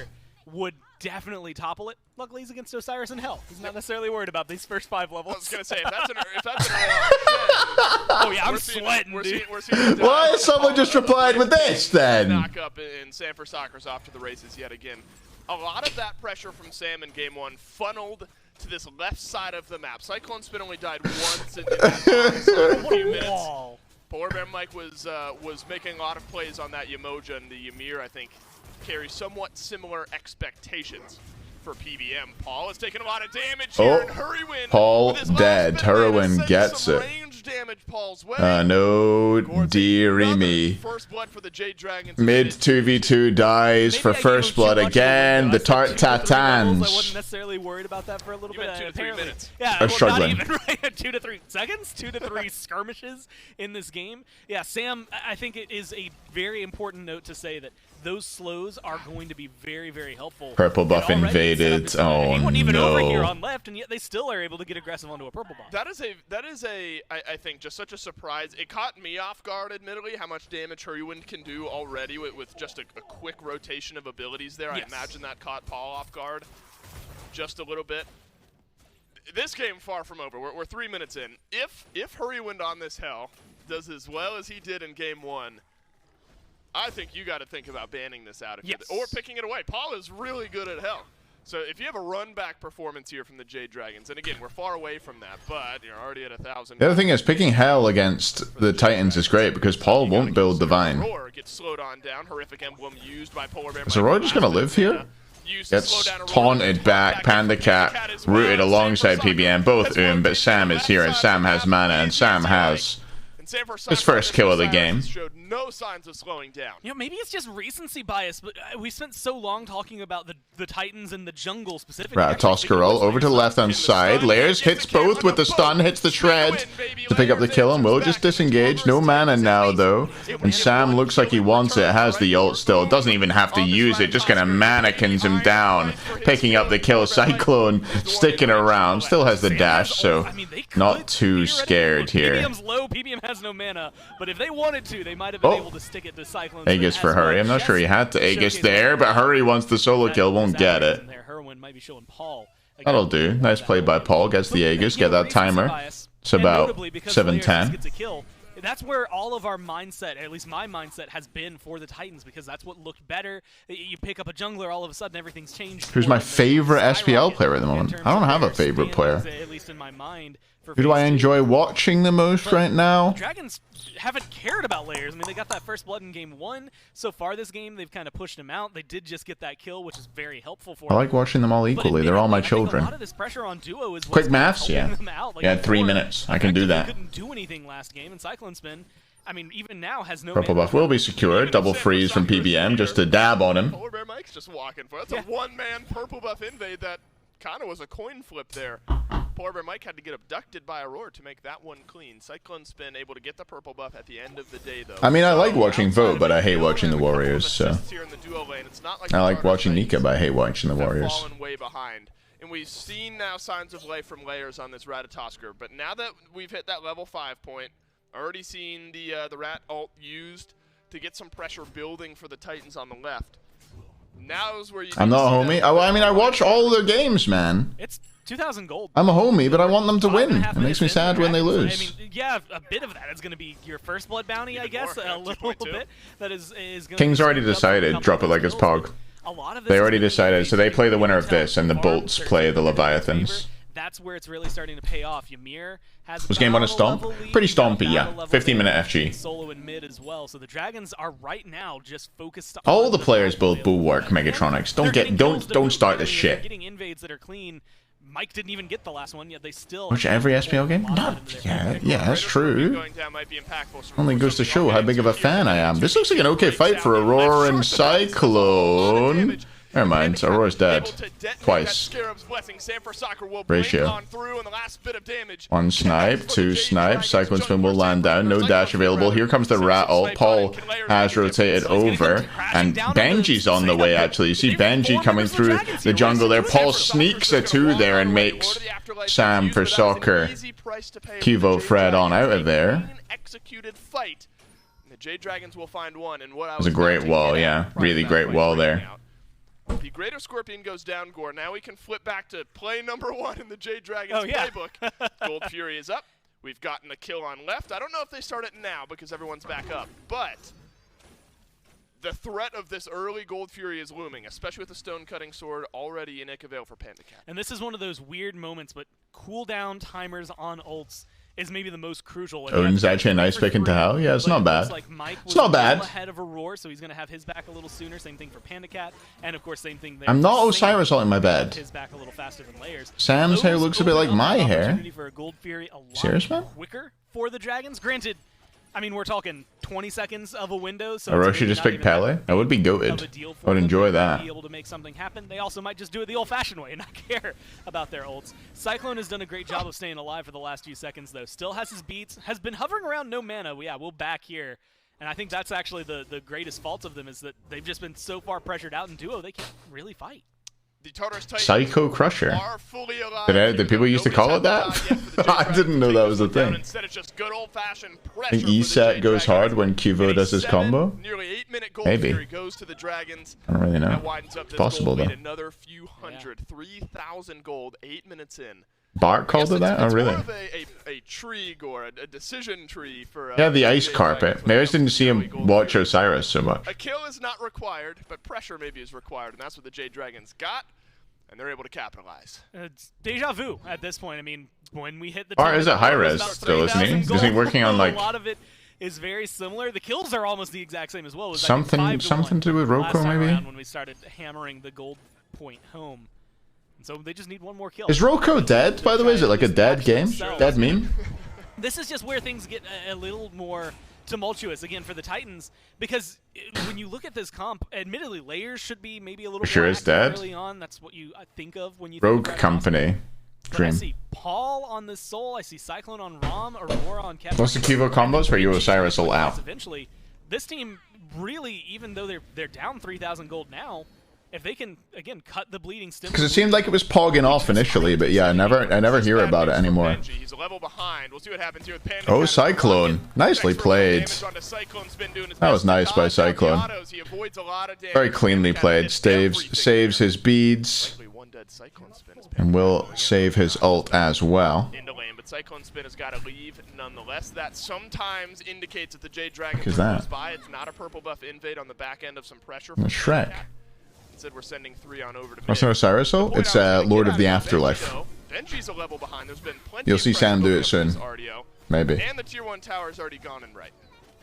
Oh wow, yeah, it is. I didn't even notice that. I was so used to that. Like Benji's been against 2 levels. Benji's been against that tower line. Try not to flood the chat with pixel art. That makes it hard for me to follow. That's a good wall from Mike to keep Aurora. right where he is, but Aurora dashes away, looking for the res. Will put it onto Paul. Knock-up lands onto Fine. Okay, but the heal comes through from her. When here comes Benji, gets the cage, but no follow-up. Everybody's too lowered or are out of abilities there. Paul's already gone back to base. Initial pressure from the Jade Dragons at least. I mean, they dropped 4 ults there, and Sam had used his, and I think that's it overall. Like, I mean, if not only a Pierre. really big fight for the Dragons. They weren't really concerned about That's a pyro. Yeah, page 2 of the playbook is the same thing as page 1, but replace Gold Fury. I'm not Osiris ulting my bed. So Pyromancer will go to the Jade Dragon. I can't do a twist in my front flip. If it were up, a Benji, lucky. Maybe on a trampoline. That is not up and ready to be taken here just yet. This RDO. Gore has just felt obnoxious. Yeah, Benji's been getting bullied this game, I guess. Looks amazing on this pick. Fine, okay. Can't be all that far off, if far off at all, as far as playing RDO near the peak of her potential. No, Dragar. A little bit of everything, doesn't it? And especially in the hands of a very capable solo laner. The ability to not only control that lane. Then I rate Benji like 3rd? Yeah, Benji's my GOAT. Is near some of the highest that I've seen here recently. Surely it was like 4th. She's got, like you said, every form of CC that you would want in a fight. You've got a stun, a cripple, a root. The only thing I'm doing at my bed is I'm going to Gilgamesh passive it, which means do nothing, because he doesn't have a passive. Has been pretty solid. Yep. I think that's exactly what I expect to see from Fine. Okay, his rotations maybe a little bit more impactful. Thoughts on ranking Sam 6? Did he deserve it, Sino? Ask me if he deserved it, because he did. Now he's goated all of a sudden. I've given him the motivation he needed. Granted, it'll come up on cooldown way more often, so Benji will have. He deserved 4th. Have you seen him? They've been losing every game, Sino. And if they get 1 or 2 Phantoms... I mean, not quite as many games as you lost, Cyclone but... Spin's just got to choose who he dies to at this point, but he might not get much of a choice. Up into the Cyclone sky, Spin. He will die to mannequins. Sucker has got the last bit of damage. The mannequin. And Cyclone Spin will make it 5-1 for the Jade Dragons. And Gore, there's a Fury coming up shortly. It's not ready to go just yet, but the Jade Dragons have that pressure, could invade purple here, but instead we'll take the Oracles before scattering on out into the rest of the jungle. You know, in game 1, it was so well timed that the Fury spawned. I am a fraud. It's so true. No. Oh, they're changing the script a little How do I bit. bird bomb my bed? That's just jumping onto it. I don't even have a I think there's spear still a lot or a from the shield. Titans for the late game. Aurora? Surely he I'm gets just kinda this. waiting to see if Surely he they gets make it. there. I mean, look, they're 5,000 Oh gold shit, he's down. not gonna get it. Approaching 6,000 gold. If this Fury goes to the Titan, or sorry, goes to Don't the disrespect Simon like that. Tell him not to fucking disrespect me like that, Cherry. Cherry, he started it. He started it. Alright, he started it, Cherry. It wasn't me. I was just minding my own business, trying to stream, trying to have fun with the trying to show off to everybody, make everybody laugh. He comes in here trying to make me look like a small man.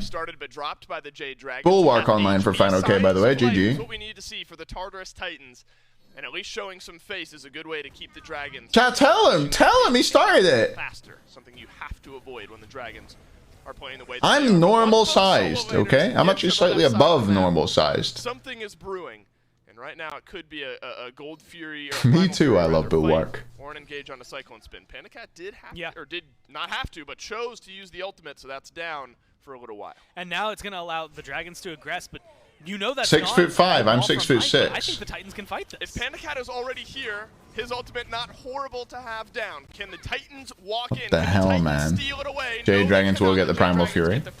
Another clean one for them. Disengaged from both teams, no fight to be had, and that's a good call from the Jade Dragons to widen up this gold lead to 6.5K. I mean, this is... We were, what, 2 minutes away from a Fire Giant in game 1? Yes, and so I will but say I mean, I'm 6 foot. In terms of the, I guess, overall map pressure, not in terms of gold lead. It was much closer. We're still around 3,000 at this point. But you can see where the Dragons are still... But I know my height meters as well. 183 CM. But no, we mostly do it in feet. Except Sam doesn't have like 7 kills. I'm 183 CM. He's not a part... Actually, he is still a part of 100% of them. So they're I'm 18 centimeters tall. Nailing the Titans down this time. I think remembering the last playoffs, 5 games, maybe remembering Sunday and thinking, well, we can play more serious than that. There's something about this It's team, man. It's a different game right now. There's something about this Jade Dragons team, and still 1 game to go, no matter, or still at least 1 game to go, no matter what happens here in game 2, and it's trending to be similar to game 1. But I'll make the statement nonetheless. There's something about this Dragons team when it comes to Thoughts on Paul's build? They flip that Mannequins, switch. Bancrofts. Yeah, he seems to really like these lifesteal builds. Pressure, I suppose. Felt like he needed to get pressure for his team. But the problem was, they died in the 2v2 in mid early game again. And so they just don't have any pressure. And they can't gain it back because Hell is actually really strong pressure, especially from ahead. What's the point of being #1 all year? Kind of wine am I drinking? It's a Portuguese wine. Go back and look Vinho Tinto red wine, regional Lisboa. They are going to destroy you every set they play, or they're going to made from Trincadeira, Tintarori, and Alicante Boucher. Sorry, I'm sure I absolutely butchered that pronunciation. Ruby color wine with aromas of red and black fruits and a hint of chocolate. This is a fresh and well-balanced wine with soft tannins. Focus so hard when you can do this at playoffs. Paul's got no mana, but Paul's dead as hell, right? Oh, he's out. Layers has got his ult. So he lives, poggers. Will survive, but the Jade Dragons... How much money do I spend on alcohol weekly? I try not to count. The Tartarus Titans, a very capable team. As much praise as we are heaping on the Jade Dragons, we have to give some to the Titans. Wasn't terrible. Nice. This is a team that started to turn things around as of late. So, if there's a team that I think, Gore, could turn things around, whether it's on the back... The bad CC immune, I think, evade, so I probably just slam into it. Push us to a game 4, push us on to a game 5, could be the Titans. And it's worth noting, right? Did I eat tonight? I did it. Yeah, 7,000 gold, 16 minutes in. That's typically what you're supposed to do. I'm sorry I'm taking that from you. Because no, please do. Yeah, I don't really like the count. Which is the fact that Depending on how this Layers in big trouble here. Slowed out, and here's the cage from Benji, which will just about be enough. It's close, though. Pyromancer being pulled. Here comes the damage from Paul, and that is big damage from Paul. PBM accepts his fate, gets a two-man freeze before he falls. Pyromancer traded. Dragons will at least get Pyro in exchange for their support. Again, so 7,000 gold at this point. Now, yeah, that's a maxed wall, for sure. To pick up if you're Titans. Most supports level the wall pretty early these days. You kind of raff. What I have always called raffing it up is what you do with Ymir. Leveling the 2 is much more important in non-comp. In comp, leveling the 2 not so much. The 3, the freeze, the stun time scales. 1, the wall duration scales. You want to get them up pretty quick. Depends on what you're doing. Looks like that purple was successfully invaded. You can tell by the color on the ground. The fact that it was purple means it was gone by the blue squad. Are going to be fighting from behind. Aurora has a bulwark now as well. A couple bulwarks in the game. 1-for-1 on bulwarks right now. Final K and Aurora, disciples more pressure. Sure. I think the Titans are going to be of the Church of Bulwark, which I love to see. Start contending in the next few minutes. Well, that's a conversation my goats we had in game 1 as well about the Titans draft, where you hang around until the 25-30-minute mark. When things kind of more toxic blades, yeah, same build for Sam that Cuvo went, interestingly enough. Dragons, that's a very real concern. Not that the Jade Dragons are playing with much concern right now, but if this game goes another 15 minutes, then it's is Benji bug abusing? No, you can build shield items now on Odin M-Slam. They fixed that in the last patch, I believe. Yes. Nope, not Romanian. Gold Fury is about to spawn, though. You have to be careful. This Titans team, despite being pretty far behind, could. Players does have a brawlers, yeah. If they were feeling gutsy enough to make all that's on the board so far. Is that another Reaver for Paul? Paul builds weird, doesn't he? Cyclone has rotated over to the duo side of the map. Benji jumping away. Here comes Panda Cat's ult onto Aurora. Bulwark does proc, and so does the Capri ult. He'll root out PBM, but meanwhile Layers has gone in and Layers has gone down. Benji gets Panda Cat though. 1-for-1 trade so far. Aurora still in here. No ults available anymore for any members of the Tartarus Titan. Cyclone Spin will fall. Sam is traded, and so far not too bad. A great route by Aurora, but Paul and Benji still being chased down. Hurry still full HP and still healing, and this just, there's no way it goes right from here, is there? No ults left, by hell. Still switching stances non-stop. So is REO. Once the trades are even, the stance switching team should just win, and so they do. Benji gonna get bursted down here. There it goes. Whirlwind killing spree. I think you've got to take him off this hell. I mean, they're just running at them at that point. I would argue the great thing for the Titans is because they kill off Panda Cat and Sam, they slow that game down. You get those 4 kills and you have either of those members up, that Fire Giant's gone. Yeah, one thing I wanted to... The last 2 or 3 seconds. I tried to get it across in my like weird rambly casting way, but when the fight, like I noticed on the left-hand side that every single Tartarus Titan's ult has been used. Hey Pixie, thanks for the 15. But every single Tartarus Titan's ult has been used, right? And when you get to that point, you're playing against Whirlwind and Final K, who don't have ults, you know, they have stance switches. That just means that the stance switching gods, like the team with the 2 stance switching gods is in a better spot. You've lost 2 ults, they've still got 6 abilities that are on lower cooldowns. Where the Tartarus Titans left it off. On the back end, though, if Mike is able to find some lockdown, maybe things get interesting. I think Hell's fine. She just didn't need to be. She got buffed, and the meta suits her at the moment. She just needs to be nerfed a little bit, and it'll be fine, I think. Still was throughout the early part of this game.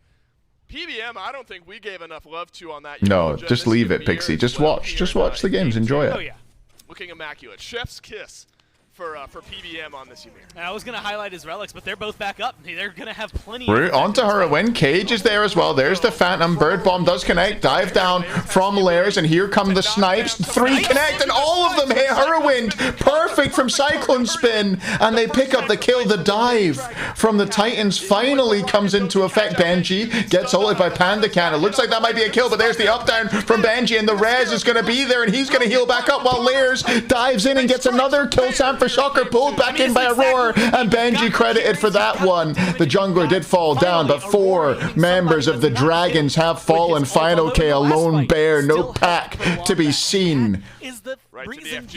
And here comes the FG pool. All of a sudden, the Titans are in this game. Magi still available for Final K. There it goes. Root is not quite there, but here comes the stun from Benji, and Cyclone Spin secures the kill. Deicide, baby. Cyclone Spin and co will pick up this Fire Giant. Nobody getting knocked up by the FG this time. That's nice. Pyromancer as well.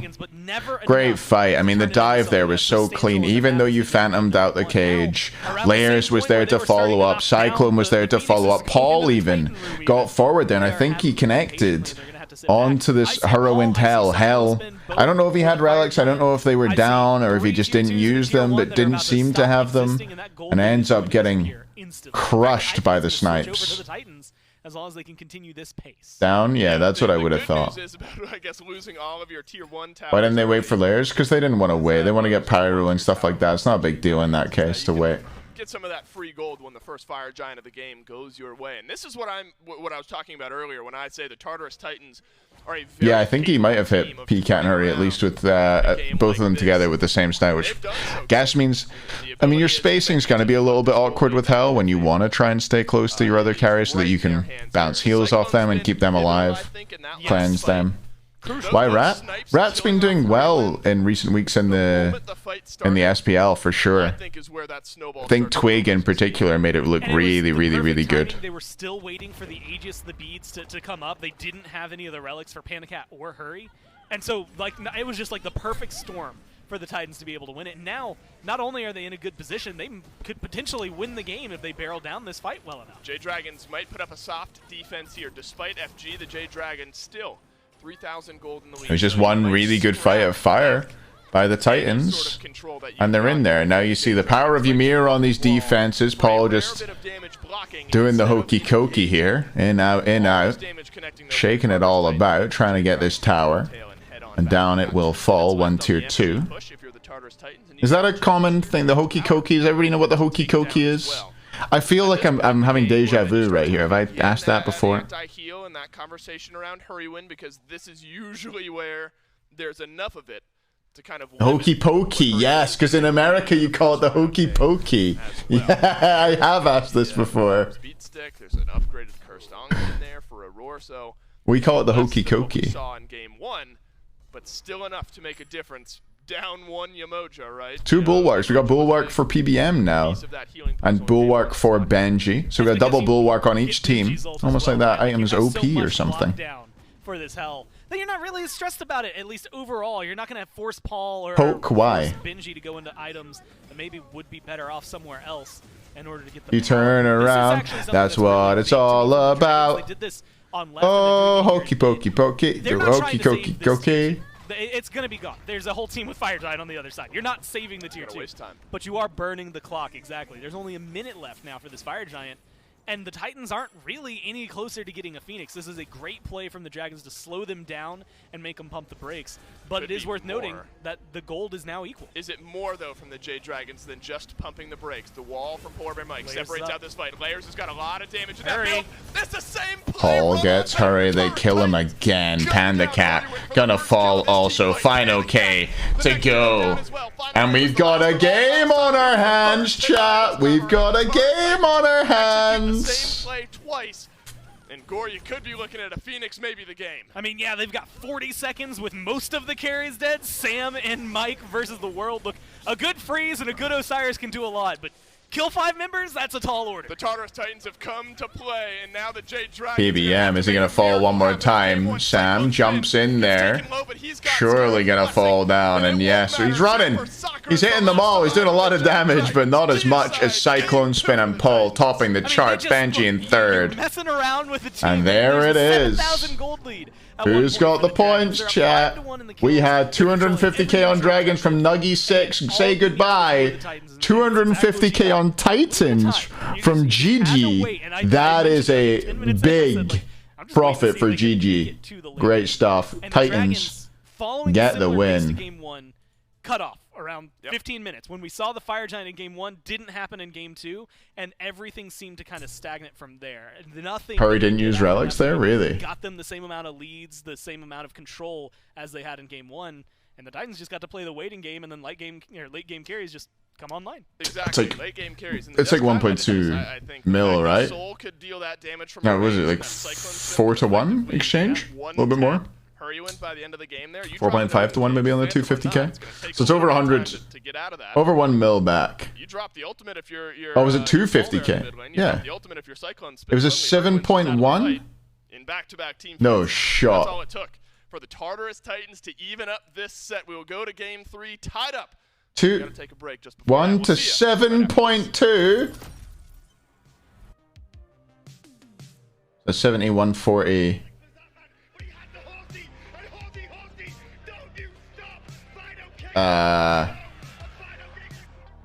175, 1.75 mil, yeah. What the hell? I'm good, fine.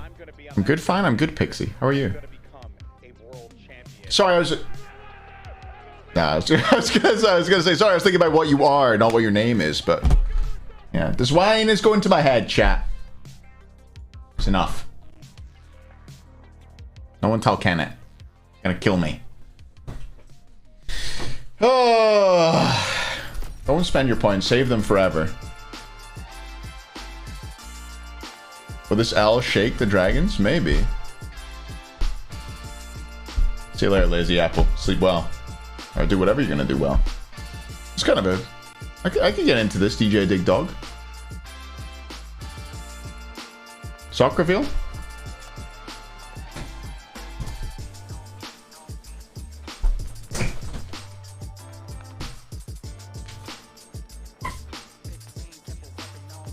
Ah.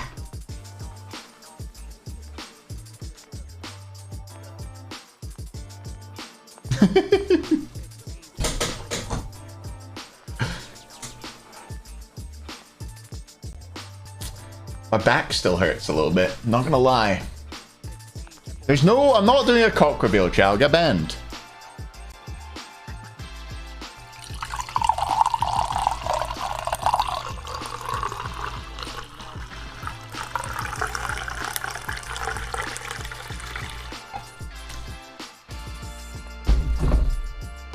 Can you show your cock on Twitter? I don't think you can show your cock on Twitter. I'm not gonna lie. Could be wrong.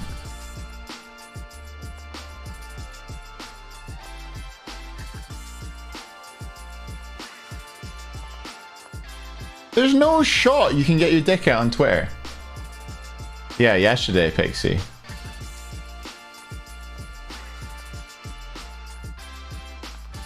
Really?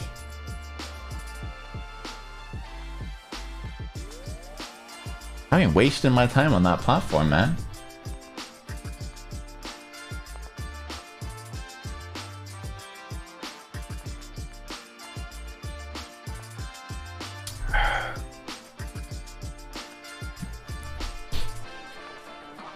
Give us a flex. I am not yoked by any means. I'm a skinny fat boy right now. You start working out heavily again. OnlyFans when? I would do it for a charity stream. I think it could be really funny. Tasteful like, you know what I mean? Like tasteful like pretty tasteful like, but I'd do it. I would do it. But I would do it. Maybe like a calendar. Would I shave first? Are you not already shaved? Maybe no gooch.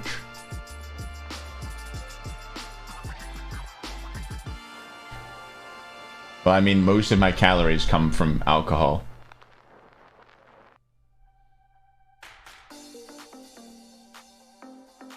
And food.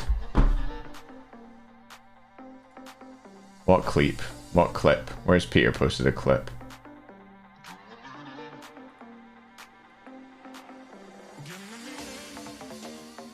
Oh man. Popular clips from pools, hot tubs, and beaches. This is where I belong.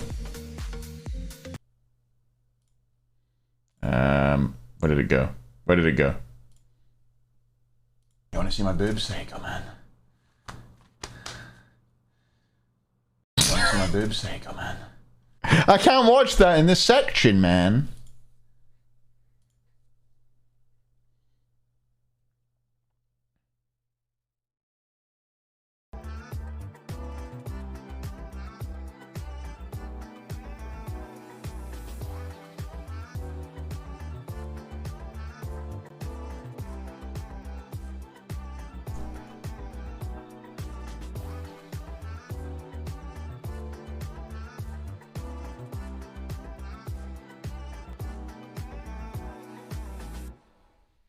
Welcome back, Smite fans. And if you only saw the first portion of that game, you'd be thinking about how we're Who wins this set? It's 1-1. Call it now. Dragons win the set. I'm sticking with my 3-1. Say the line. Would you like any kind of adjustments to the line, the Mr. Universe, or do you just want to default the line? 2 fights and have won game 2 because of it. Before we break it down a little bit more, of course, got to give a quick shout out to Insight Apparel, our official. Is Gamba good? For season 8 of the Smite Pro League. Head on okay. shop.smiteproleague.com to grab merch from your favorite teams or just general.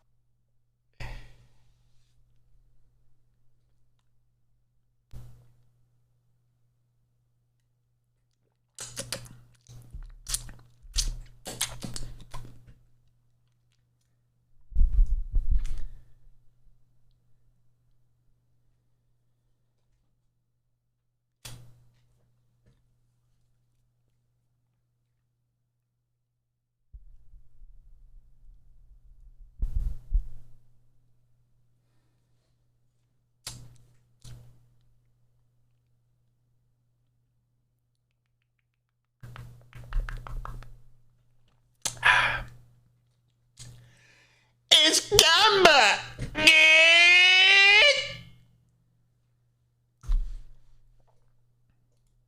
From that point on, if you base it off how game 1 went, but the carries not having relics, trying to pull this Fire Giant objective, and it was just punish and a great team fight that essentially was capitalized on by the Tartarus Titans. And then caught outside their Phoenixes here on this fight for, I'm not really sure what reason that they're there instead of sitting on the Phoenixes. I mean, this is when the Jade Dragons have lost in playoff events at things like the World Someone made a roast of me? I'm not opening that link, Marco. Right? Not opening it. I mean, they were up 5,000 goals like 11 minutes. That doesn't happen. And then to lose a game like that, you've got a hell composition, nearly unheard of. Very surprised to see that game go this way. But got to give credit where it's due to the Tartarus Titans sticking in it and waiting to make a punish. And reckon they still need to ban this hell? For me, yeah, I would like them to. I would like them to switch it up. I mean, they had a serious problem with it that game. Their dive, in the end, did work. I think there was a couple of mistakes from the Dragons, to be honest with you. 11k healing, by the way, from Herwin. Pointing out you're behind every game. What's the Neath support build? Well, I only ever get to build, like, when I am, to be honest with you, because I win pretty fast. Are guaranteed or near guaranteed, splitting the map, because when you are down across the map, a 5v5 or a 3v3. Give you a quick summary of the game so far. 4v2, 4v3, 2v1. Titans, no, not Titans. Warriors get absolutely railed by the Leviathans in all 3 games. Dude, I can't remember any of the team's names right now. Warriors get absolutely railed in all 3 games by the Leviathans. Not even close. Vote plays okay. Nika plays okay. That's about it. Game 1, Dragons run over the Titans in the early game. They get first blood in mids, they invade buffs, they crush it. Game 2, Dragons get first blood in mid, they invade buffs early, but all of a sudden, the Titans win a fight of fire and they win the game. My butt is tiny? Sure, man. One thing. Stop shit talking my butt. Even though the Tartarus Titans were able to turn this one around, it really did depend on the Jade Dragons. They all got different things going on. How often you're going to come by Jade Dragons' mistakes. Cuvo got off a lot of Q. Oh, incredibly rare as far as the just water. Concerned, especially playoff. Bit more water. The Dublayoon. Love to see that. Staying hydrated. Big ups. Playing in the dark though, I don't like that. I like that Sam just has this yoga mat behind him at all times. Despite the fact that they might have lost game 2 with it, it's cutting it a little bit too close for comfort. If I'm Hayzer's arms are huge. Briffa, I feel like you're having a go here. Hey, you need me to hit the gym? You know, I'll hit the gym if you want. I'll fucking hit the gym. You want me to hit the gym? I'll fucking hit the gym. I'll get big arms. Right? Is to continue to have those types of struggles. So maybe we see them draft a little bit more for that 2v2. I mean, Paul's Hell did a lot of damage in the late game. The build, still not my favorite, but it won, so I'm not allowed to criticize it. That's how it works. Enormous delts. The Paul Soul build, it just had, like, the spikes were not good enough, I think. That Bancroft spike isn't as good as you think it would be for the early game. You're better off going like a Magus, something that actually feels good early. Oh, you also had no Paul shaking. But I mean, Have you won this Hearthstone game? Go face. at least a good build, right? Yeah, guys, Harry, trust me on this. Go face. Game 3 picks and bans. We are knotted up. Maybe get an auctioneer. Where's my auctioneer? Titans back in first pick position, and that's noteworthy because the Jade Dragons won their game in first pick, and after losing have chosen to go back to that second pick position. This is where a lot less power. Your deltoids is huge right now. We love that. Remember, the Titans had some First axe, get vaxxed up. Whenever they were in the second pick position, but this I time, mean, UK just made a decision to not vax teenagers, right? This is crazy, right? They banned Cabrakan first. Artemis Cabrakan. Lose. Tiamat Game Raijin. 2, they win. Don't ban Cabrakan until the second phase, and now in Cabrakan not picked, of course, as we saw. And now they go, oh, yeah, we better ban that Cabrakan. It is weird. Yeah, why? They banned Soul? Really trying to look out, I think, for the stuff. Yeah, it's for fine. Okay, yeah. Limit. And as far as their god pick choices, Which pro is the best IGN in Smite and why is it's definitely not Paul? Vote's a pretty good IGN. Adapting's a pretty good IGN. Variety's a pretty good IGN. Those instances where I think it does kind of free up the pick bans as well, just in terms of if you're going to be in this first pick position, well, now the Jade Dragons have to make an even Genetics is not bad. I think, in terms of who they Yeah, your one's fucking shit, Scream. in comparison to the Titans, where because of that Cabrakan ban, I don't want to call it a throwaway. IGN, in-game name. But it's just something very strong is more likely. Solar Troll? True. If you're going to expend a ban. Sino's a nice name, yeah. Much better than Cynosure. Which the Jade Dragons clearly don't. Benji's a good name. Benji's actually a really good name, yeah. I like Benji. It's gotta be Deathwalker, hands down. I fucking hope you're trolling. Deathwalker is maybe the worst SPL name there's ever been. Because it's not even self-aware. It's just cringe. Because that Cabrakan plays very well into the Hell. They ban the Soul, which Gamon's a cool name. Pressure. Hell, first pick for the Titans. There it is. That's why the Cabrakan might have been being banned. I don't know. On the table, they leave Sam for Soccer 2? Sam for Soccer 2 is like self-aware, you know? It's like deliberately dumb and bad. This has just got to be Yomojo. That's why Deathwalker is worse than it. No reason to straight. Hayzer? I think Hayzer's an okay name. It's not bad. For another phase because of how good it is against the Hell and how like pretty good it is against the Emoja also. So I think you just guarantee the Osiris here, and then you have a good. I like Deathwalker as a guy. His name though, what does that even mean? He walks death. What does that mean? What's he walking on? Why is he walking death? What does that fucking mean? Barracuda's a bad name as well. Yeah, I agree. Scream's original IGN? Well, he was called Verizial before. Was that original? Venenu? Dragons are going to want that Osiris for themselves, and if Tartarus sure, they're Bonda. Gilgamesh, I think that Winds of Shamash would be great actually at kind of preventing that Osiris from having a really strong collapse on this Hell with that River's Rebuke. Worth noting that been Shattered. So far today, Osiris 0-4. Emily2's cool. Yeah, Emily2's a cool name. And a cool guy. I have skins to give away. I should give away. Emil sent me some Neath skins. Remind me to Marbulate later and we'll give away the skins. What was Deathwalker's newer name that he played with? Streamline, was it? Or something? Or something like that, right? For game number 3.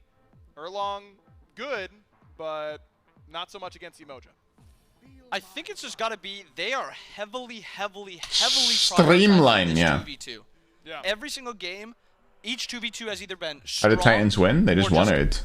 At least to try to. Andinister was a great name. Was it? Andy was good. A little meta has came about that if you don't. Did he retire? He retired, so you can say was. So he doesn't exist anymore. He's gone. Erlang Osiris picked early. R.I.P. And it's good 2v2. Hell, Erlang Shen very strong. We'll see if that can. He's not bad. Pretty Prime, bad name as well. Honestly. I'm a big Prime fan, but that's a bad name. In both games now through the first 2, so it's a Kepri ban by the Reels X. Makes sense. That was a pick that ended up playing. Not bad. Snoopy, really good name. Last time around. And now you're looking at mid laners. Yomojo, Osiris Danzaburo picks Hell, Erlang, Ram. Kepri ban comes through from the Dragons. Morgan Le Fay from the Titans. There goes the REO. Will the Titans ban the Yanis? Get picked because of how weak his 2v2 actually is. They might look to go elsewhere, somewhere that can actually fight in that 2v2 or maybe get onto the Hell in that mid. Erlang Hell, yeah. I don't know exactly what HiRez Has Raijin been banned in but like something like a Zhong, if it's something he plays, every single game so far, chat? Pretty decently and dive the Hell late game. Or was it open in some of the games where Tiamat got picked? Salt's better, but you can get a 3-character name, can you? Yeah, I think Bobby's really good on the desk. I think he's really... Poseidon? Poseidon, however, ooh, he's gonna be cracking in that Erlang. Will Layers go blink here? You gotta go blink.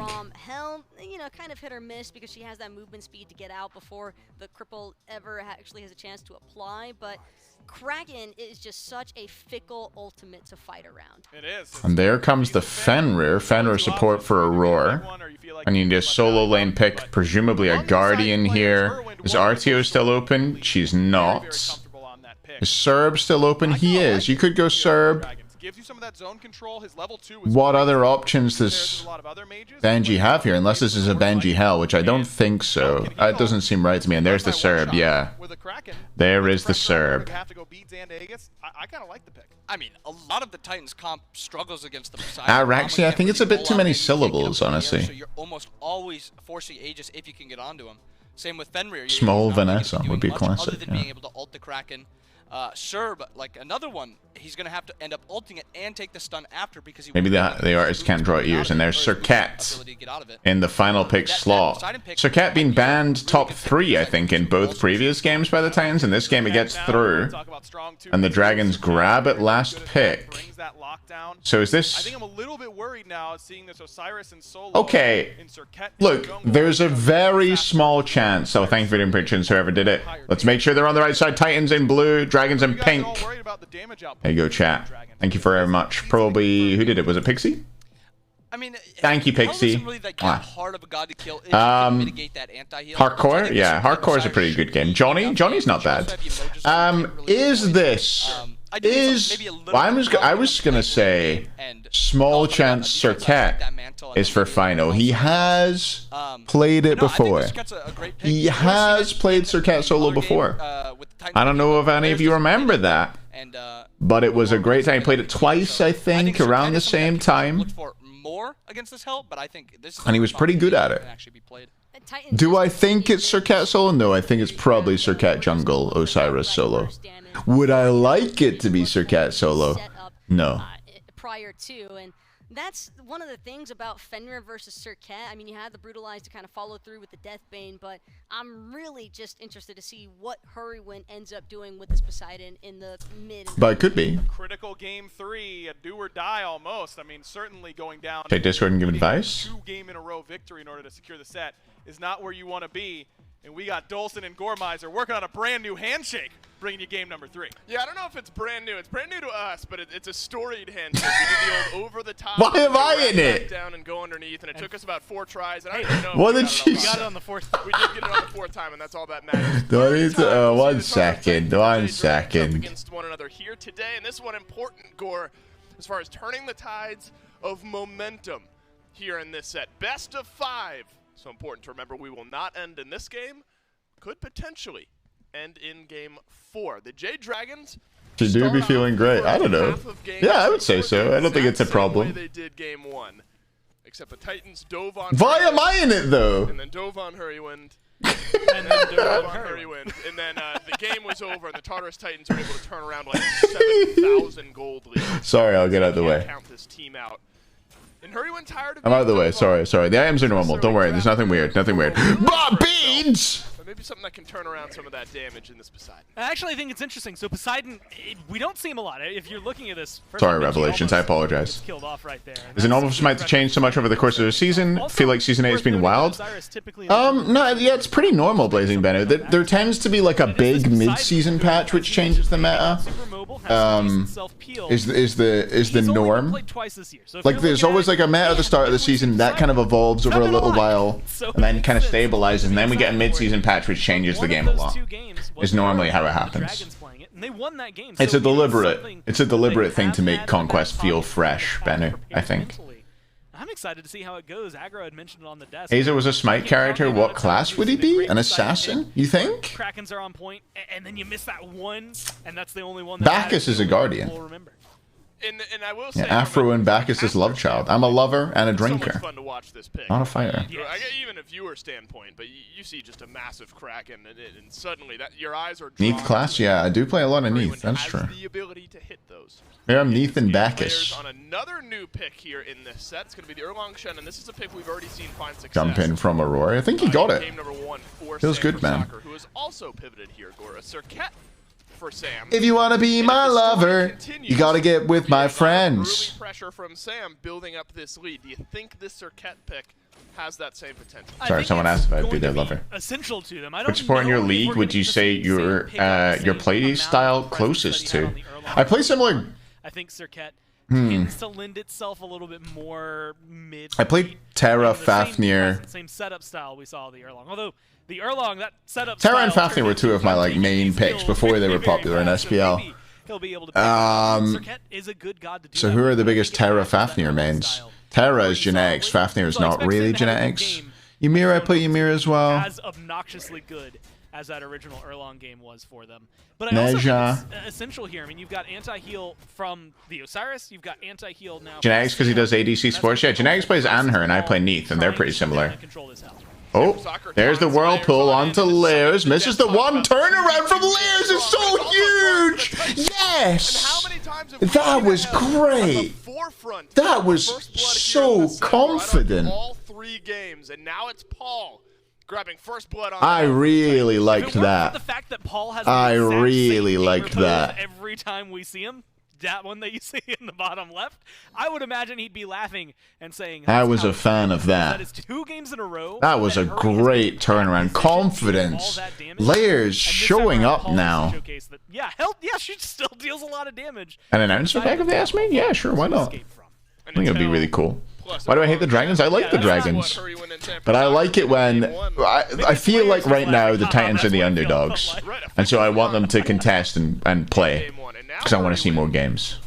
Not level 5 yet. We'll have the Kraken, and that's where this lane can turn around. You get Dovons. I agree. I agree that the team's got better. A lot of damage and a lot of that engage. I think Beads needs a nerf. It's a very complicated question because a lot of the CC in the game is, you know, balanced around and built around the fact that Beads exists. Beads is like an integral part of the game. It's like Flash and whichever one of the League of Legends or Dota that's in, I don't know. It's one of these things that I think is a necessary evil and it has to be strong because of the way the game's been built up to now. Everyone piling on Hurrywind. That Ratatosker looked great from Layers as well. Always pick Pulse in bad situations. I mean, they must have been practicing it. It must have been working out. It must be something that they have as a counter pick to Erlang, probably specifically. Free dunk in the back line as well on the Ratatosker. So Layers, I think. So yeah, what I'm saying is that are Beads overpowered? Yes. Do I think they should be nerfed? No. I know that that's going to be confusing in a lot of ways, but I think the game needs adjusted way too much if you want to nerf Beads. Is the problem. I think in game 1 we got to see that a lot from Sam, like what Arshavin's saying, like you need to nerf, but the CC is like there's so much CC. Have the same control, and that inevitably led to the Dragons not being able to get. You can't. I don't think you can just blanket like remove down every CC by like 10% duration or whatever, and I don't know. It's gonna end up weird. It's awkward. Watching Sam, watching Layers is gonna be everything becomes like a 1.8 second stun and shit like that. Just becomes a pain. Kind of stamping their names on this, and that Fenrir is scary. Yep, he is. And Aurora has Ragnarok, Hurrywind has Bead. So can Aurora strip away a set of jump in from Aurora. He gets the beads out of Hurrywind. Good ult from PBM stops Aurora, bringing Hurry to the rest of his team, but the turnaround is onto Sam, and Aurora gets the solo kill onto Hurrywind. He does it all himself. You're gonna wall me off, I don't really care. I'm not stuck in here with you, you're stuck in here with me, says Aurora. And picks up that kill. Yesterday, I believe we saw that happen as well, where it's just Hi, Daff. a little bit of patience. Thanks very much for the host. Raid. There's a raid. Thanks very much for the raid. Be a fun stream. To pop their beads and then pick them up right Hope you were fragging out. Great Rivers rebuke from Mike as well to block him off to make sure that he's walled away. And it still wasn't enough to No, they beads. They pre-beadsed it because they thought he was going to bite them. You can bait the bite, basically. I think your name's... Is it IM or TM? TM. It was good? Nice. You can basically like fake the bite and people get overzealous with their beads and beads early, TM. But you can beads when you get picked up. You're right in that. But he beads before. No, I don't think he did, KedX. I think he beads the ult. He just pre-beads it before he bit. So Aurora like pretended he was gonna jump stun ult and pull him in, but he didn't do it. Yeah, somewhat true, Cherry. In fact, pretty true. Why would you pre-beads Fennel? Though people panic. Adrenaline, pressure, things get to you, you know? But also Paul, who's gone for the Doom Orb as well as Hurry. It's in the same way as like you'd worry that you beads too late on something like a Sobek Pluck, you know? Sometimes you get overzealous on the beads, and PBM doesn't use the beads at all as he falls down. Just desserts 101 for Layers, 102 for Paul, who's been a part of every single kill. I wonder if we're going to see a hellless game. Old active system back? I think the active system just now is... Like, the reason the active system is in the game the way it is because it's for lower levels of play rather than upper levels of play. So I don't think there's any, like, my opinion on changing it back to the old one. I prefer the old one. Oh, Gold Fury. This is free. This is free. This is all Titans. Oh my goodness. Are they gonna win? And at this point, you know, that's just good smite. You get a kill on left, you get pressure, you're gonna take down the Gold Fury, but it's Are they gonna win? Jade Dragons like to do, but the Tartarus Titans, being a good smite team, are they gonna win? Same play style as well. So an early Gold Fury to the Tartarus Titans, an early gold lead. They might win. Tartarus Titans to the tune of about 2.4k. There's something about 2,000 gold leads like 8 minutes into the game. I was thinking the exact same thing. And so we've seen one team capitalize on that, and that's Jade Dragons in game one. We've seen one team capitalize on that and then lose. Different look, an early game lead. Feeling comfortable with the way things are going. I think worth talking about though. Gordon, okay, Irwin, level 9. There's been a lot of eventually a Kraken's going to have some effect. Maybe not actually because he has a Doom Orb, so he's probably not going to do any damage when he does Kraken. Breastplate's coming online for Suraband Hell. What's my favorite part of the Hell build? Well, it's got to be the breastplate. It's got to be the breastplate. Everybody loves the breastplate, right? What's next on the list? Taco at Titans winning the whole thing? The whole goddamn thing? I don't even know if I would throw that in for a secure. I'd be surprised. Using those snipes elsewhere, much like we saw last time. You never do know. You can never come. Maybe it's Paul who has the... Yeah, man. I mean, it feels like it's going to be good for Cyclone Spin as long as they can keep up this pace. The confidence. I see no reason why they need to slow down, really. This is the first time. I mean, we've got, what, collectively maybe 10 minutes total of the Titans being in the lead so far this set. You're right. And so I think this is a good showcase for them. It's just whether or not they can keep that pressure up. Pyromancer comes to my mind in a few seconds. What happens to Layers here? Sanford Soccer blinks on him, sends him right back, but Layers walks away. Great Rivers rebuke from Poor Bear Mike, but Layers sends out the taunt. Will the heal come out in time? No, it won't. Sanford Soccer gets the Jade Dragons on the board early. Now for an answer back, Aurora uses the beads underneath the tower, and Panda Cat, did he solo him? 1v1 on the left side of the map, and the Jade Dragons soloed by I mean, Panda Cat just gets a solo. He just kind of drops it. His team's popping off in mid. It feels like it was a 4v4 no. solo laners in there. A great There's a turnaround. Layers fell as well. Layers, which is a great pickup kill for them. Hurry being able to get a little bit of credit on that one. I think you need this for the Poseidon. But that's a bingo, as they say. For Panda Cat to have a good game early on. In which movie? Cat, who says? Is it that's a bingo? He says. Now that lane it is. Someone will know it. Someone will know the movie. Of course, there we go. SOT got it. SOT got it. Hans Landa. Good movie. You can play safe.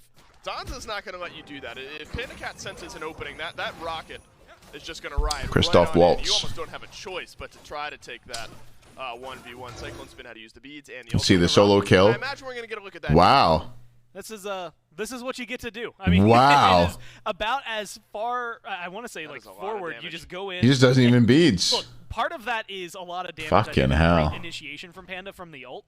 But you also had to, like, I'm going to give a lot of credit to a lot of hunters here. Hitting your autos in moments like that where all it takes PK is so good at this god. I'm so glad he's picking it back up again. For making sure that he locks that one down. I love watching him play it. Why isn't he just ult? Yeah, when he gets under the tower, yeah. Well, no, I mean, if he ults, does he live? Yeah, if he ult, cancel, walk away, maybe. I don't know if he lives. If he dash ults, I think he probably does. Ult onto sight. He's dead. Yeah, he's dead. Here comes Aurora. Oh, good block by Layers. Perfect block by Layers. And PandaCat will lose his beads and his life. There's the dash in from Sam. Damage is good. Here comes the Kraken. Good beads. Was that a cleanse? No, that was a cleanse. That was a sick cleanse by Paul. Oh my. And he's going to kill Hurry. Oh my god, Aurora gets a kill. And he gets out. Oh my. That is all that cleanse. That is all that cleanse by Paul. That is so good. My goodness. Holy crap, that cleanse. Yeah, unfortunate. Cyclone's been died there, right? I can't even remember the Titans. The bear gab. Look better with the way they turned that around. And that was so good by Paul. Most of his teammates, not anybody else. Oh, this is playoffs. Nothing against Layers. I mean, he's on the very side. This is playoffs. I think we got to see those Krakens turn up. He's 3 levels down, Core. Hurrywind is level 11. So is Sanford Soccer, but jungle. Turns out Hell's bad. Poseidon, who could have fucking known it? Jesus. 3 levels ahead of Hurrywind. And it's, you know, it's Hurrywind. Tell you what, PBM's had a very quiet game on Umoja as well. Like, very quiet. Right? I mean, every single one. There's only so much that you can do, and that's not me trying to bail out Hurrywind. I just think the Tartarus Titans have chosen Poseidon. What happened? There was a sick cleanse from Paul on the Kraken from Hurry. Layers obviously no beads. He didn't have them yet. He just hit level 12. Got cleansed out of the Whirlpool Kraken. Survived to run back to tower, and Paul just ran in, killed Hurry. I think Aurora killed somebody. Maybe Aurora killed Hurry. So Aurora killed somebody. Paul killed somebody. Just went nuts. That's again the key for a lot of this. But I like Hell, I like Cerberus, I like Erlong, I like Romley. Hell, I was gonna say it's one of those things where you have to just figure out your fights. And like you said, good scaling for the Dragons. Aurora killed Sam. There you go. Dragons will help keep them alive in an analysis on that fight. Oh, yeah, we got lots of stuff, lots of content options for next week. Although I'm starting my new job on Monday, so I'm probably gonna be really busy next week. I also have plans Monday and Tuesday evenings. Social life. And then all of a sudden you overcommit to this fight. You're diving in. There's 3 members of the Titans. Where'd they even come from? Right? It's those moments where I think the Dragons are going to have to select a little bit more cautiously. That was a sick cleanse. Because otherwise the Titans just keep turning. I'll see. I can probably still do some content. Parker, don't worry. I'll make time. 14 minutes into the game. Kraken is here. Will we see it stolen away? Can Hurrywind make a play? I don't think you understand how much the alcohol I drink costs you, Polly. As Benji and FinoK poke at one another on the right. But yeah, I'll make some content next week on this stuff, no doubt. Patch day, is it patch on Tuesday? Or week Tuesday?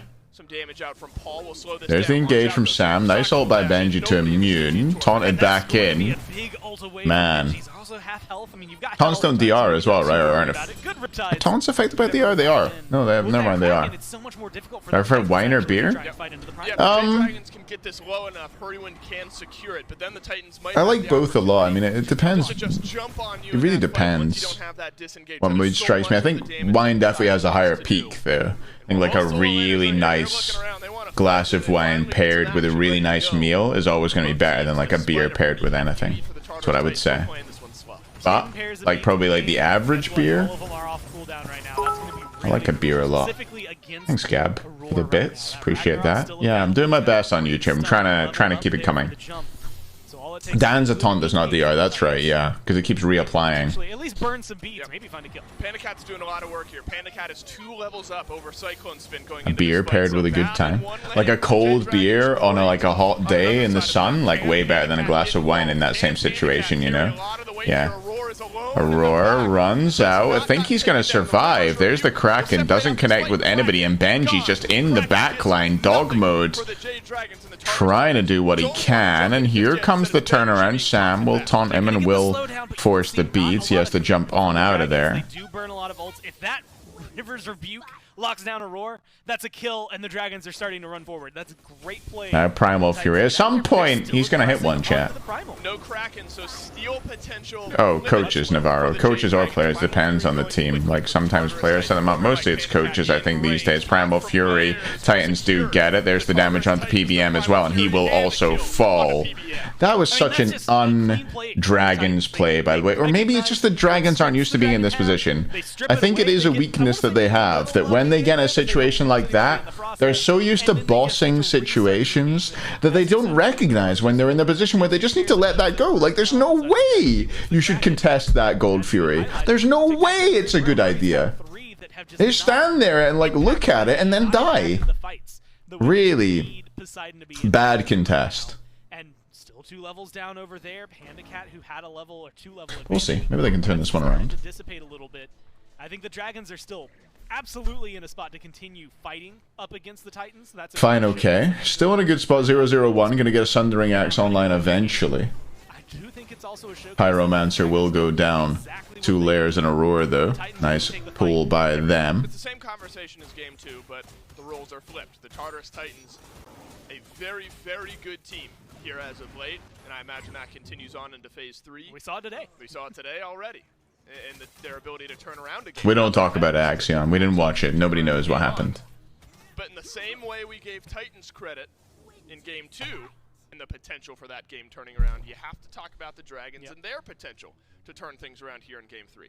And that's where mainly Yamoja comes into me. I think Circuit's going to be solid. We've seen what Sam's trying to do. Fine, okay, as well joining these fights. Osiris is a top pick for a reason.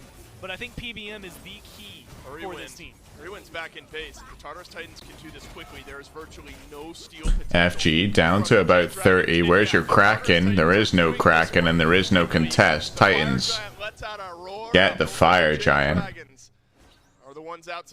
Hell, top damage in the game with a breastplate. Something has to change on that, surely. Filled up the gas tanks with something fierce today. We are going quickly. Cyclone actually bottom damage in the game. Quiet one from him. That's like one. That's like he's hit all 3 snipes one time. This is one of those games. I've been talking about this set a lot. I scored a drop. Anyone else get a drop? Just kind of preparing for it. Pog airs, dude. If you expect the Dragons to win, most of their wins as of late, you're expecting a 20 to 25. Row retweet is goated. I really need to look at it. They control it for the next 20. But when you're looking at the Titans, they're not just a team that is willing to go the distance and go long in the game, but I mean, you could tell me that this game goes 40, and if I had to hedge my bets, I'm going to lean towards the Titans winning. Oh, no. And they've done a great job. Oh, no. Whatever playstyle they had before. Oh, and of course, no. Save for layers on this team. Every single one of these players has been around for years. They've done a great job of turning that into some great late game team fights. And I think that if they can keep up this pace, I mean, now 7,000 gold, pressuring on to tier 2s, the Dragons are definitely in a much more precarious situation. I think Hurry probably said that about the Ven one. Last time they really just got caught with their pants down around the FG. Lots of gold still for the Tartarus Titans to make up. Draugr buff for the Dragons. Yikers. But Paul is going to be so difficult to kill at this point, not only with the healing, but Breastplate of Valor with a Doom Orb and a Soul Reaver on either side of that build, and then some damage with the artifact. Here comes the push. You're going to have to dive onto this hell and then some. Duo tier 2. Banji walking forward. Absolutely fearless. Absolutely fearless is the dog man. Jumping his way over to mid. Aurora as well. 2 dogs. 3 dogs, in fact, if you count Erlang Shen's Mink, which is just a dog. Look, you're not going to use Danza to dive off. If you really think about it. A Ratatosker, you don't have the ROM snipes. Engage onto Hurry. Looks like he had the beads, and here comes the chase. He's gonna get picked up by Aurora. I mean, he's dead. How did he get caught like that? That is awful. By Hurry. That is bad. There is no way that should be happening. Oh no. Poor guy, man.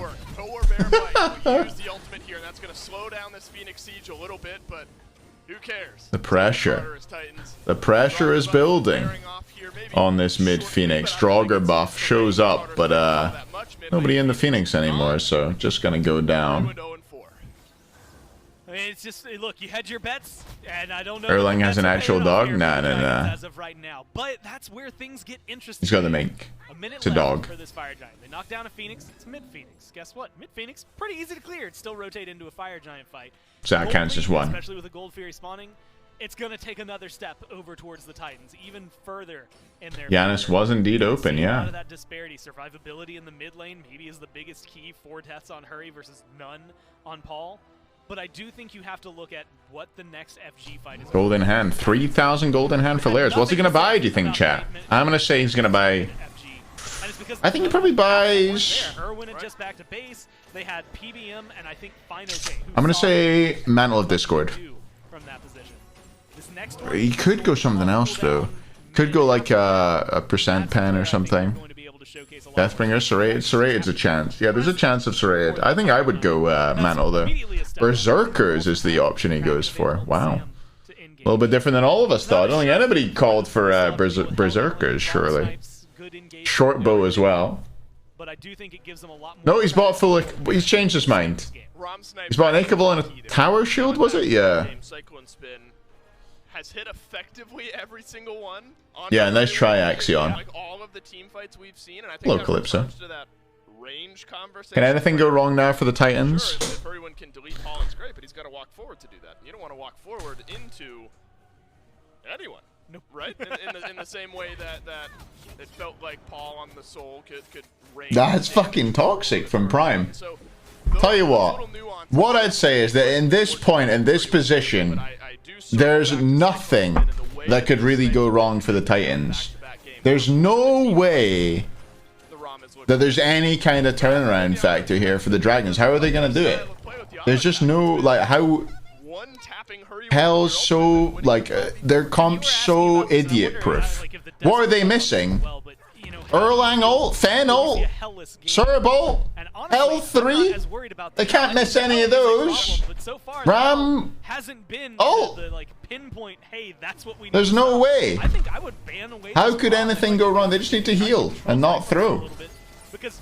They've got a Phoenix down. He's not getting it done the same way. Yeah, Fire Giant's going to go down here for the Tartarus Titans. You know what's funny? Cyclone Spin. Did I say that, Juiced Up? That does sound like something that's true. But I don't remember saying it. I think every bit of that is all of it's on Hurry. I think all of it is from Cyclone Spin's ultimate on Hurrywin, because Cyclone Spin uses the ult, deletes Hurry, and That's the thing. Pulse is not int proof at all. There's the jump in from Aurora, looking for the ult. Will go for Panda. Panda gets out of there, up into the sky. Goes Cyclone. A couple snipes onto Panda. Panda will go into his ult. Hurrywin kills Aurora. Must have been a huge Kraken. Didn't see it. Don't know. But in goes Fine OK. Now in trouble. Trying to be healed up by PBM, but it's not enough for Cyclone Spin. Crushes through it. Now Paul healing up his team as they look to go for this Phoenix. Benji will just walk in, and Cyclone will as well. Draugr buff is up, but it's not going to be enough to make them go for this. Layers blinks in, gets the root. Sam for Soccer getting blown up here, but will get back towards the fountain. Phoenix will stay up. Mid Phoenix about to respawn now. Layers walking towards the Titan. What are they? They need to make decisions here. They should be going Phoenixes. Enco is bad. Enco is bad. Enco is bad. Go Phoenixes. Thank you. Thank you. Thank you. There we go. They right Phoenix first. Now go mids. Now go mids. Mid Phoenix. About to respawn as well. I think the Titans are going to pump the brakes, wait a little bit. There we go. Much better. Going end call there is just like if you get to enemy Phoenixes and you stay alive, you've essentially won the game. That's the way I look at it. Cyclone actually gets pretty low off this engage, off the whirlpool. There's the turnaround onto Sam on his blink ult. Mid Phoenix did fall, and the disengage comes through. Really nice job by the Titans. Really nice job by the Titans. They played that perfectly. Yeah. This hell healing is definitely out of hand. NA mid laners hate building Divine. They won't do it.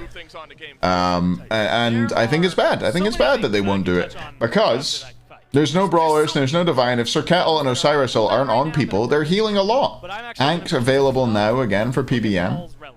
He is 4-0-6. Did not use beats, So true, David. Nobody is getting to this hell. And Where's the TikTok? I'll TikTok soon. What if I do like, I don't know what to do. Hit or miss? I bet they never miss, huh? You got a boyfriend. I bet he doesn't kiss you. Mwah. What about we do that one? Is that a good one to do? We'll give credit to Heroin, though. Great Kraken that time around. Great way to pop a roar. I think that slows the Titans down. Otherwise, they probably on TikTok. In that engagement. And so if you get most people are saying September. Yeah, I forgot it's September. Boy, Rush, thanks for 12 months. 1 year. 1 year of September for you. You'd have to say no? Alright, Josh, you let me know which dance I should learn and I'll learn it and I'll do it. Cheeky girls. You are who are the cheeky girls? You are we are the cheeky girls. We are the cheeky girls. Who are the cheeky boys? Who are the cheeky boys? Is that how the dance goes? I can't do a dance unless it doesn't involve like the finger point or the hey jam. Anyway, is that Hero's Axe for Final K? No, that's a Sundering Axe. That is a Sundering Axe. I do know how to tell the difference. Very smart. I like the way that they're playing this right now. Again, the Big Bank Challenge. Back, so you're already feeling a little bit how big of a bank are we talking? For Panda Cat to get their Aegis. That is the small things that are key. I don't know how to jam peeking. All I know is like I need to be drunk to do it. Still has 40 seconds before either Phoenix being looked at here. 2 Phoenixes down. They don't need to push this fast. They don't need to rush this. Titans, I mean, like, there's no way they can mess this one up. Seriously. In goes Layers. Good engage. Will be stuck in the Emojo, but just hangs out towards the left-hand side as far away from the dragons as possible. And now, no Emojo, no Danzel, no Sir Kettle. Erling ults down, Ram ults down. I want to say seemingly 2 similar fights, although that's no big deal. All 3 Phoenixes at this point. They just need a fight. This is the game. This is done. No way they messed this one up. They've been too patient. They played this too well. There's nothing that can go wrong now, in all honesty. And this is a 2-1 to the Taurus Titans. I put my house on it. I don't even own this house. I put it on it. Fucking shit house with no fucking balcony. Damage onto the Titan, down to half, down below half now. Cyclone putting the damage through. Paul gets a kill. Layers falls, but the Titan will too. Paul drags it over to the side, takes it out. 19k damage for the hell. And he better not get that shit again. There's some damage done to him, but maybe a little bit too late. That hell is just so problematic. But even before that, I mean, hell wasn't a problem while choose prediction outcome. Titans predictors 40. Wait, let's have a look. Let's have a look. 170k from Crinkle Root on the Titans. On the other side, 250k from Nestle on the Dragons. Our biggest loser, our biggest winner, will gain his points now. Night Pro tweet. Why do I always just have to look at Twitter? Now we're maybe seeing my taco pick this Tartarus Titan. NFT FOMO alert. In the Phase 2 playoffs, 1 game away from knocking your God's sake, Lobster, stop promoting fucking NFTs, man. Will we get there? Stick around and find out. Oh no, you can't do that. Madness with a bowl of morning happiness. Tulip sales ongoing now. You will take part. Save That's Rach doing that, no doubt. You can't be doing that. There's Briffa. Hi, Briffa. You're on Twitter. You made it. Boosters, avatars, wards, and more up to 50% off. You will take part. Party up with up to 3 oh no. And XP. You will take part. This is your duty. Crazy Cthulhu-y. Cthulhu. Surgeon General's warning, Cthulhu's are not of this world and should not be ingested by children or adults of the age 80. Gems are not included as a prize because Cthulhu's are not real. Reality is meaningless, time's a construct. Which item would I wear IRL? Probably Jade Emperor's crown. For the crispity, crunchity, crazy crunch, get cuckoo with Cthulhu. You will take part. Of a balanced breakfast. Wait, you just reposted heavy comment? You're a scam, you're a scammer. You've scammed them all.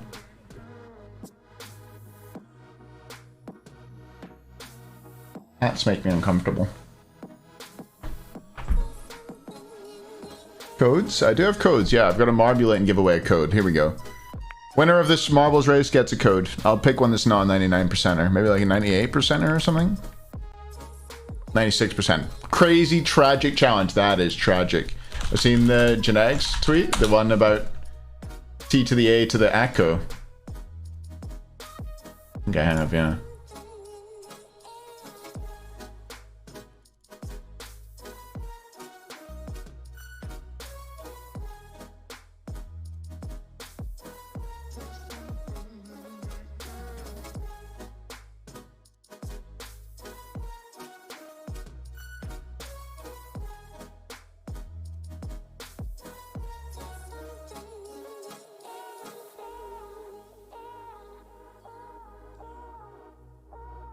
Are you all in?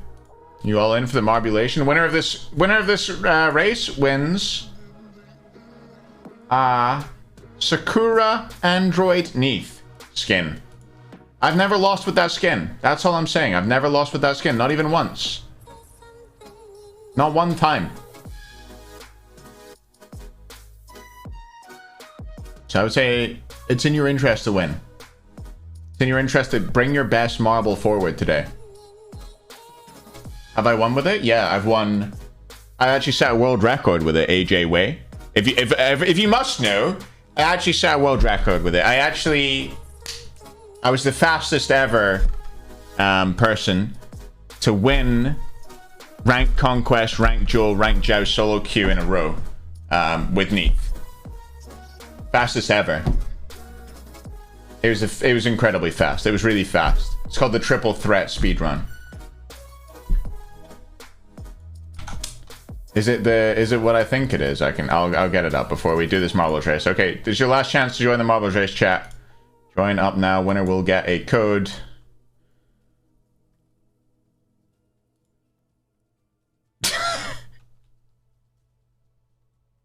Why am I in this? Why is there cash there? Yeah, that's what I'm saying, Goofy Platypus.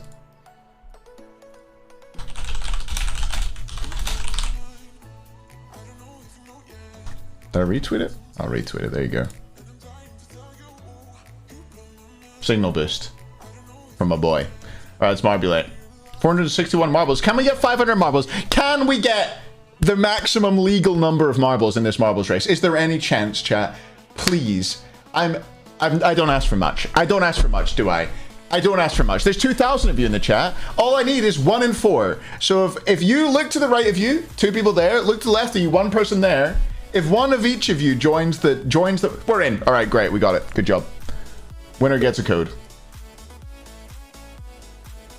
Foggers. Yeah, too late, Biggie. Can't. Fucking can't.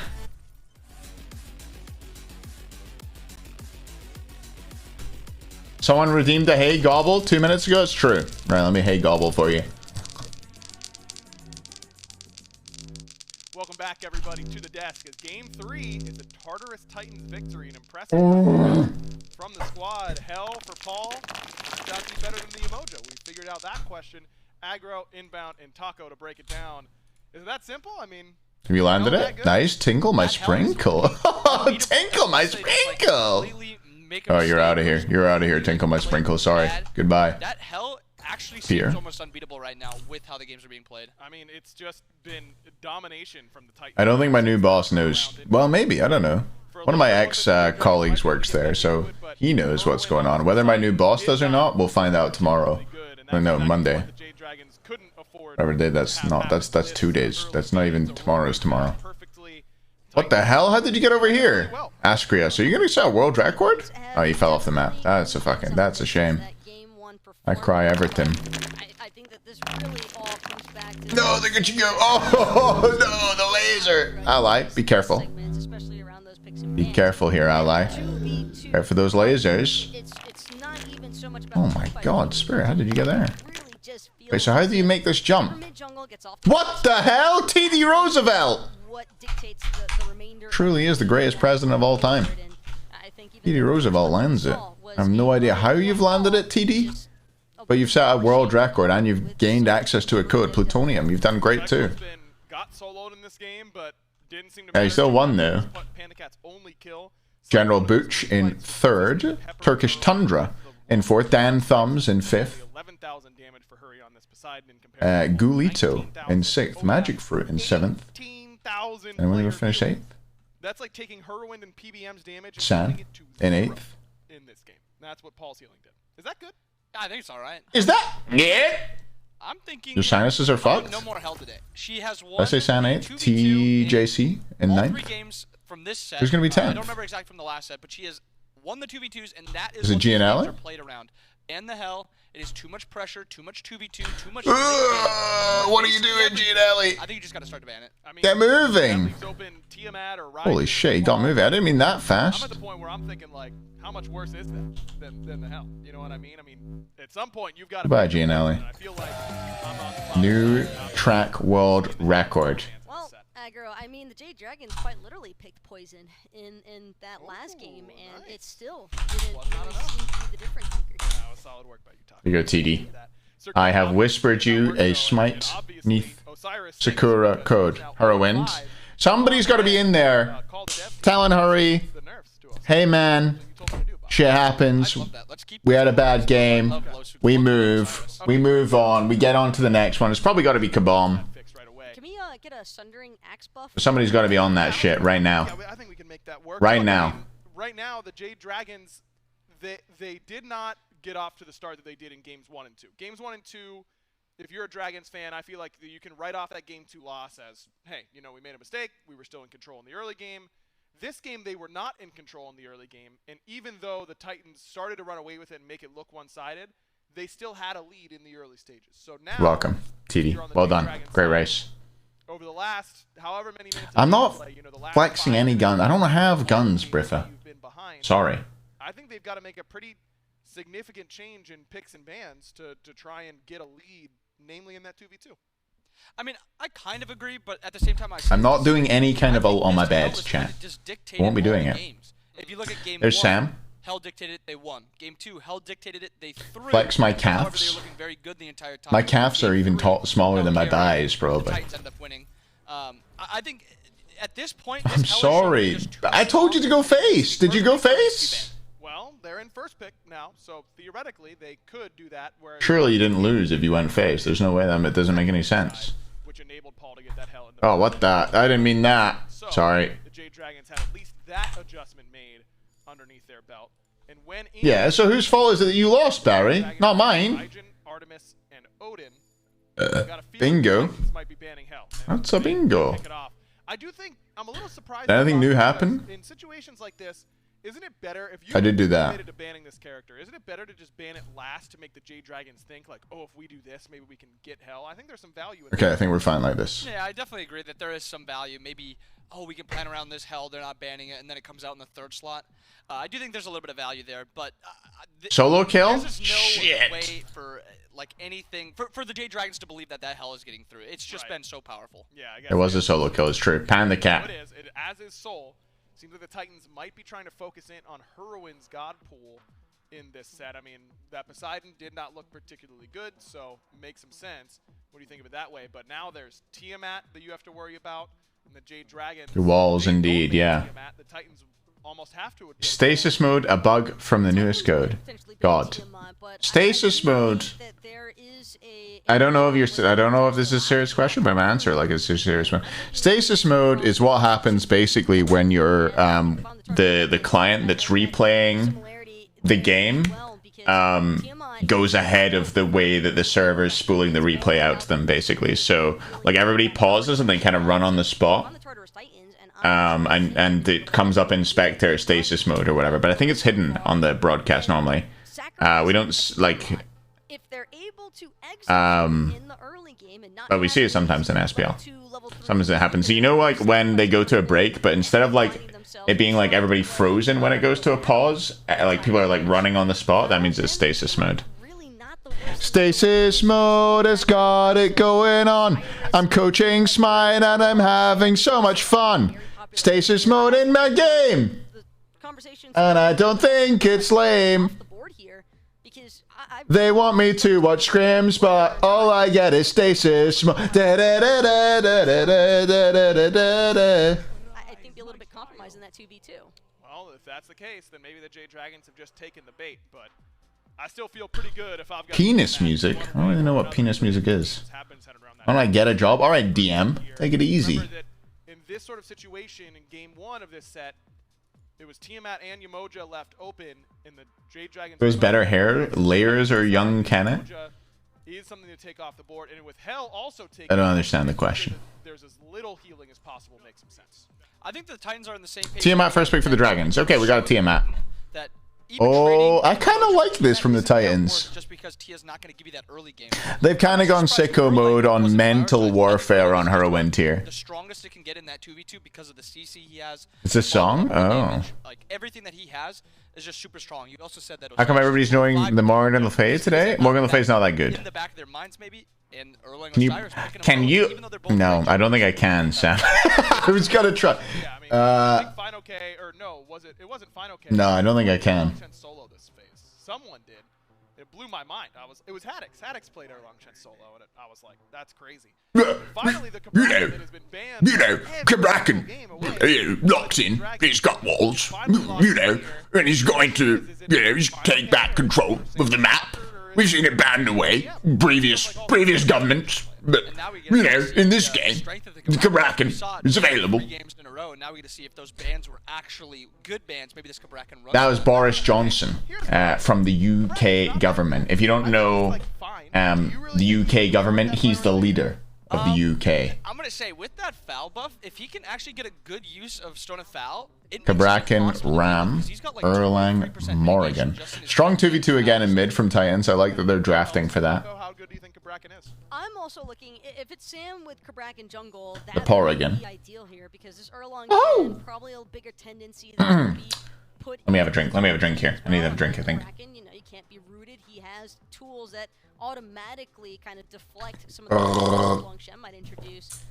More Gargling wine. In this ROM pickup because Psycho's been on the Izanami, and even when he had the ROM, he is been. Hey guys, Neil Ma here, and I'm just here to talk to you today about my 2 Smite World Championships that I won fully legitimately, and I deserved them. Every single time I won, they were for me. I do believe that's all I got. Just going to try and I love Neil. to be reined in to that mid. It's more wine, I think. Yeah, could be the case. I mean, Dan Burrow Queen. picked for Panda so far, and he has run the duel. I can't really do an accent of the Queen though. Has not been able to translate that into those team fights where those ROM snipers are so critical. Can you do Yoshi's sounds? I don't think I can do Yoshi. Please explain Mickey Mouse Neo joke. Well, people say that LeBron's NBA ring was a Mickey ring because he won it at Disney. And so people say the same thing about Neil. It's a little bit like NBA thing.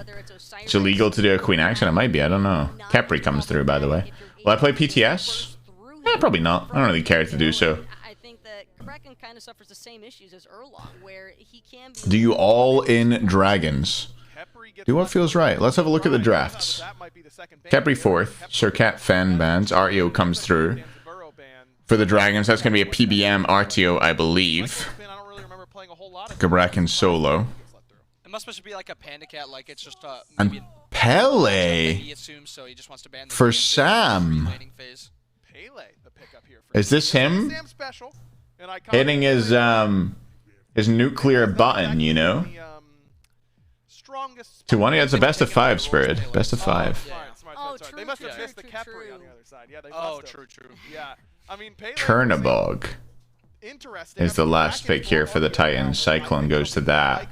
I mean, they played Chernabog Morrigan before and used the Morrigan to ult into Chernabog and done nice things with it. They lack magical damage here, the Titans, I would say. That's something I don't really like about this comp, is the lack of magical damage. Who wins this game, chat? Is it the Dragons or is it the Titans? You have 5 minutes. Dragons have opted for Pele's ultimate would be fantastic in terms of diving a Tiamat alongside reused a bit. Or an Osiris, and then you have that Kepri. A lot of single target focus as well is kind of reinforced here as a theme for the Jade Dragons. And what does Kepri do? I do reuse bits a lot. The single target. It's true. No new bits? What about the whole bit with me being in a paddling pool? That was a new bit. What about the bit where I snorkeled in the water? Surely that was new. Normally when a hunter, What else was new lately? Has that immunity. What about the bit where I put on a bikini? proc That was new. secondary dash through those tectonic plates, or you just sit inside of the ult. You don't even Clean have with to it. do anything yourself, and it kind of it just wastes. Who won so the much last time. games? The Titans won the last game. Prime opportunity, I think, for the Tartarus Titans to basically answer back and get everybody in position. What do you think? We going to a game 5, Bobby? You know, I think this Pele could actually work out really Are well. they still in a bite? It is a matchup into Morgan. It's very That's hard for true. Morgan to invis away. I don't know. I don't know if that's true. Surely just still. Well, I mean, maybe that's just the smallest. I really do like this Jade draft. The smallest allocation of storage to any. I think we might be going to game 5. Taco? If Sam Again, storage. I don't know. game 1, this is going. Oh, and Sam played Gilga. I guess he doesn't like it. Pure talent. I guess he doesn't like it. Do you foresee Dragons ever making roster changes if they lose in qualifiers? Probably not. Dragons, and we got Dave and Gore for game number 4. We are finally on set point here. Sino bench? Yeah, Sino. Well, they decided to go with layers over Sino. Sino's just not on this team at all. Lucas. Talk about a top to bottom. Would you prostitute yourself on Twitch? What does that mean? I mean, I prostitute myself on Twitch every day, if that's what you mean. What wine am I drinking? It's a Portuguese wine. It is... Oh, fuck. What grapes is it? Trincadeira, Tintororiz, and Alicante Boucher. Maybe the most Dragons combo. Bad pronunciation. I apologize. Who's the Titans coach? They don't have one, Pip. Maybe, like, I mean, this fits them like a glove. But I'm good, Kyle. How are you? What do you think about the Hey E mode, chat? Hey E. I think it's passable. I'm not mad at you, streams. And that's where a lot of these points of I'm contention not mad at people.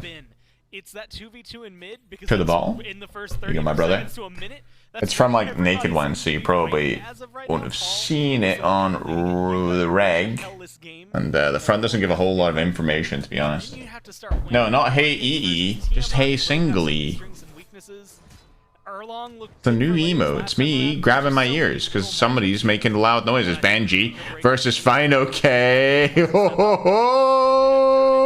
That is coming up soon.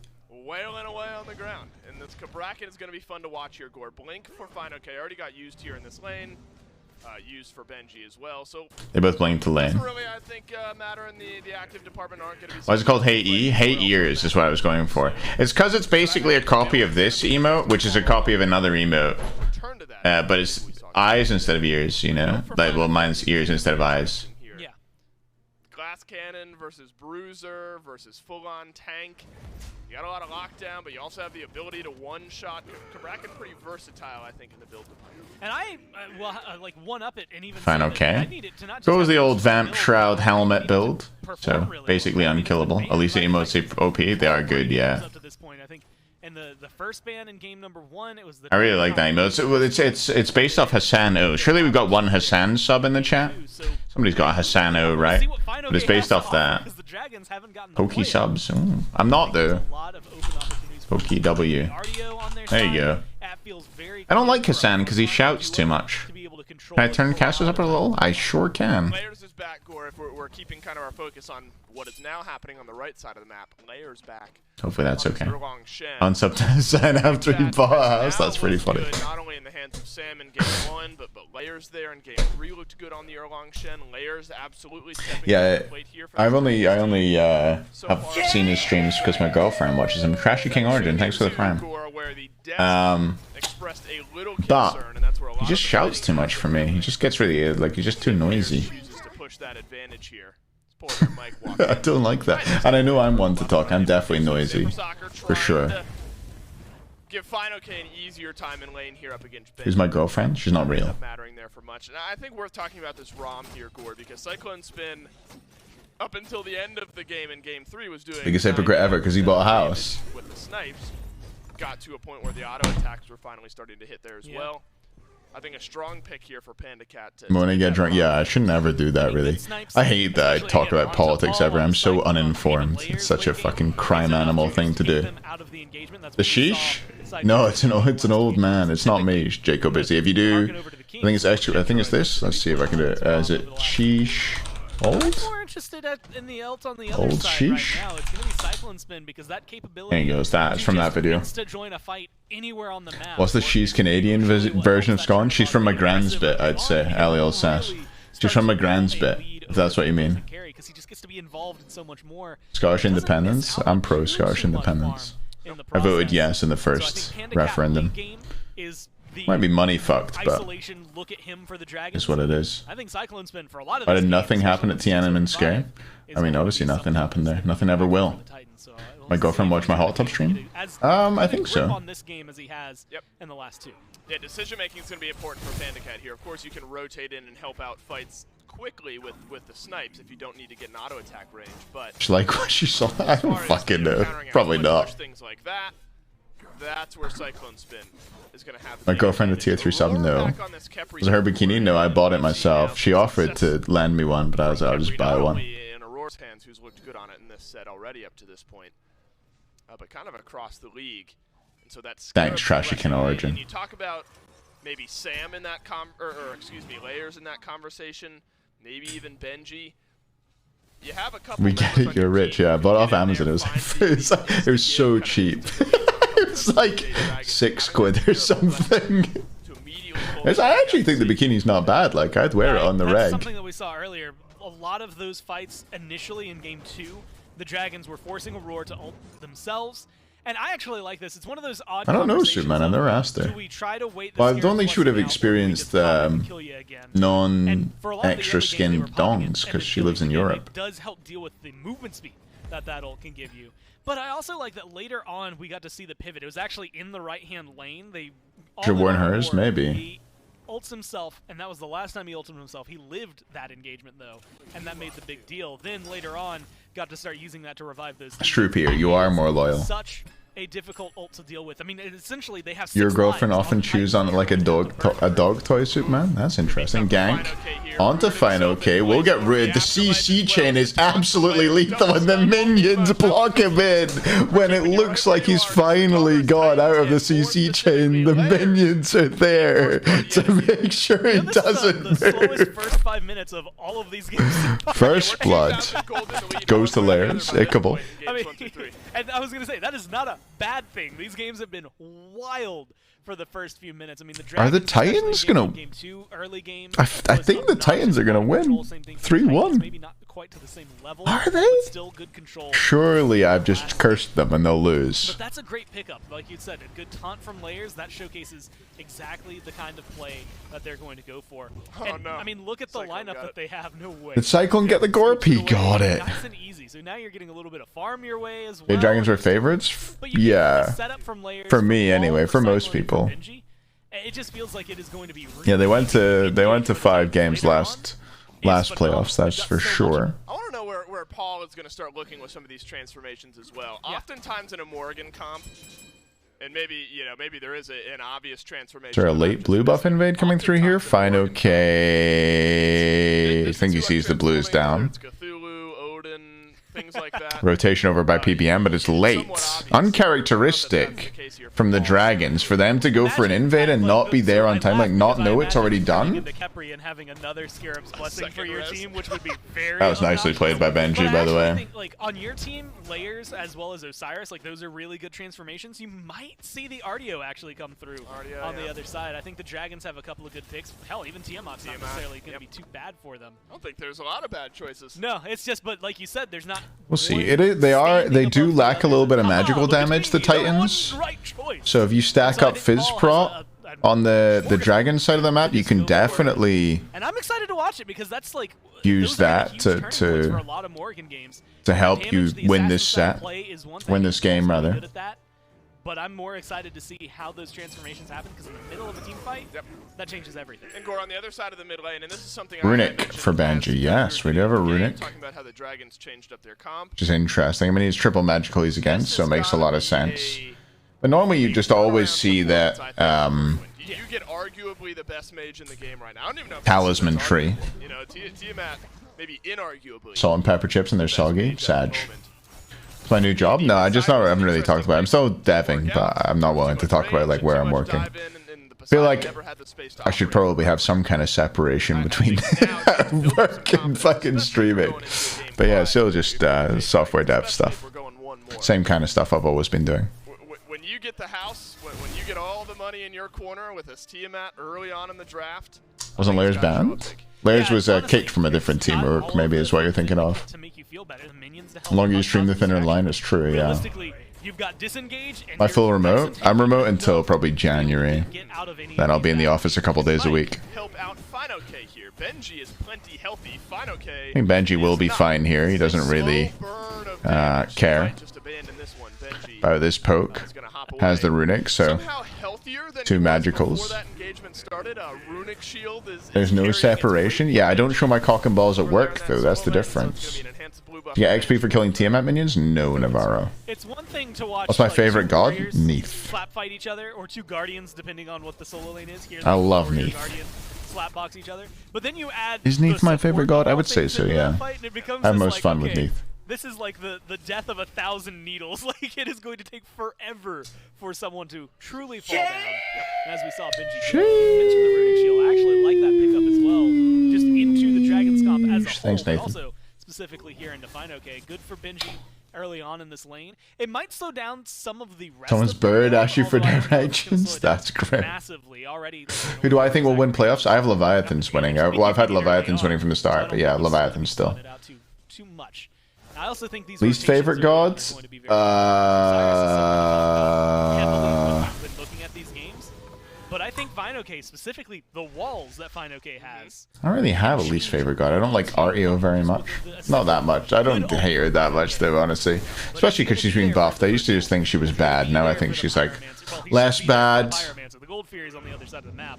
Those are going to be the big rotations for FinoK that I think are going to be important for the Dragons. Yeah, and the rotations for Benji Gore. I don't really have a least favorite god.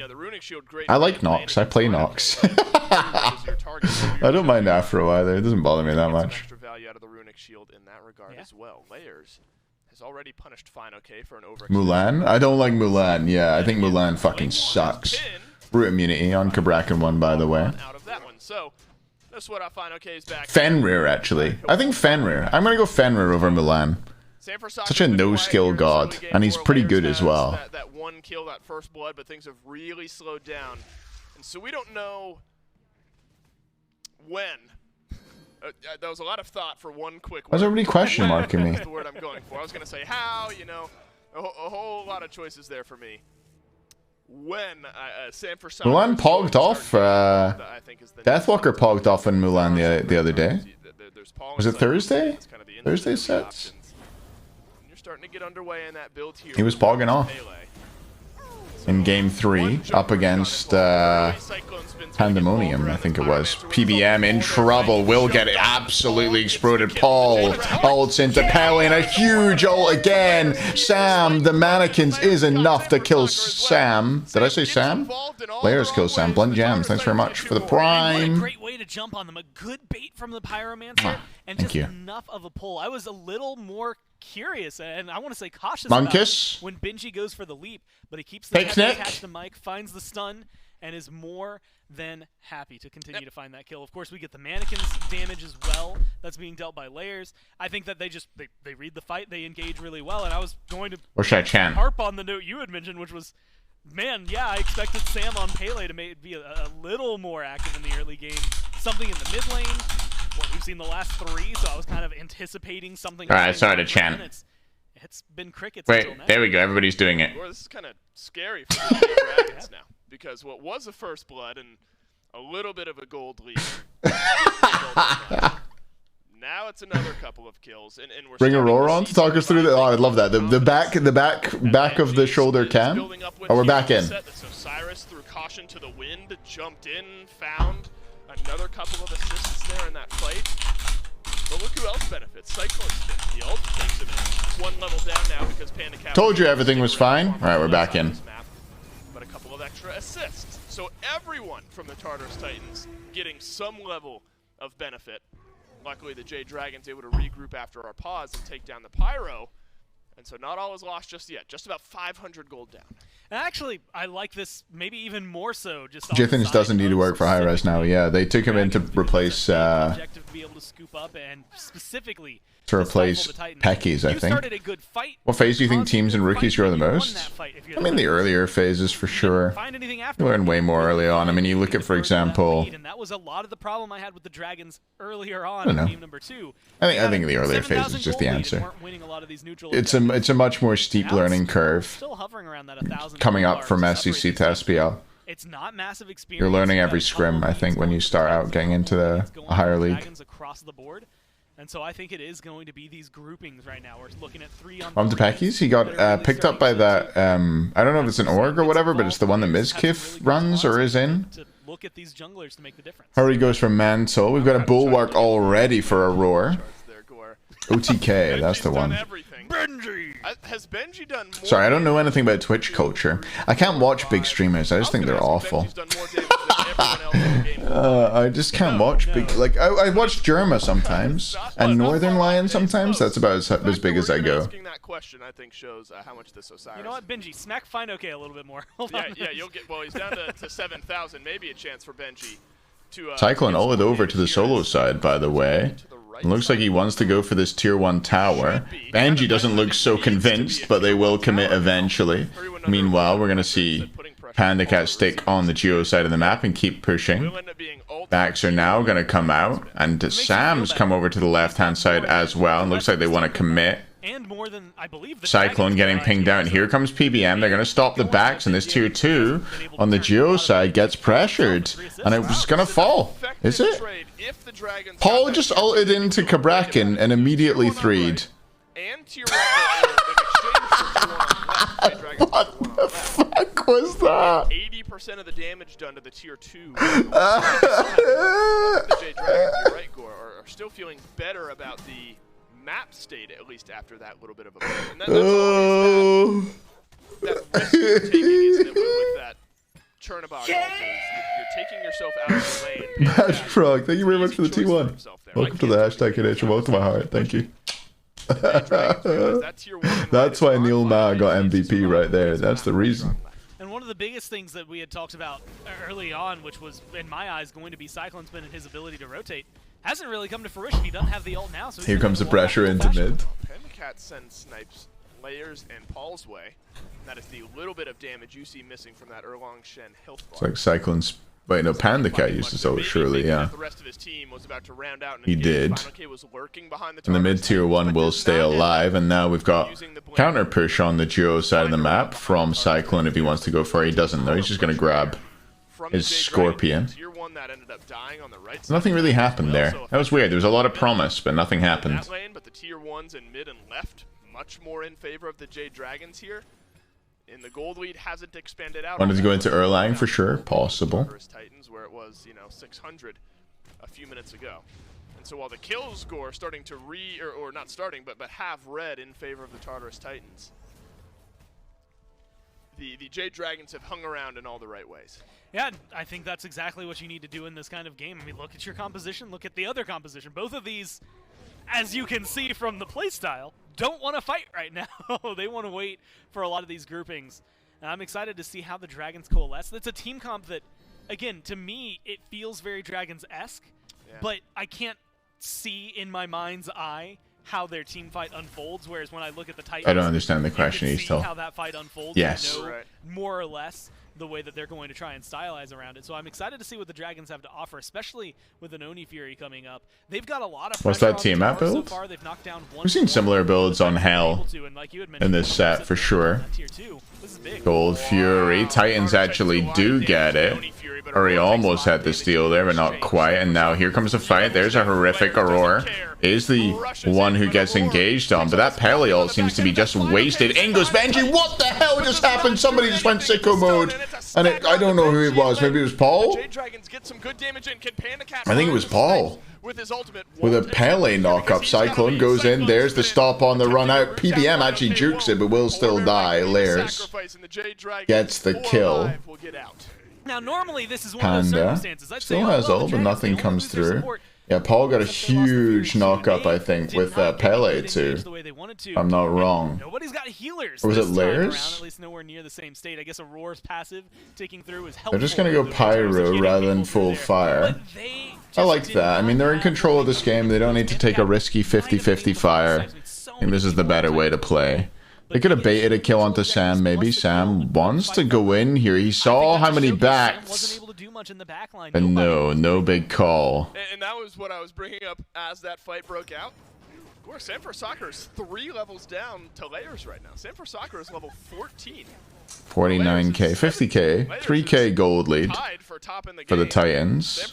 3 level XP lead. Yeah, big XP lead in the jungle. Big XP lead in ADC for Panda Cat. Panda Cat basically needs to pog off now. Sam goes 4 levels down. We'll call it 3.5 maybe.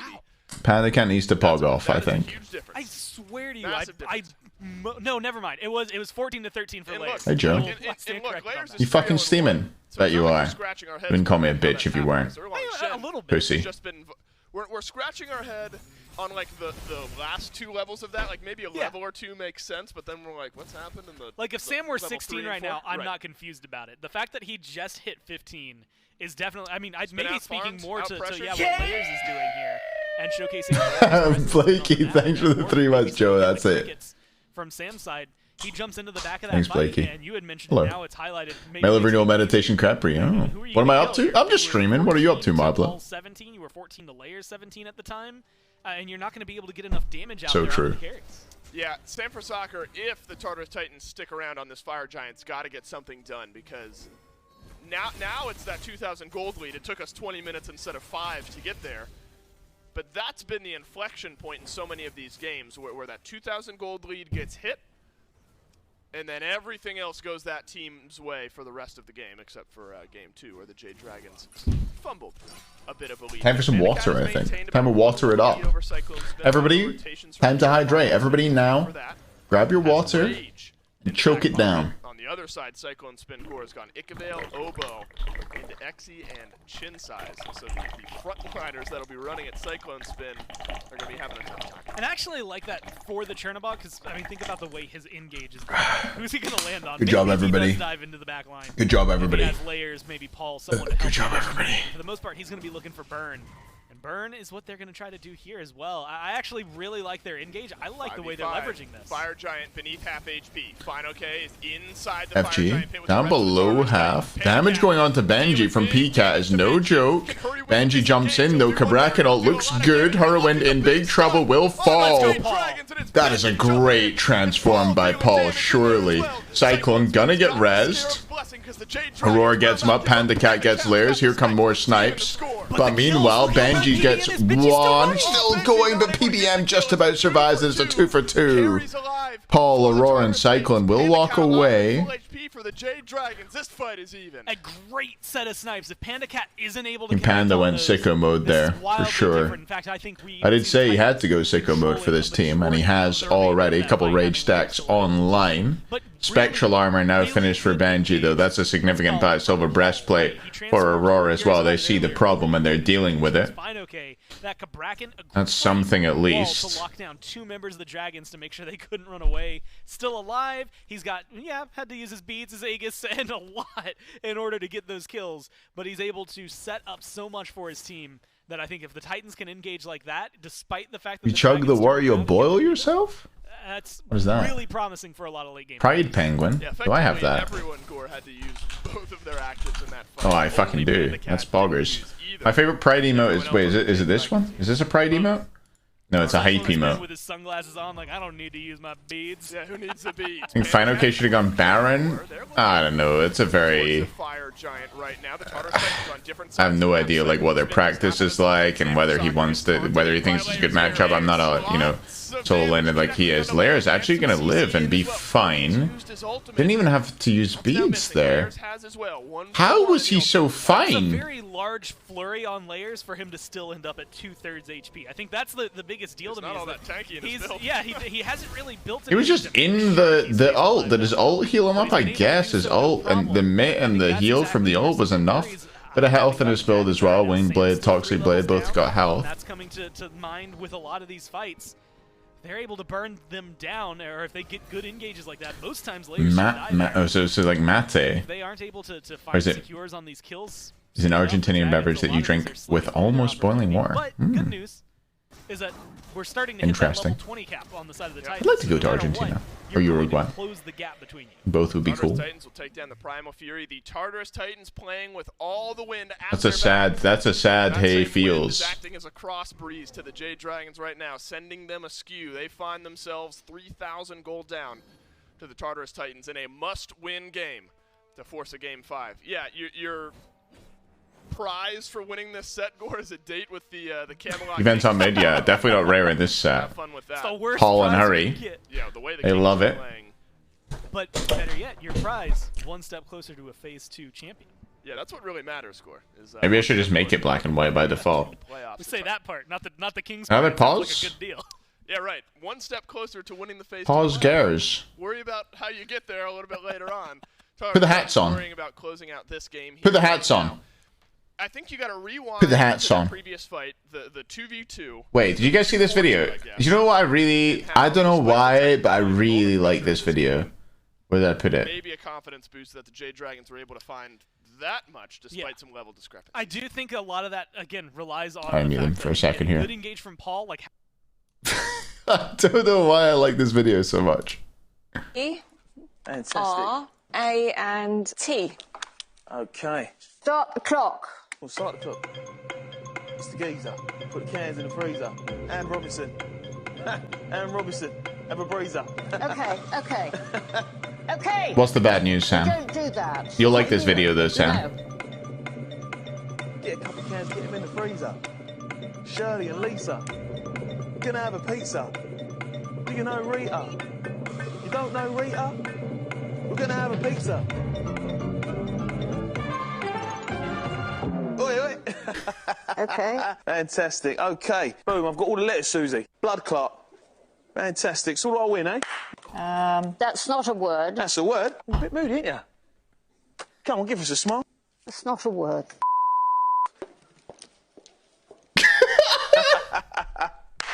And you are the weakest link. Goodbye.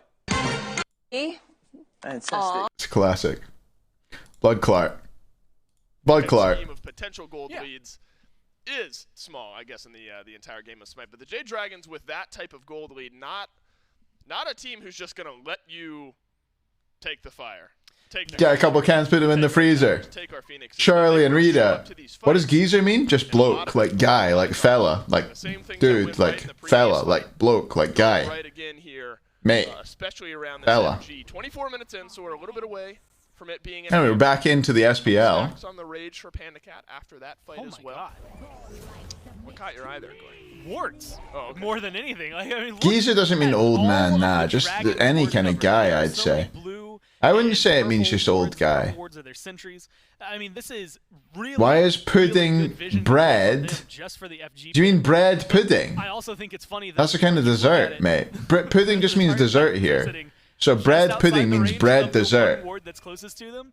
I think this is a really good amount of control, specifically. Well, I'd say not old, but like, you know, like not young either. You wouldn't call like a 15-year-old a geezer, like. When they do it, as well as for Sam to try and get engaged and kind of loop around to the back line. It will also catch. Have I ever called someone a geezer? Probably have. Yeah. From getting to their back line before he's able to get there. That doesn't mean it doesn't necessarily mean old here, I'd say. Right, geezer? Yeah, what's happening, mate? Let's see if I answer the phone. See if my mate Harry phoned me about. Right, geezer, mate, how's it going? Yeah, no bad. Yeah, no, yeah, I was some state. Yeah, no, I don't remember getting home, like. Hot sauce is good, though. Nah, it's good, yeah.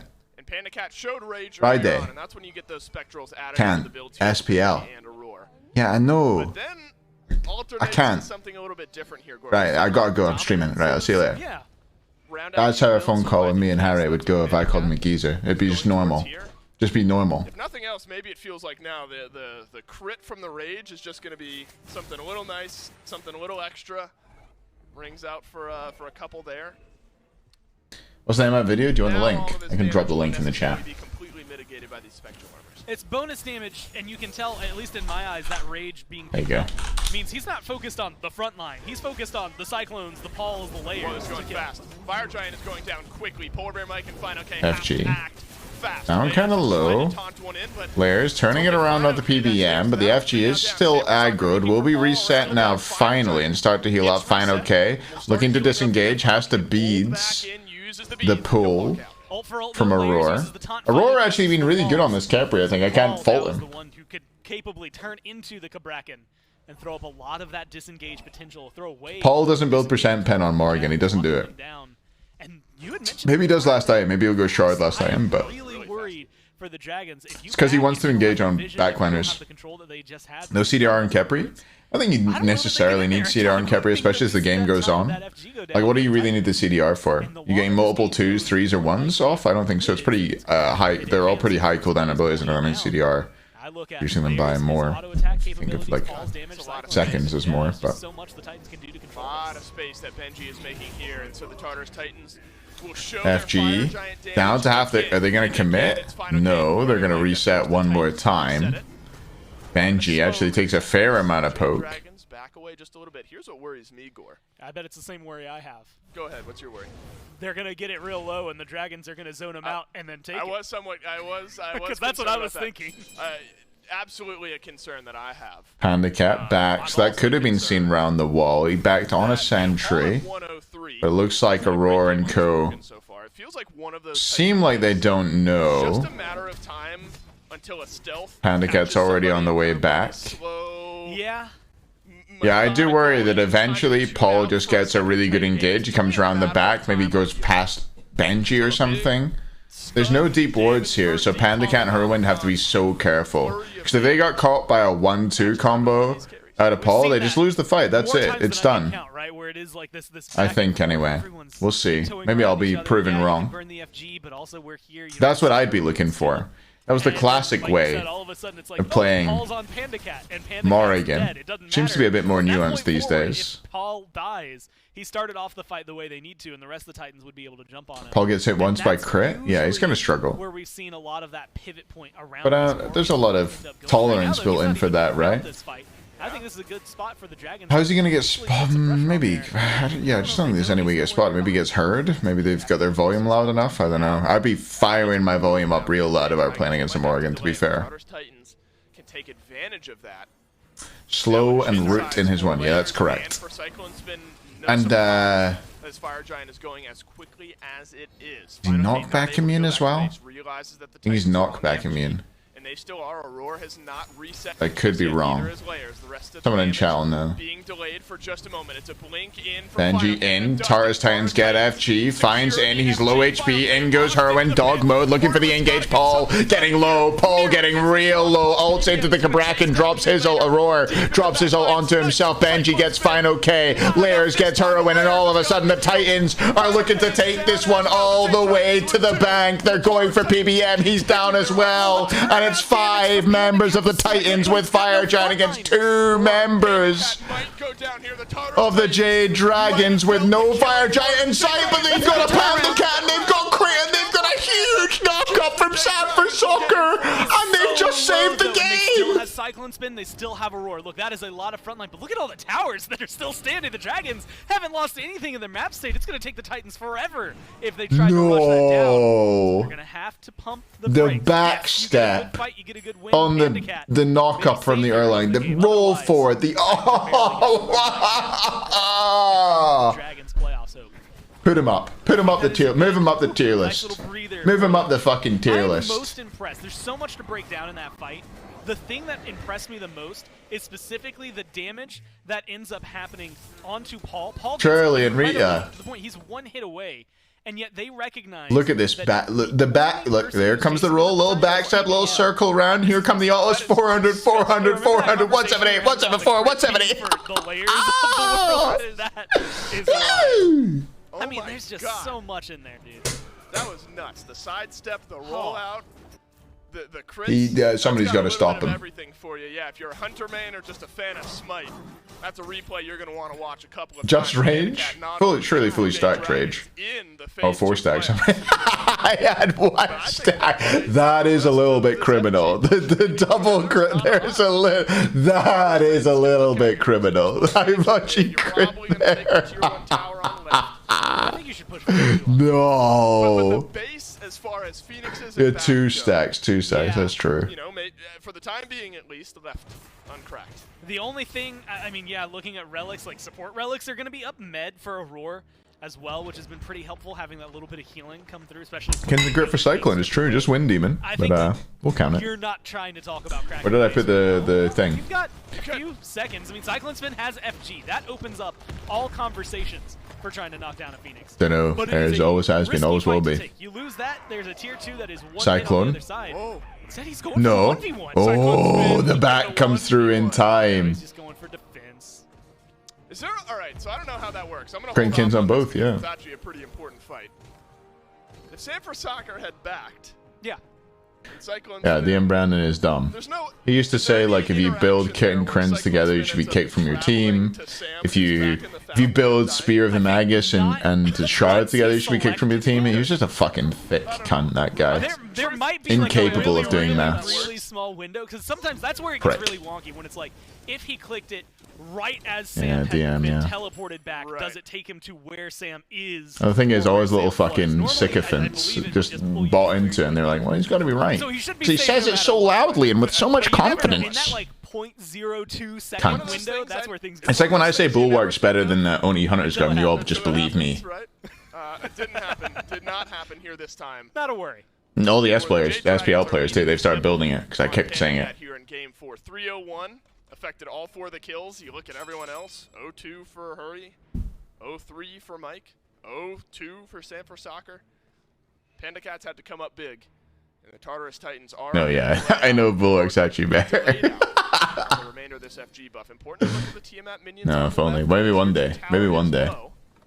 Hopefully we'll all we'll all have electric cars one day. Surely we're getting there. They're not that bad now, eh? Electric cars. The batteries are getting better and better. Although, oh, they're looking for Benji. Was placed on the minimap just on the Titan side of the Fire Giant pit. That's crucial to me because of the buff that they can get going into a fight. That is a good spot for Aurora to have left it. And now with everything else available to him, again, that meditation being crucial as well, I think that they're in a good position to try and burn it down. I mean, we saw how fast that Fire Giant disappeared. Oh, and it used to be crazy good? Yeah, it used to be better. Sure of their timing, which luckily they are. They're going to be just fine. And yeah, ward coverage is a big deal here. Cheeseburger burrito. As well as now that doesn't sound very nice. For layers, that makes the most sense to me after what Panda Cat just did. Yeah, I vaguely remember that Juice Tub. He wasn't happy about that, was he? Stifle him. Stop him. Tell him no. Why not? He was slighted. Why not? When Panda Cat makes a play like that, you gotta respect it. And especially if what I just said is true, where the J Benji is the target. Here comes the damage. Paul is looking for an engage, but will walk into mid instead. Benji, full passive, so doesn't take too much damage here. The mid coming through. If you have to send somebody back to base, that's where the Jade Dragons can pull an advantage. 4 Spectrals, yeah. Everybody except Cyclone is not going to be getting crit too hard by Panda Cat. Panda Cat only built Rage, so I think he's going to be happy with that. That's the most difficult call to make. Benji doesn't have teleport. Really difficult to argue sending him back. You need to either take the fight, take the Fire Giant, or... Yeah, here come the Tiamat minions pushing. And has this two-man turnaround from Panda Cat saved the game and saved the set for the Dragons? Because if not, then my fucking bracket's busted. Was thinking about backing, will not back. Half HP on the left side, Phoenix. The Tiamat minions likely getting that one done. Cyclone spin goes back. It is Cyclone. He makes it in time. I mean, he didn't even need to back, I think. A win condition for the Jade Dragons if this next fight goes well. And this is only capable. But it's a bog. It doesn't really matter. They can see where the Dragons are. They know they're not getting aggressive into the FG pit, and you saw them back off. He might go grab red. He's going to grab red for Paul. In fact, Paul's going to come over. Paul is even going over there. They're going to strip their buffs away. They're going to do. They're going to get Oni Fury while they're waiting. Really? Where Paul can transform into Cyclone spin on the Chernobog as well. They could start splitting, actually. They could split as Mori Bog. I would really like that play. If they split as Mori Bog, and then, you know, if they see anybody, they just double all over and do fire. Wouldn't that just be, like, great? Onto Benji. There's potential for a wall on the other side of this, but the Jade Dragons don't want to spend it. Benji being chased down. Targeted again. He won't Cuvo Fred out of there quite yet. Bulwark will get propped. That's the worst of it, though. Hurry's ult gets expended for that one. Ultimately, the only thing that really ends up being... Surely if they see Paul on the map, they wouldn't see Paul, though. Paul was there out of vision. You don't need Paul to actually push any minions. He would just stick around in case one person backs, and then they take the 2v1. I think. That's what I would probably call that. A little bit further forward here. They are in a 10,000 gold deficit Mids, yeah, Oni minions starting to push down mid, Oni minions starting to push down the duo side. I think these Oni minions are actually gonna not get the mid Phoenix, so it should be okay. Those melee should be weak. They've cleared out a couple waves themselves. We should see mid here. Doug's paying attention. No, we won't, but it has been cleared out nonetheless. Benji gets poked so hard by Hurwin, dog mode, Panda Cat, 1 HP. Benji, still alive. There's the jump in onto Hurry. Great Aegis by Hurry. Snipes come through and down goes Panda Cat. Now they're all grouped and they're all diving together. Huge 3 from Final K. He's hitting all of them and so is Sam. And all of a sudden the Dragons are winning this fight. Paul will fall. Surely Aurora, the last one left, and he's going to go down as well. We're going to a game number 5. Minions, the Oni wave pushed up. Final and Sam just went absolutely sicko mode. Sicko mode. Have no stress in the world. Just do it. The Jade Dragons core, they're not concerning you at all. They'll walk down the. How do I record it? Fuck, dude. I know what I want to do. Standing up after that one, you are down 10,000 gold. You lose your carry immediately at the start of the fight. And then you turn it around. They're not going to look for They don't have the damage for it. They don't have the damage. They can't push. And this game goes on. I said this is now the most Game 5! You get a Pyromancer, you should be able to get FG. Yeah, 20 seconds before it even. We're going to a game number 5! But they get the EFG. You have to do this. They're not doing it fast. Cyclone Spin is up in 10. I don't see a world where... Fuck me.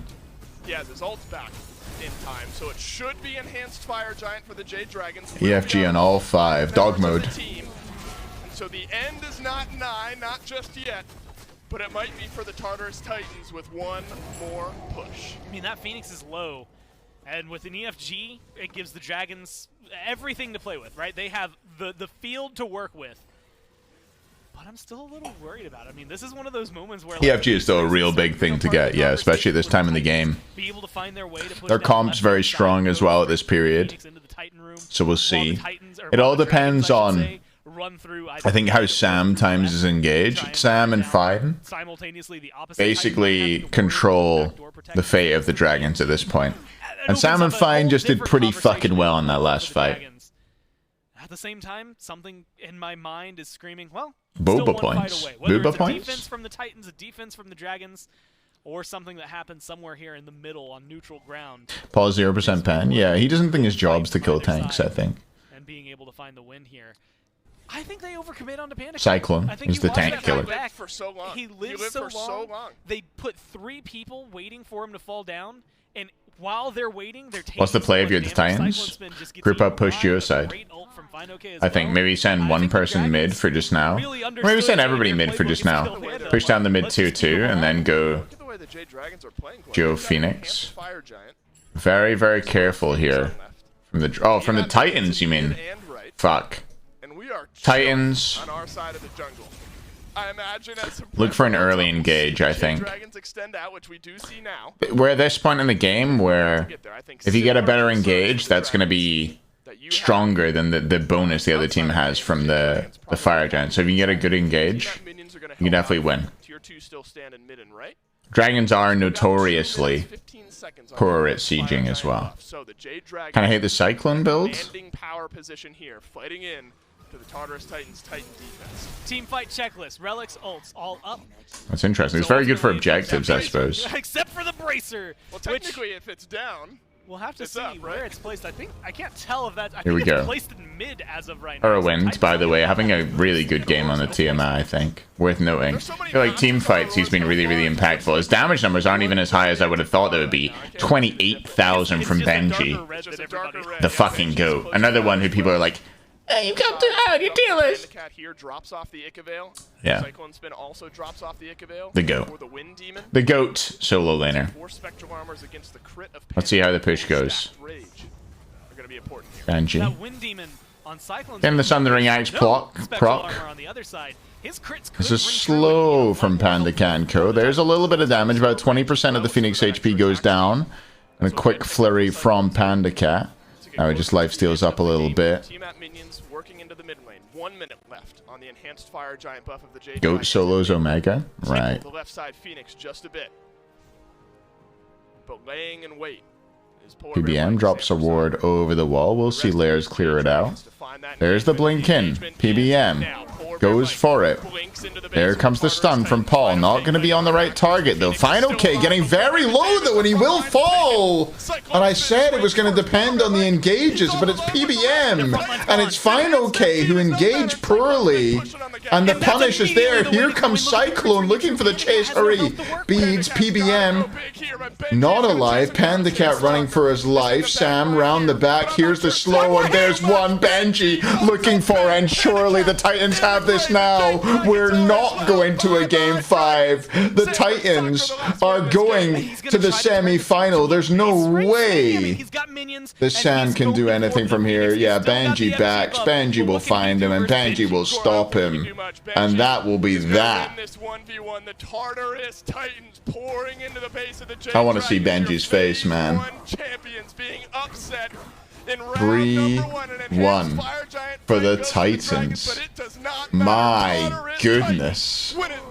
My goodness. Look, if you change junglers, if you go through what they did in terms of rosters, this is what you want out of the Titans. A good pickup here, a good win against the Dragons, a great way to that was a really good set. They lost that first game so heavily that it felt like it was going to be 3, and the Dragons were just going to run through them. So good turnaround from them as well.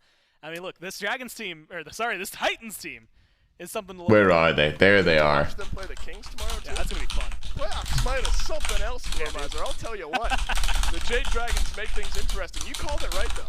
In the back of your mind, you're like, feels like one more thing could go wrong here. That Phoenix Siege, not even close. With an enhanced fire giant, not even close. Wow. I did say the Dragons couldn't siege. It's true, they are bad at sieging. I need to piss my load, chat.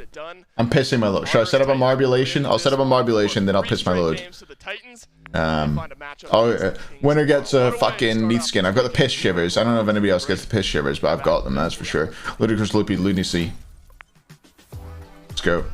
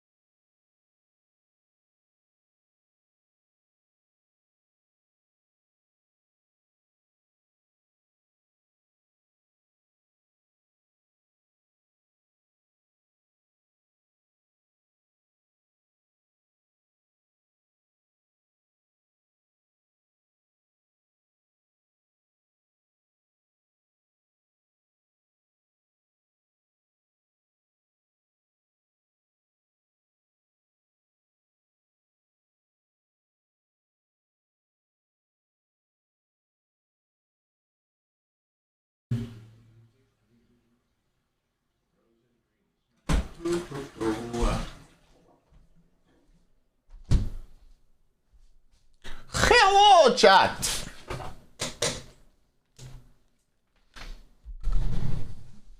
Wait, what's playing? There's no song.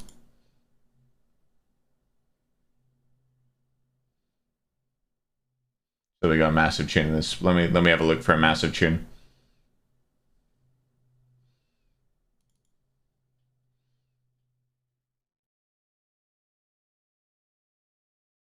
What was the last song? The last song was this one. It was La Ritournelle Remix. There's the last one. La Ritournelle Gilligan Moss Remix. Should be what? Gilligan Moss Mix, rather.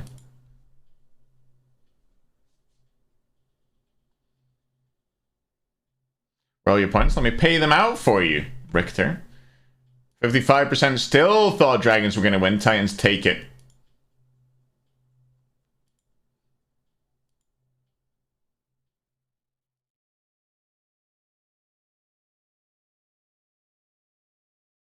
Dragons mantle shaken?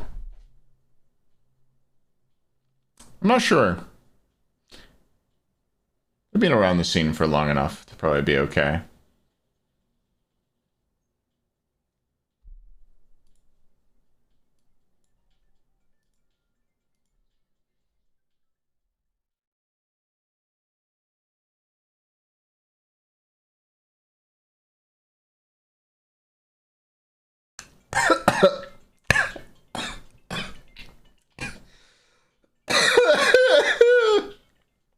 Don't worry about it, chat. Everything's fine.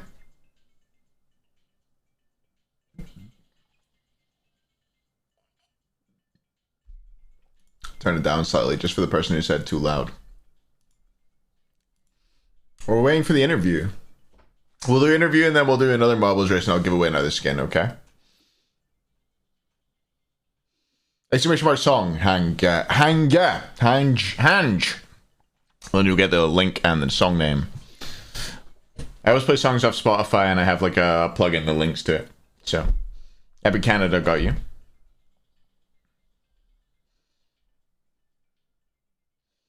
Main character of season 8? Haddix, Layers, is that man? Imagine Layers was the main character of season 8. That would be crazy. That would be a storyline for sure. You could do a documentary on that. Like Unknown Mortal Orchestra? I do, yeah. You're the main character? You're just a side villain, Scream. You're like the first level's boss. Will he say it? You really need Ultra, of course. Content's gonna look good. What's the point of all the power if you can't see it? Players will also be using the Alienware 25-inch 240 Hz monitors. Man, when I load into scrims with this bad boy, I'm gonna feed so hard. And it's gonna be in perfect picture quality.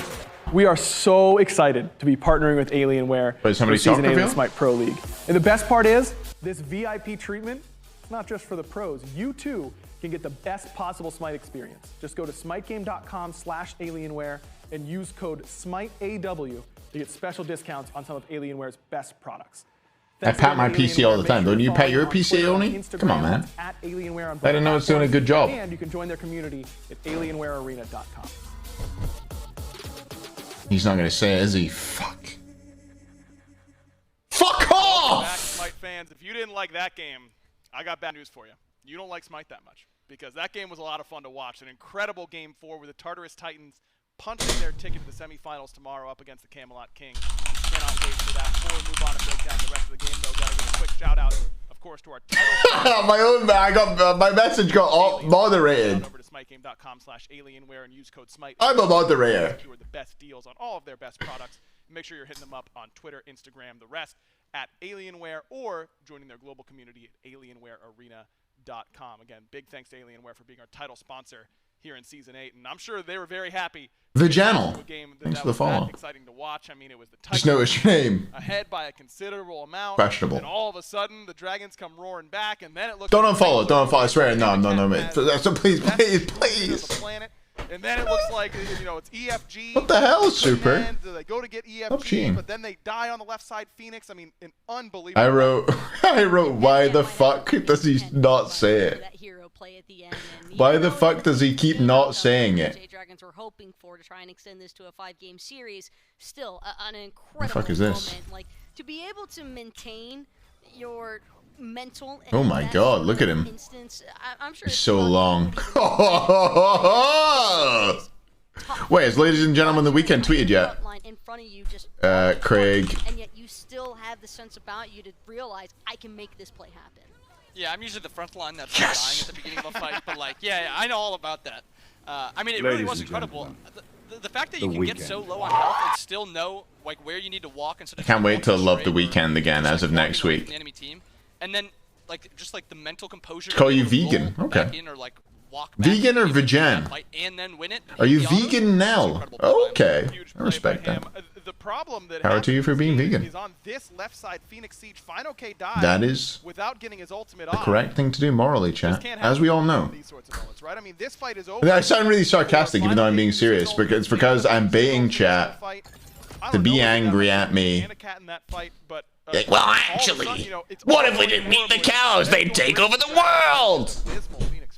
Yeah, Fine even had Good job. kills there, so I Well don't know done, exactly, vegan now. like, maybe he just underestimated how much damage he was going to take there. I don't know if it was the crit maybe from Cyclone that just kind of shredded him a bit, but he definitely just took way too much damage, sat in that Phoenix, and was in enemy range for too long and just died too quickly. What I say was the MVP for the Titans that time, and you gotta give it to Paul, I think. It's hard to not give Paul MVP in any set as team wins. Benji was massive too. But that hell play, that one hell play on the duel, like around Draugr, was nuts. Benji for sure on the final game, yeah. But Paul for the set, I think. After that set tweeted, well, that was unexpected. So now maybe they've got to change up their game plan a little bit. But that's for tomorrow to worry about. Today, of course, we've got the Titans with the victory. Believe we've got Layer standing by for the post-game interview, the newest member of the Tartarus Titans. We're Layers. Let's have a listen. Today. Talk to me about Game 1, man, because Game 1 obviously did not go your guys' way. Kind of a one-sided stomp in favor of the Dragons. How did you guys bounce back from that type of performance? No, nothing like that. I think in that game, Sam kind of just ran the game. He had Erlang, and he was just popping off in mid. And they just had, like, a massive gold lead off that. And we were like, if we don't let Sam, like, dictate the game, we kind of just, like, beat them. Because I think the second game, we were down, like, 8k gold, and we just ended up, like, just demolishing them in fights. And from that point forward, we're like, we're not losing to Ricky Bobby. So that last game, though, man, a super big back and forth. I mean, that must have been a total roller coaster of emotions. Walk me through that Game 4. You guys watched it. It went from us sieging or for us dancing around fire for like 10, 20 minutes, and then them getting it. We thought they were going to end. We were all dead for like a minute, and we're like, did they end? And then like they didn't have their hunter, so we were like, okay, well, maybe we're good. They get EFG, they come right. And I guess they just, I mean, that was a long siege attempt from them. But we, I don't know, we just, Cyclone popped off. Benji with his axe kept poking them, and we just won. So. And that leads you up to a matchup up against the Camelot Kings tomorrow, the top seed. First of all, are you surprised that they picked your match to face the winner of? And secondly, how do you think you match up against them? I'm not really surprised, given that they struggle against the Leviathans. I think they lost to the Leviathans that last phase. And maybe they're just scared of the team, or they just don't prefer not to play against that team. I think we match fine. I think we've been playing amazing, and we've been scrimming a lot. I think we can win against any team here. So, hey, man, excited. If it's anything like that set, I'm sure it's going to be a lot of fun to watch. Congratulations again, and we'll see you tomorrow. What I think Layers adds to the team, confidence and like just jungle instincts. He has jungle instincts, which Scary definitely didn't have. It's different than what, like, Sino has those as well, but I think Layers is a better fit for the team. Just in the way he plays. It seems that way anyway, for sure. Let's call Aurora. I love speaking to Aurora, man. Let's do it.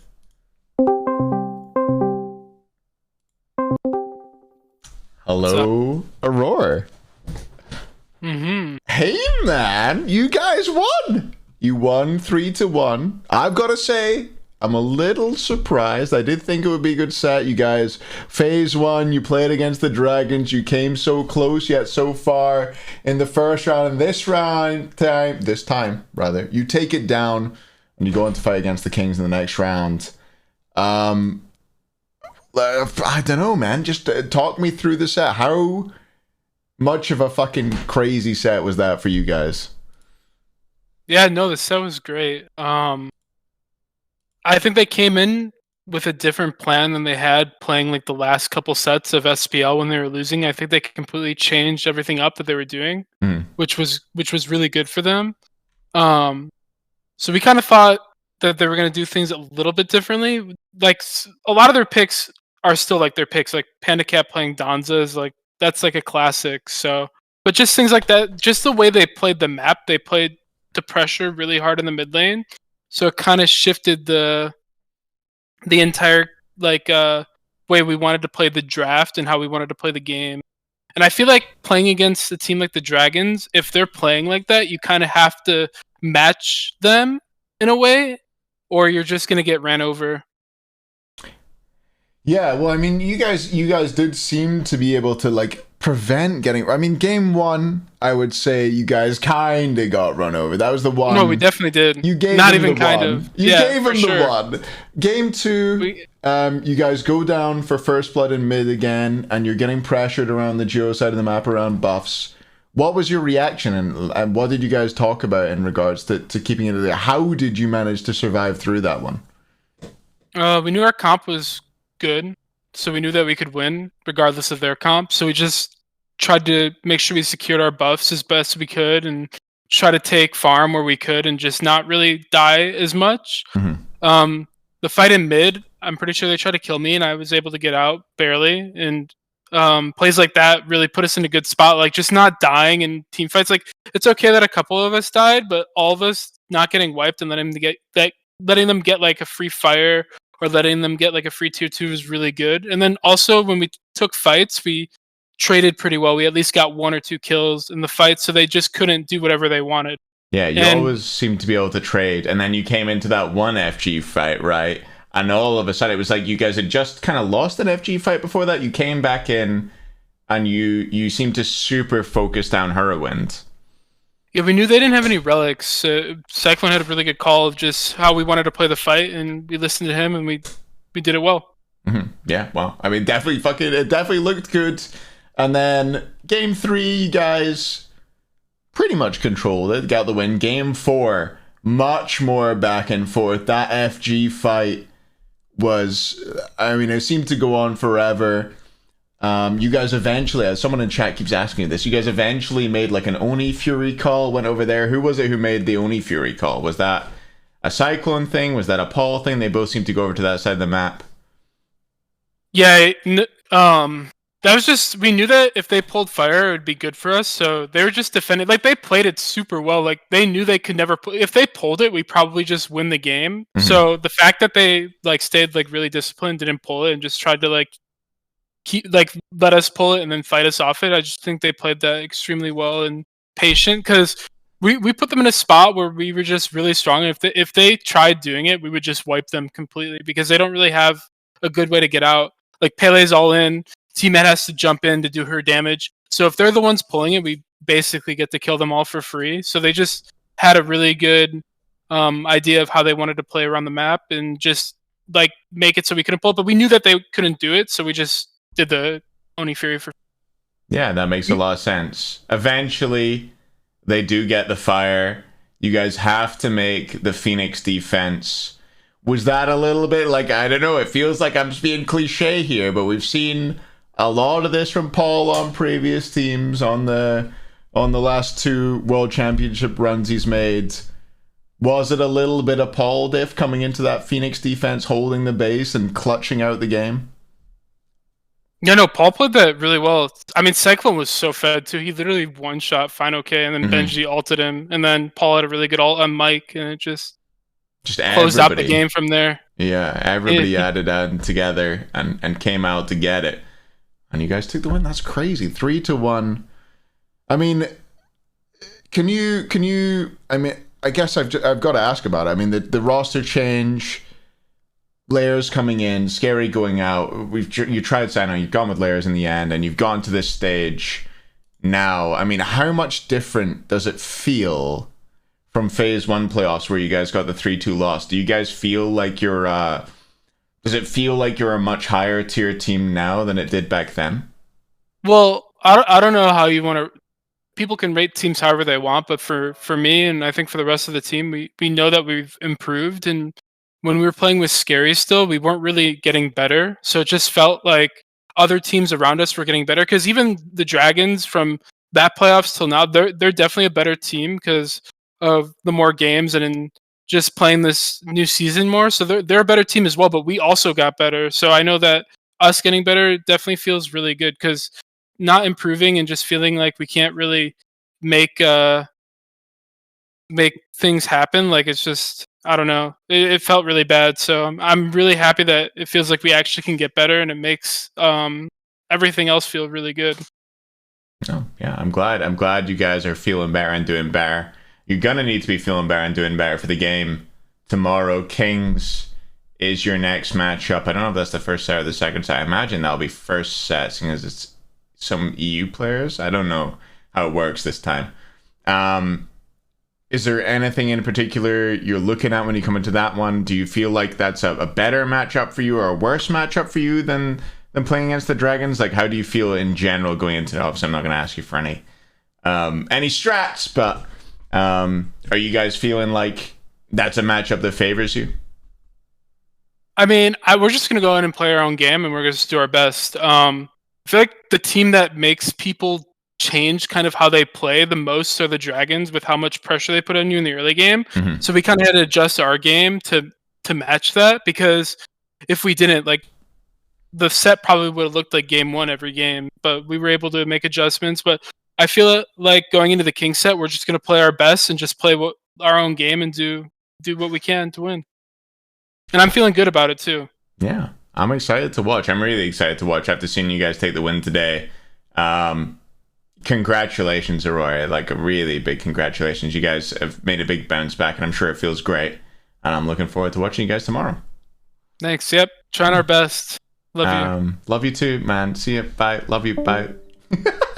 He was straight in there with the love you. He knew. He's been in these interviews enough to know where we were positionally. Asking about his Levi's bolts position? Maybe I should have, but I don't know. He's going to be neutral about that, probably. Cool. Chat, we're going to do another Marbulation. They play Kings tomorrow. Camelot Kings. We'll do a Marbulation. Let me, I'm going to get this stream off to somewhere else. Let's go there. And we will celebration. Okay.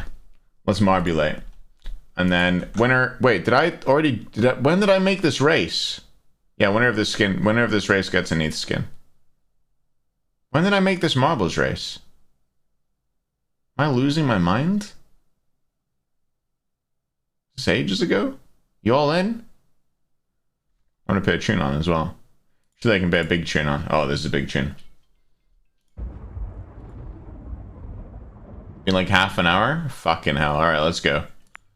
I'm pressing play. Hope you're all in. Hey, House of Grim. Welcome.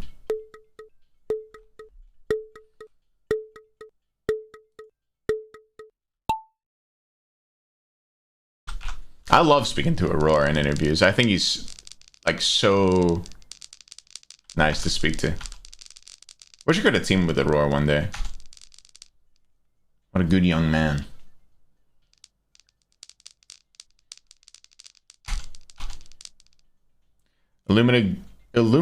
Illumina GUI. Graphical user interface. Oh my god, who's gonna kill it? Nisa Joe, you're in there. Very open, yeah. Super honest.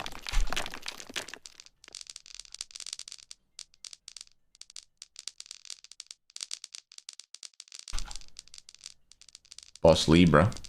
Seems to be our leader. I don't know who our real leader is. Oh my god, nice line, Boss Libra. Mini Luo had a better one. Oh, Mini Luo up the... Oh! Lyrock, you got it. Good job, Lyrock. Golden Snips in second. Nilly the Chili Willy in third. Kostory Steve fourth. Benkei fifth. Mini Luo sixth. Kyoka Desu in seventh. Double Thinks eighth. Tyler Snapcast is ninth, and MTR is 10th. Good job, Lyrock.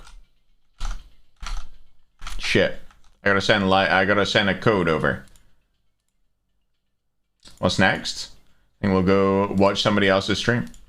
Namely, my good friend Emerald. Wonderful young woman. Go say hello. Be very nice. I would appreciate it if you were. Thanks for watching, everybody.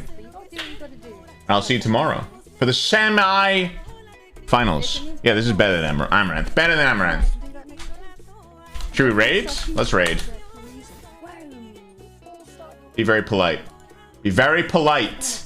If you're not polite, chat, you're done. You're done. Join up. Join up the raid. I see you. I see you. You're not in the raid yet. I feel it. I'm somewhat of a siege. Yeah, I'm somewhat of a siege. What is it? A savant? See you later, friends. Bye. Love you. Bye. Love you. Bye. Love you. Bye.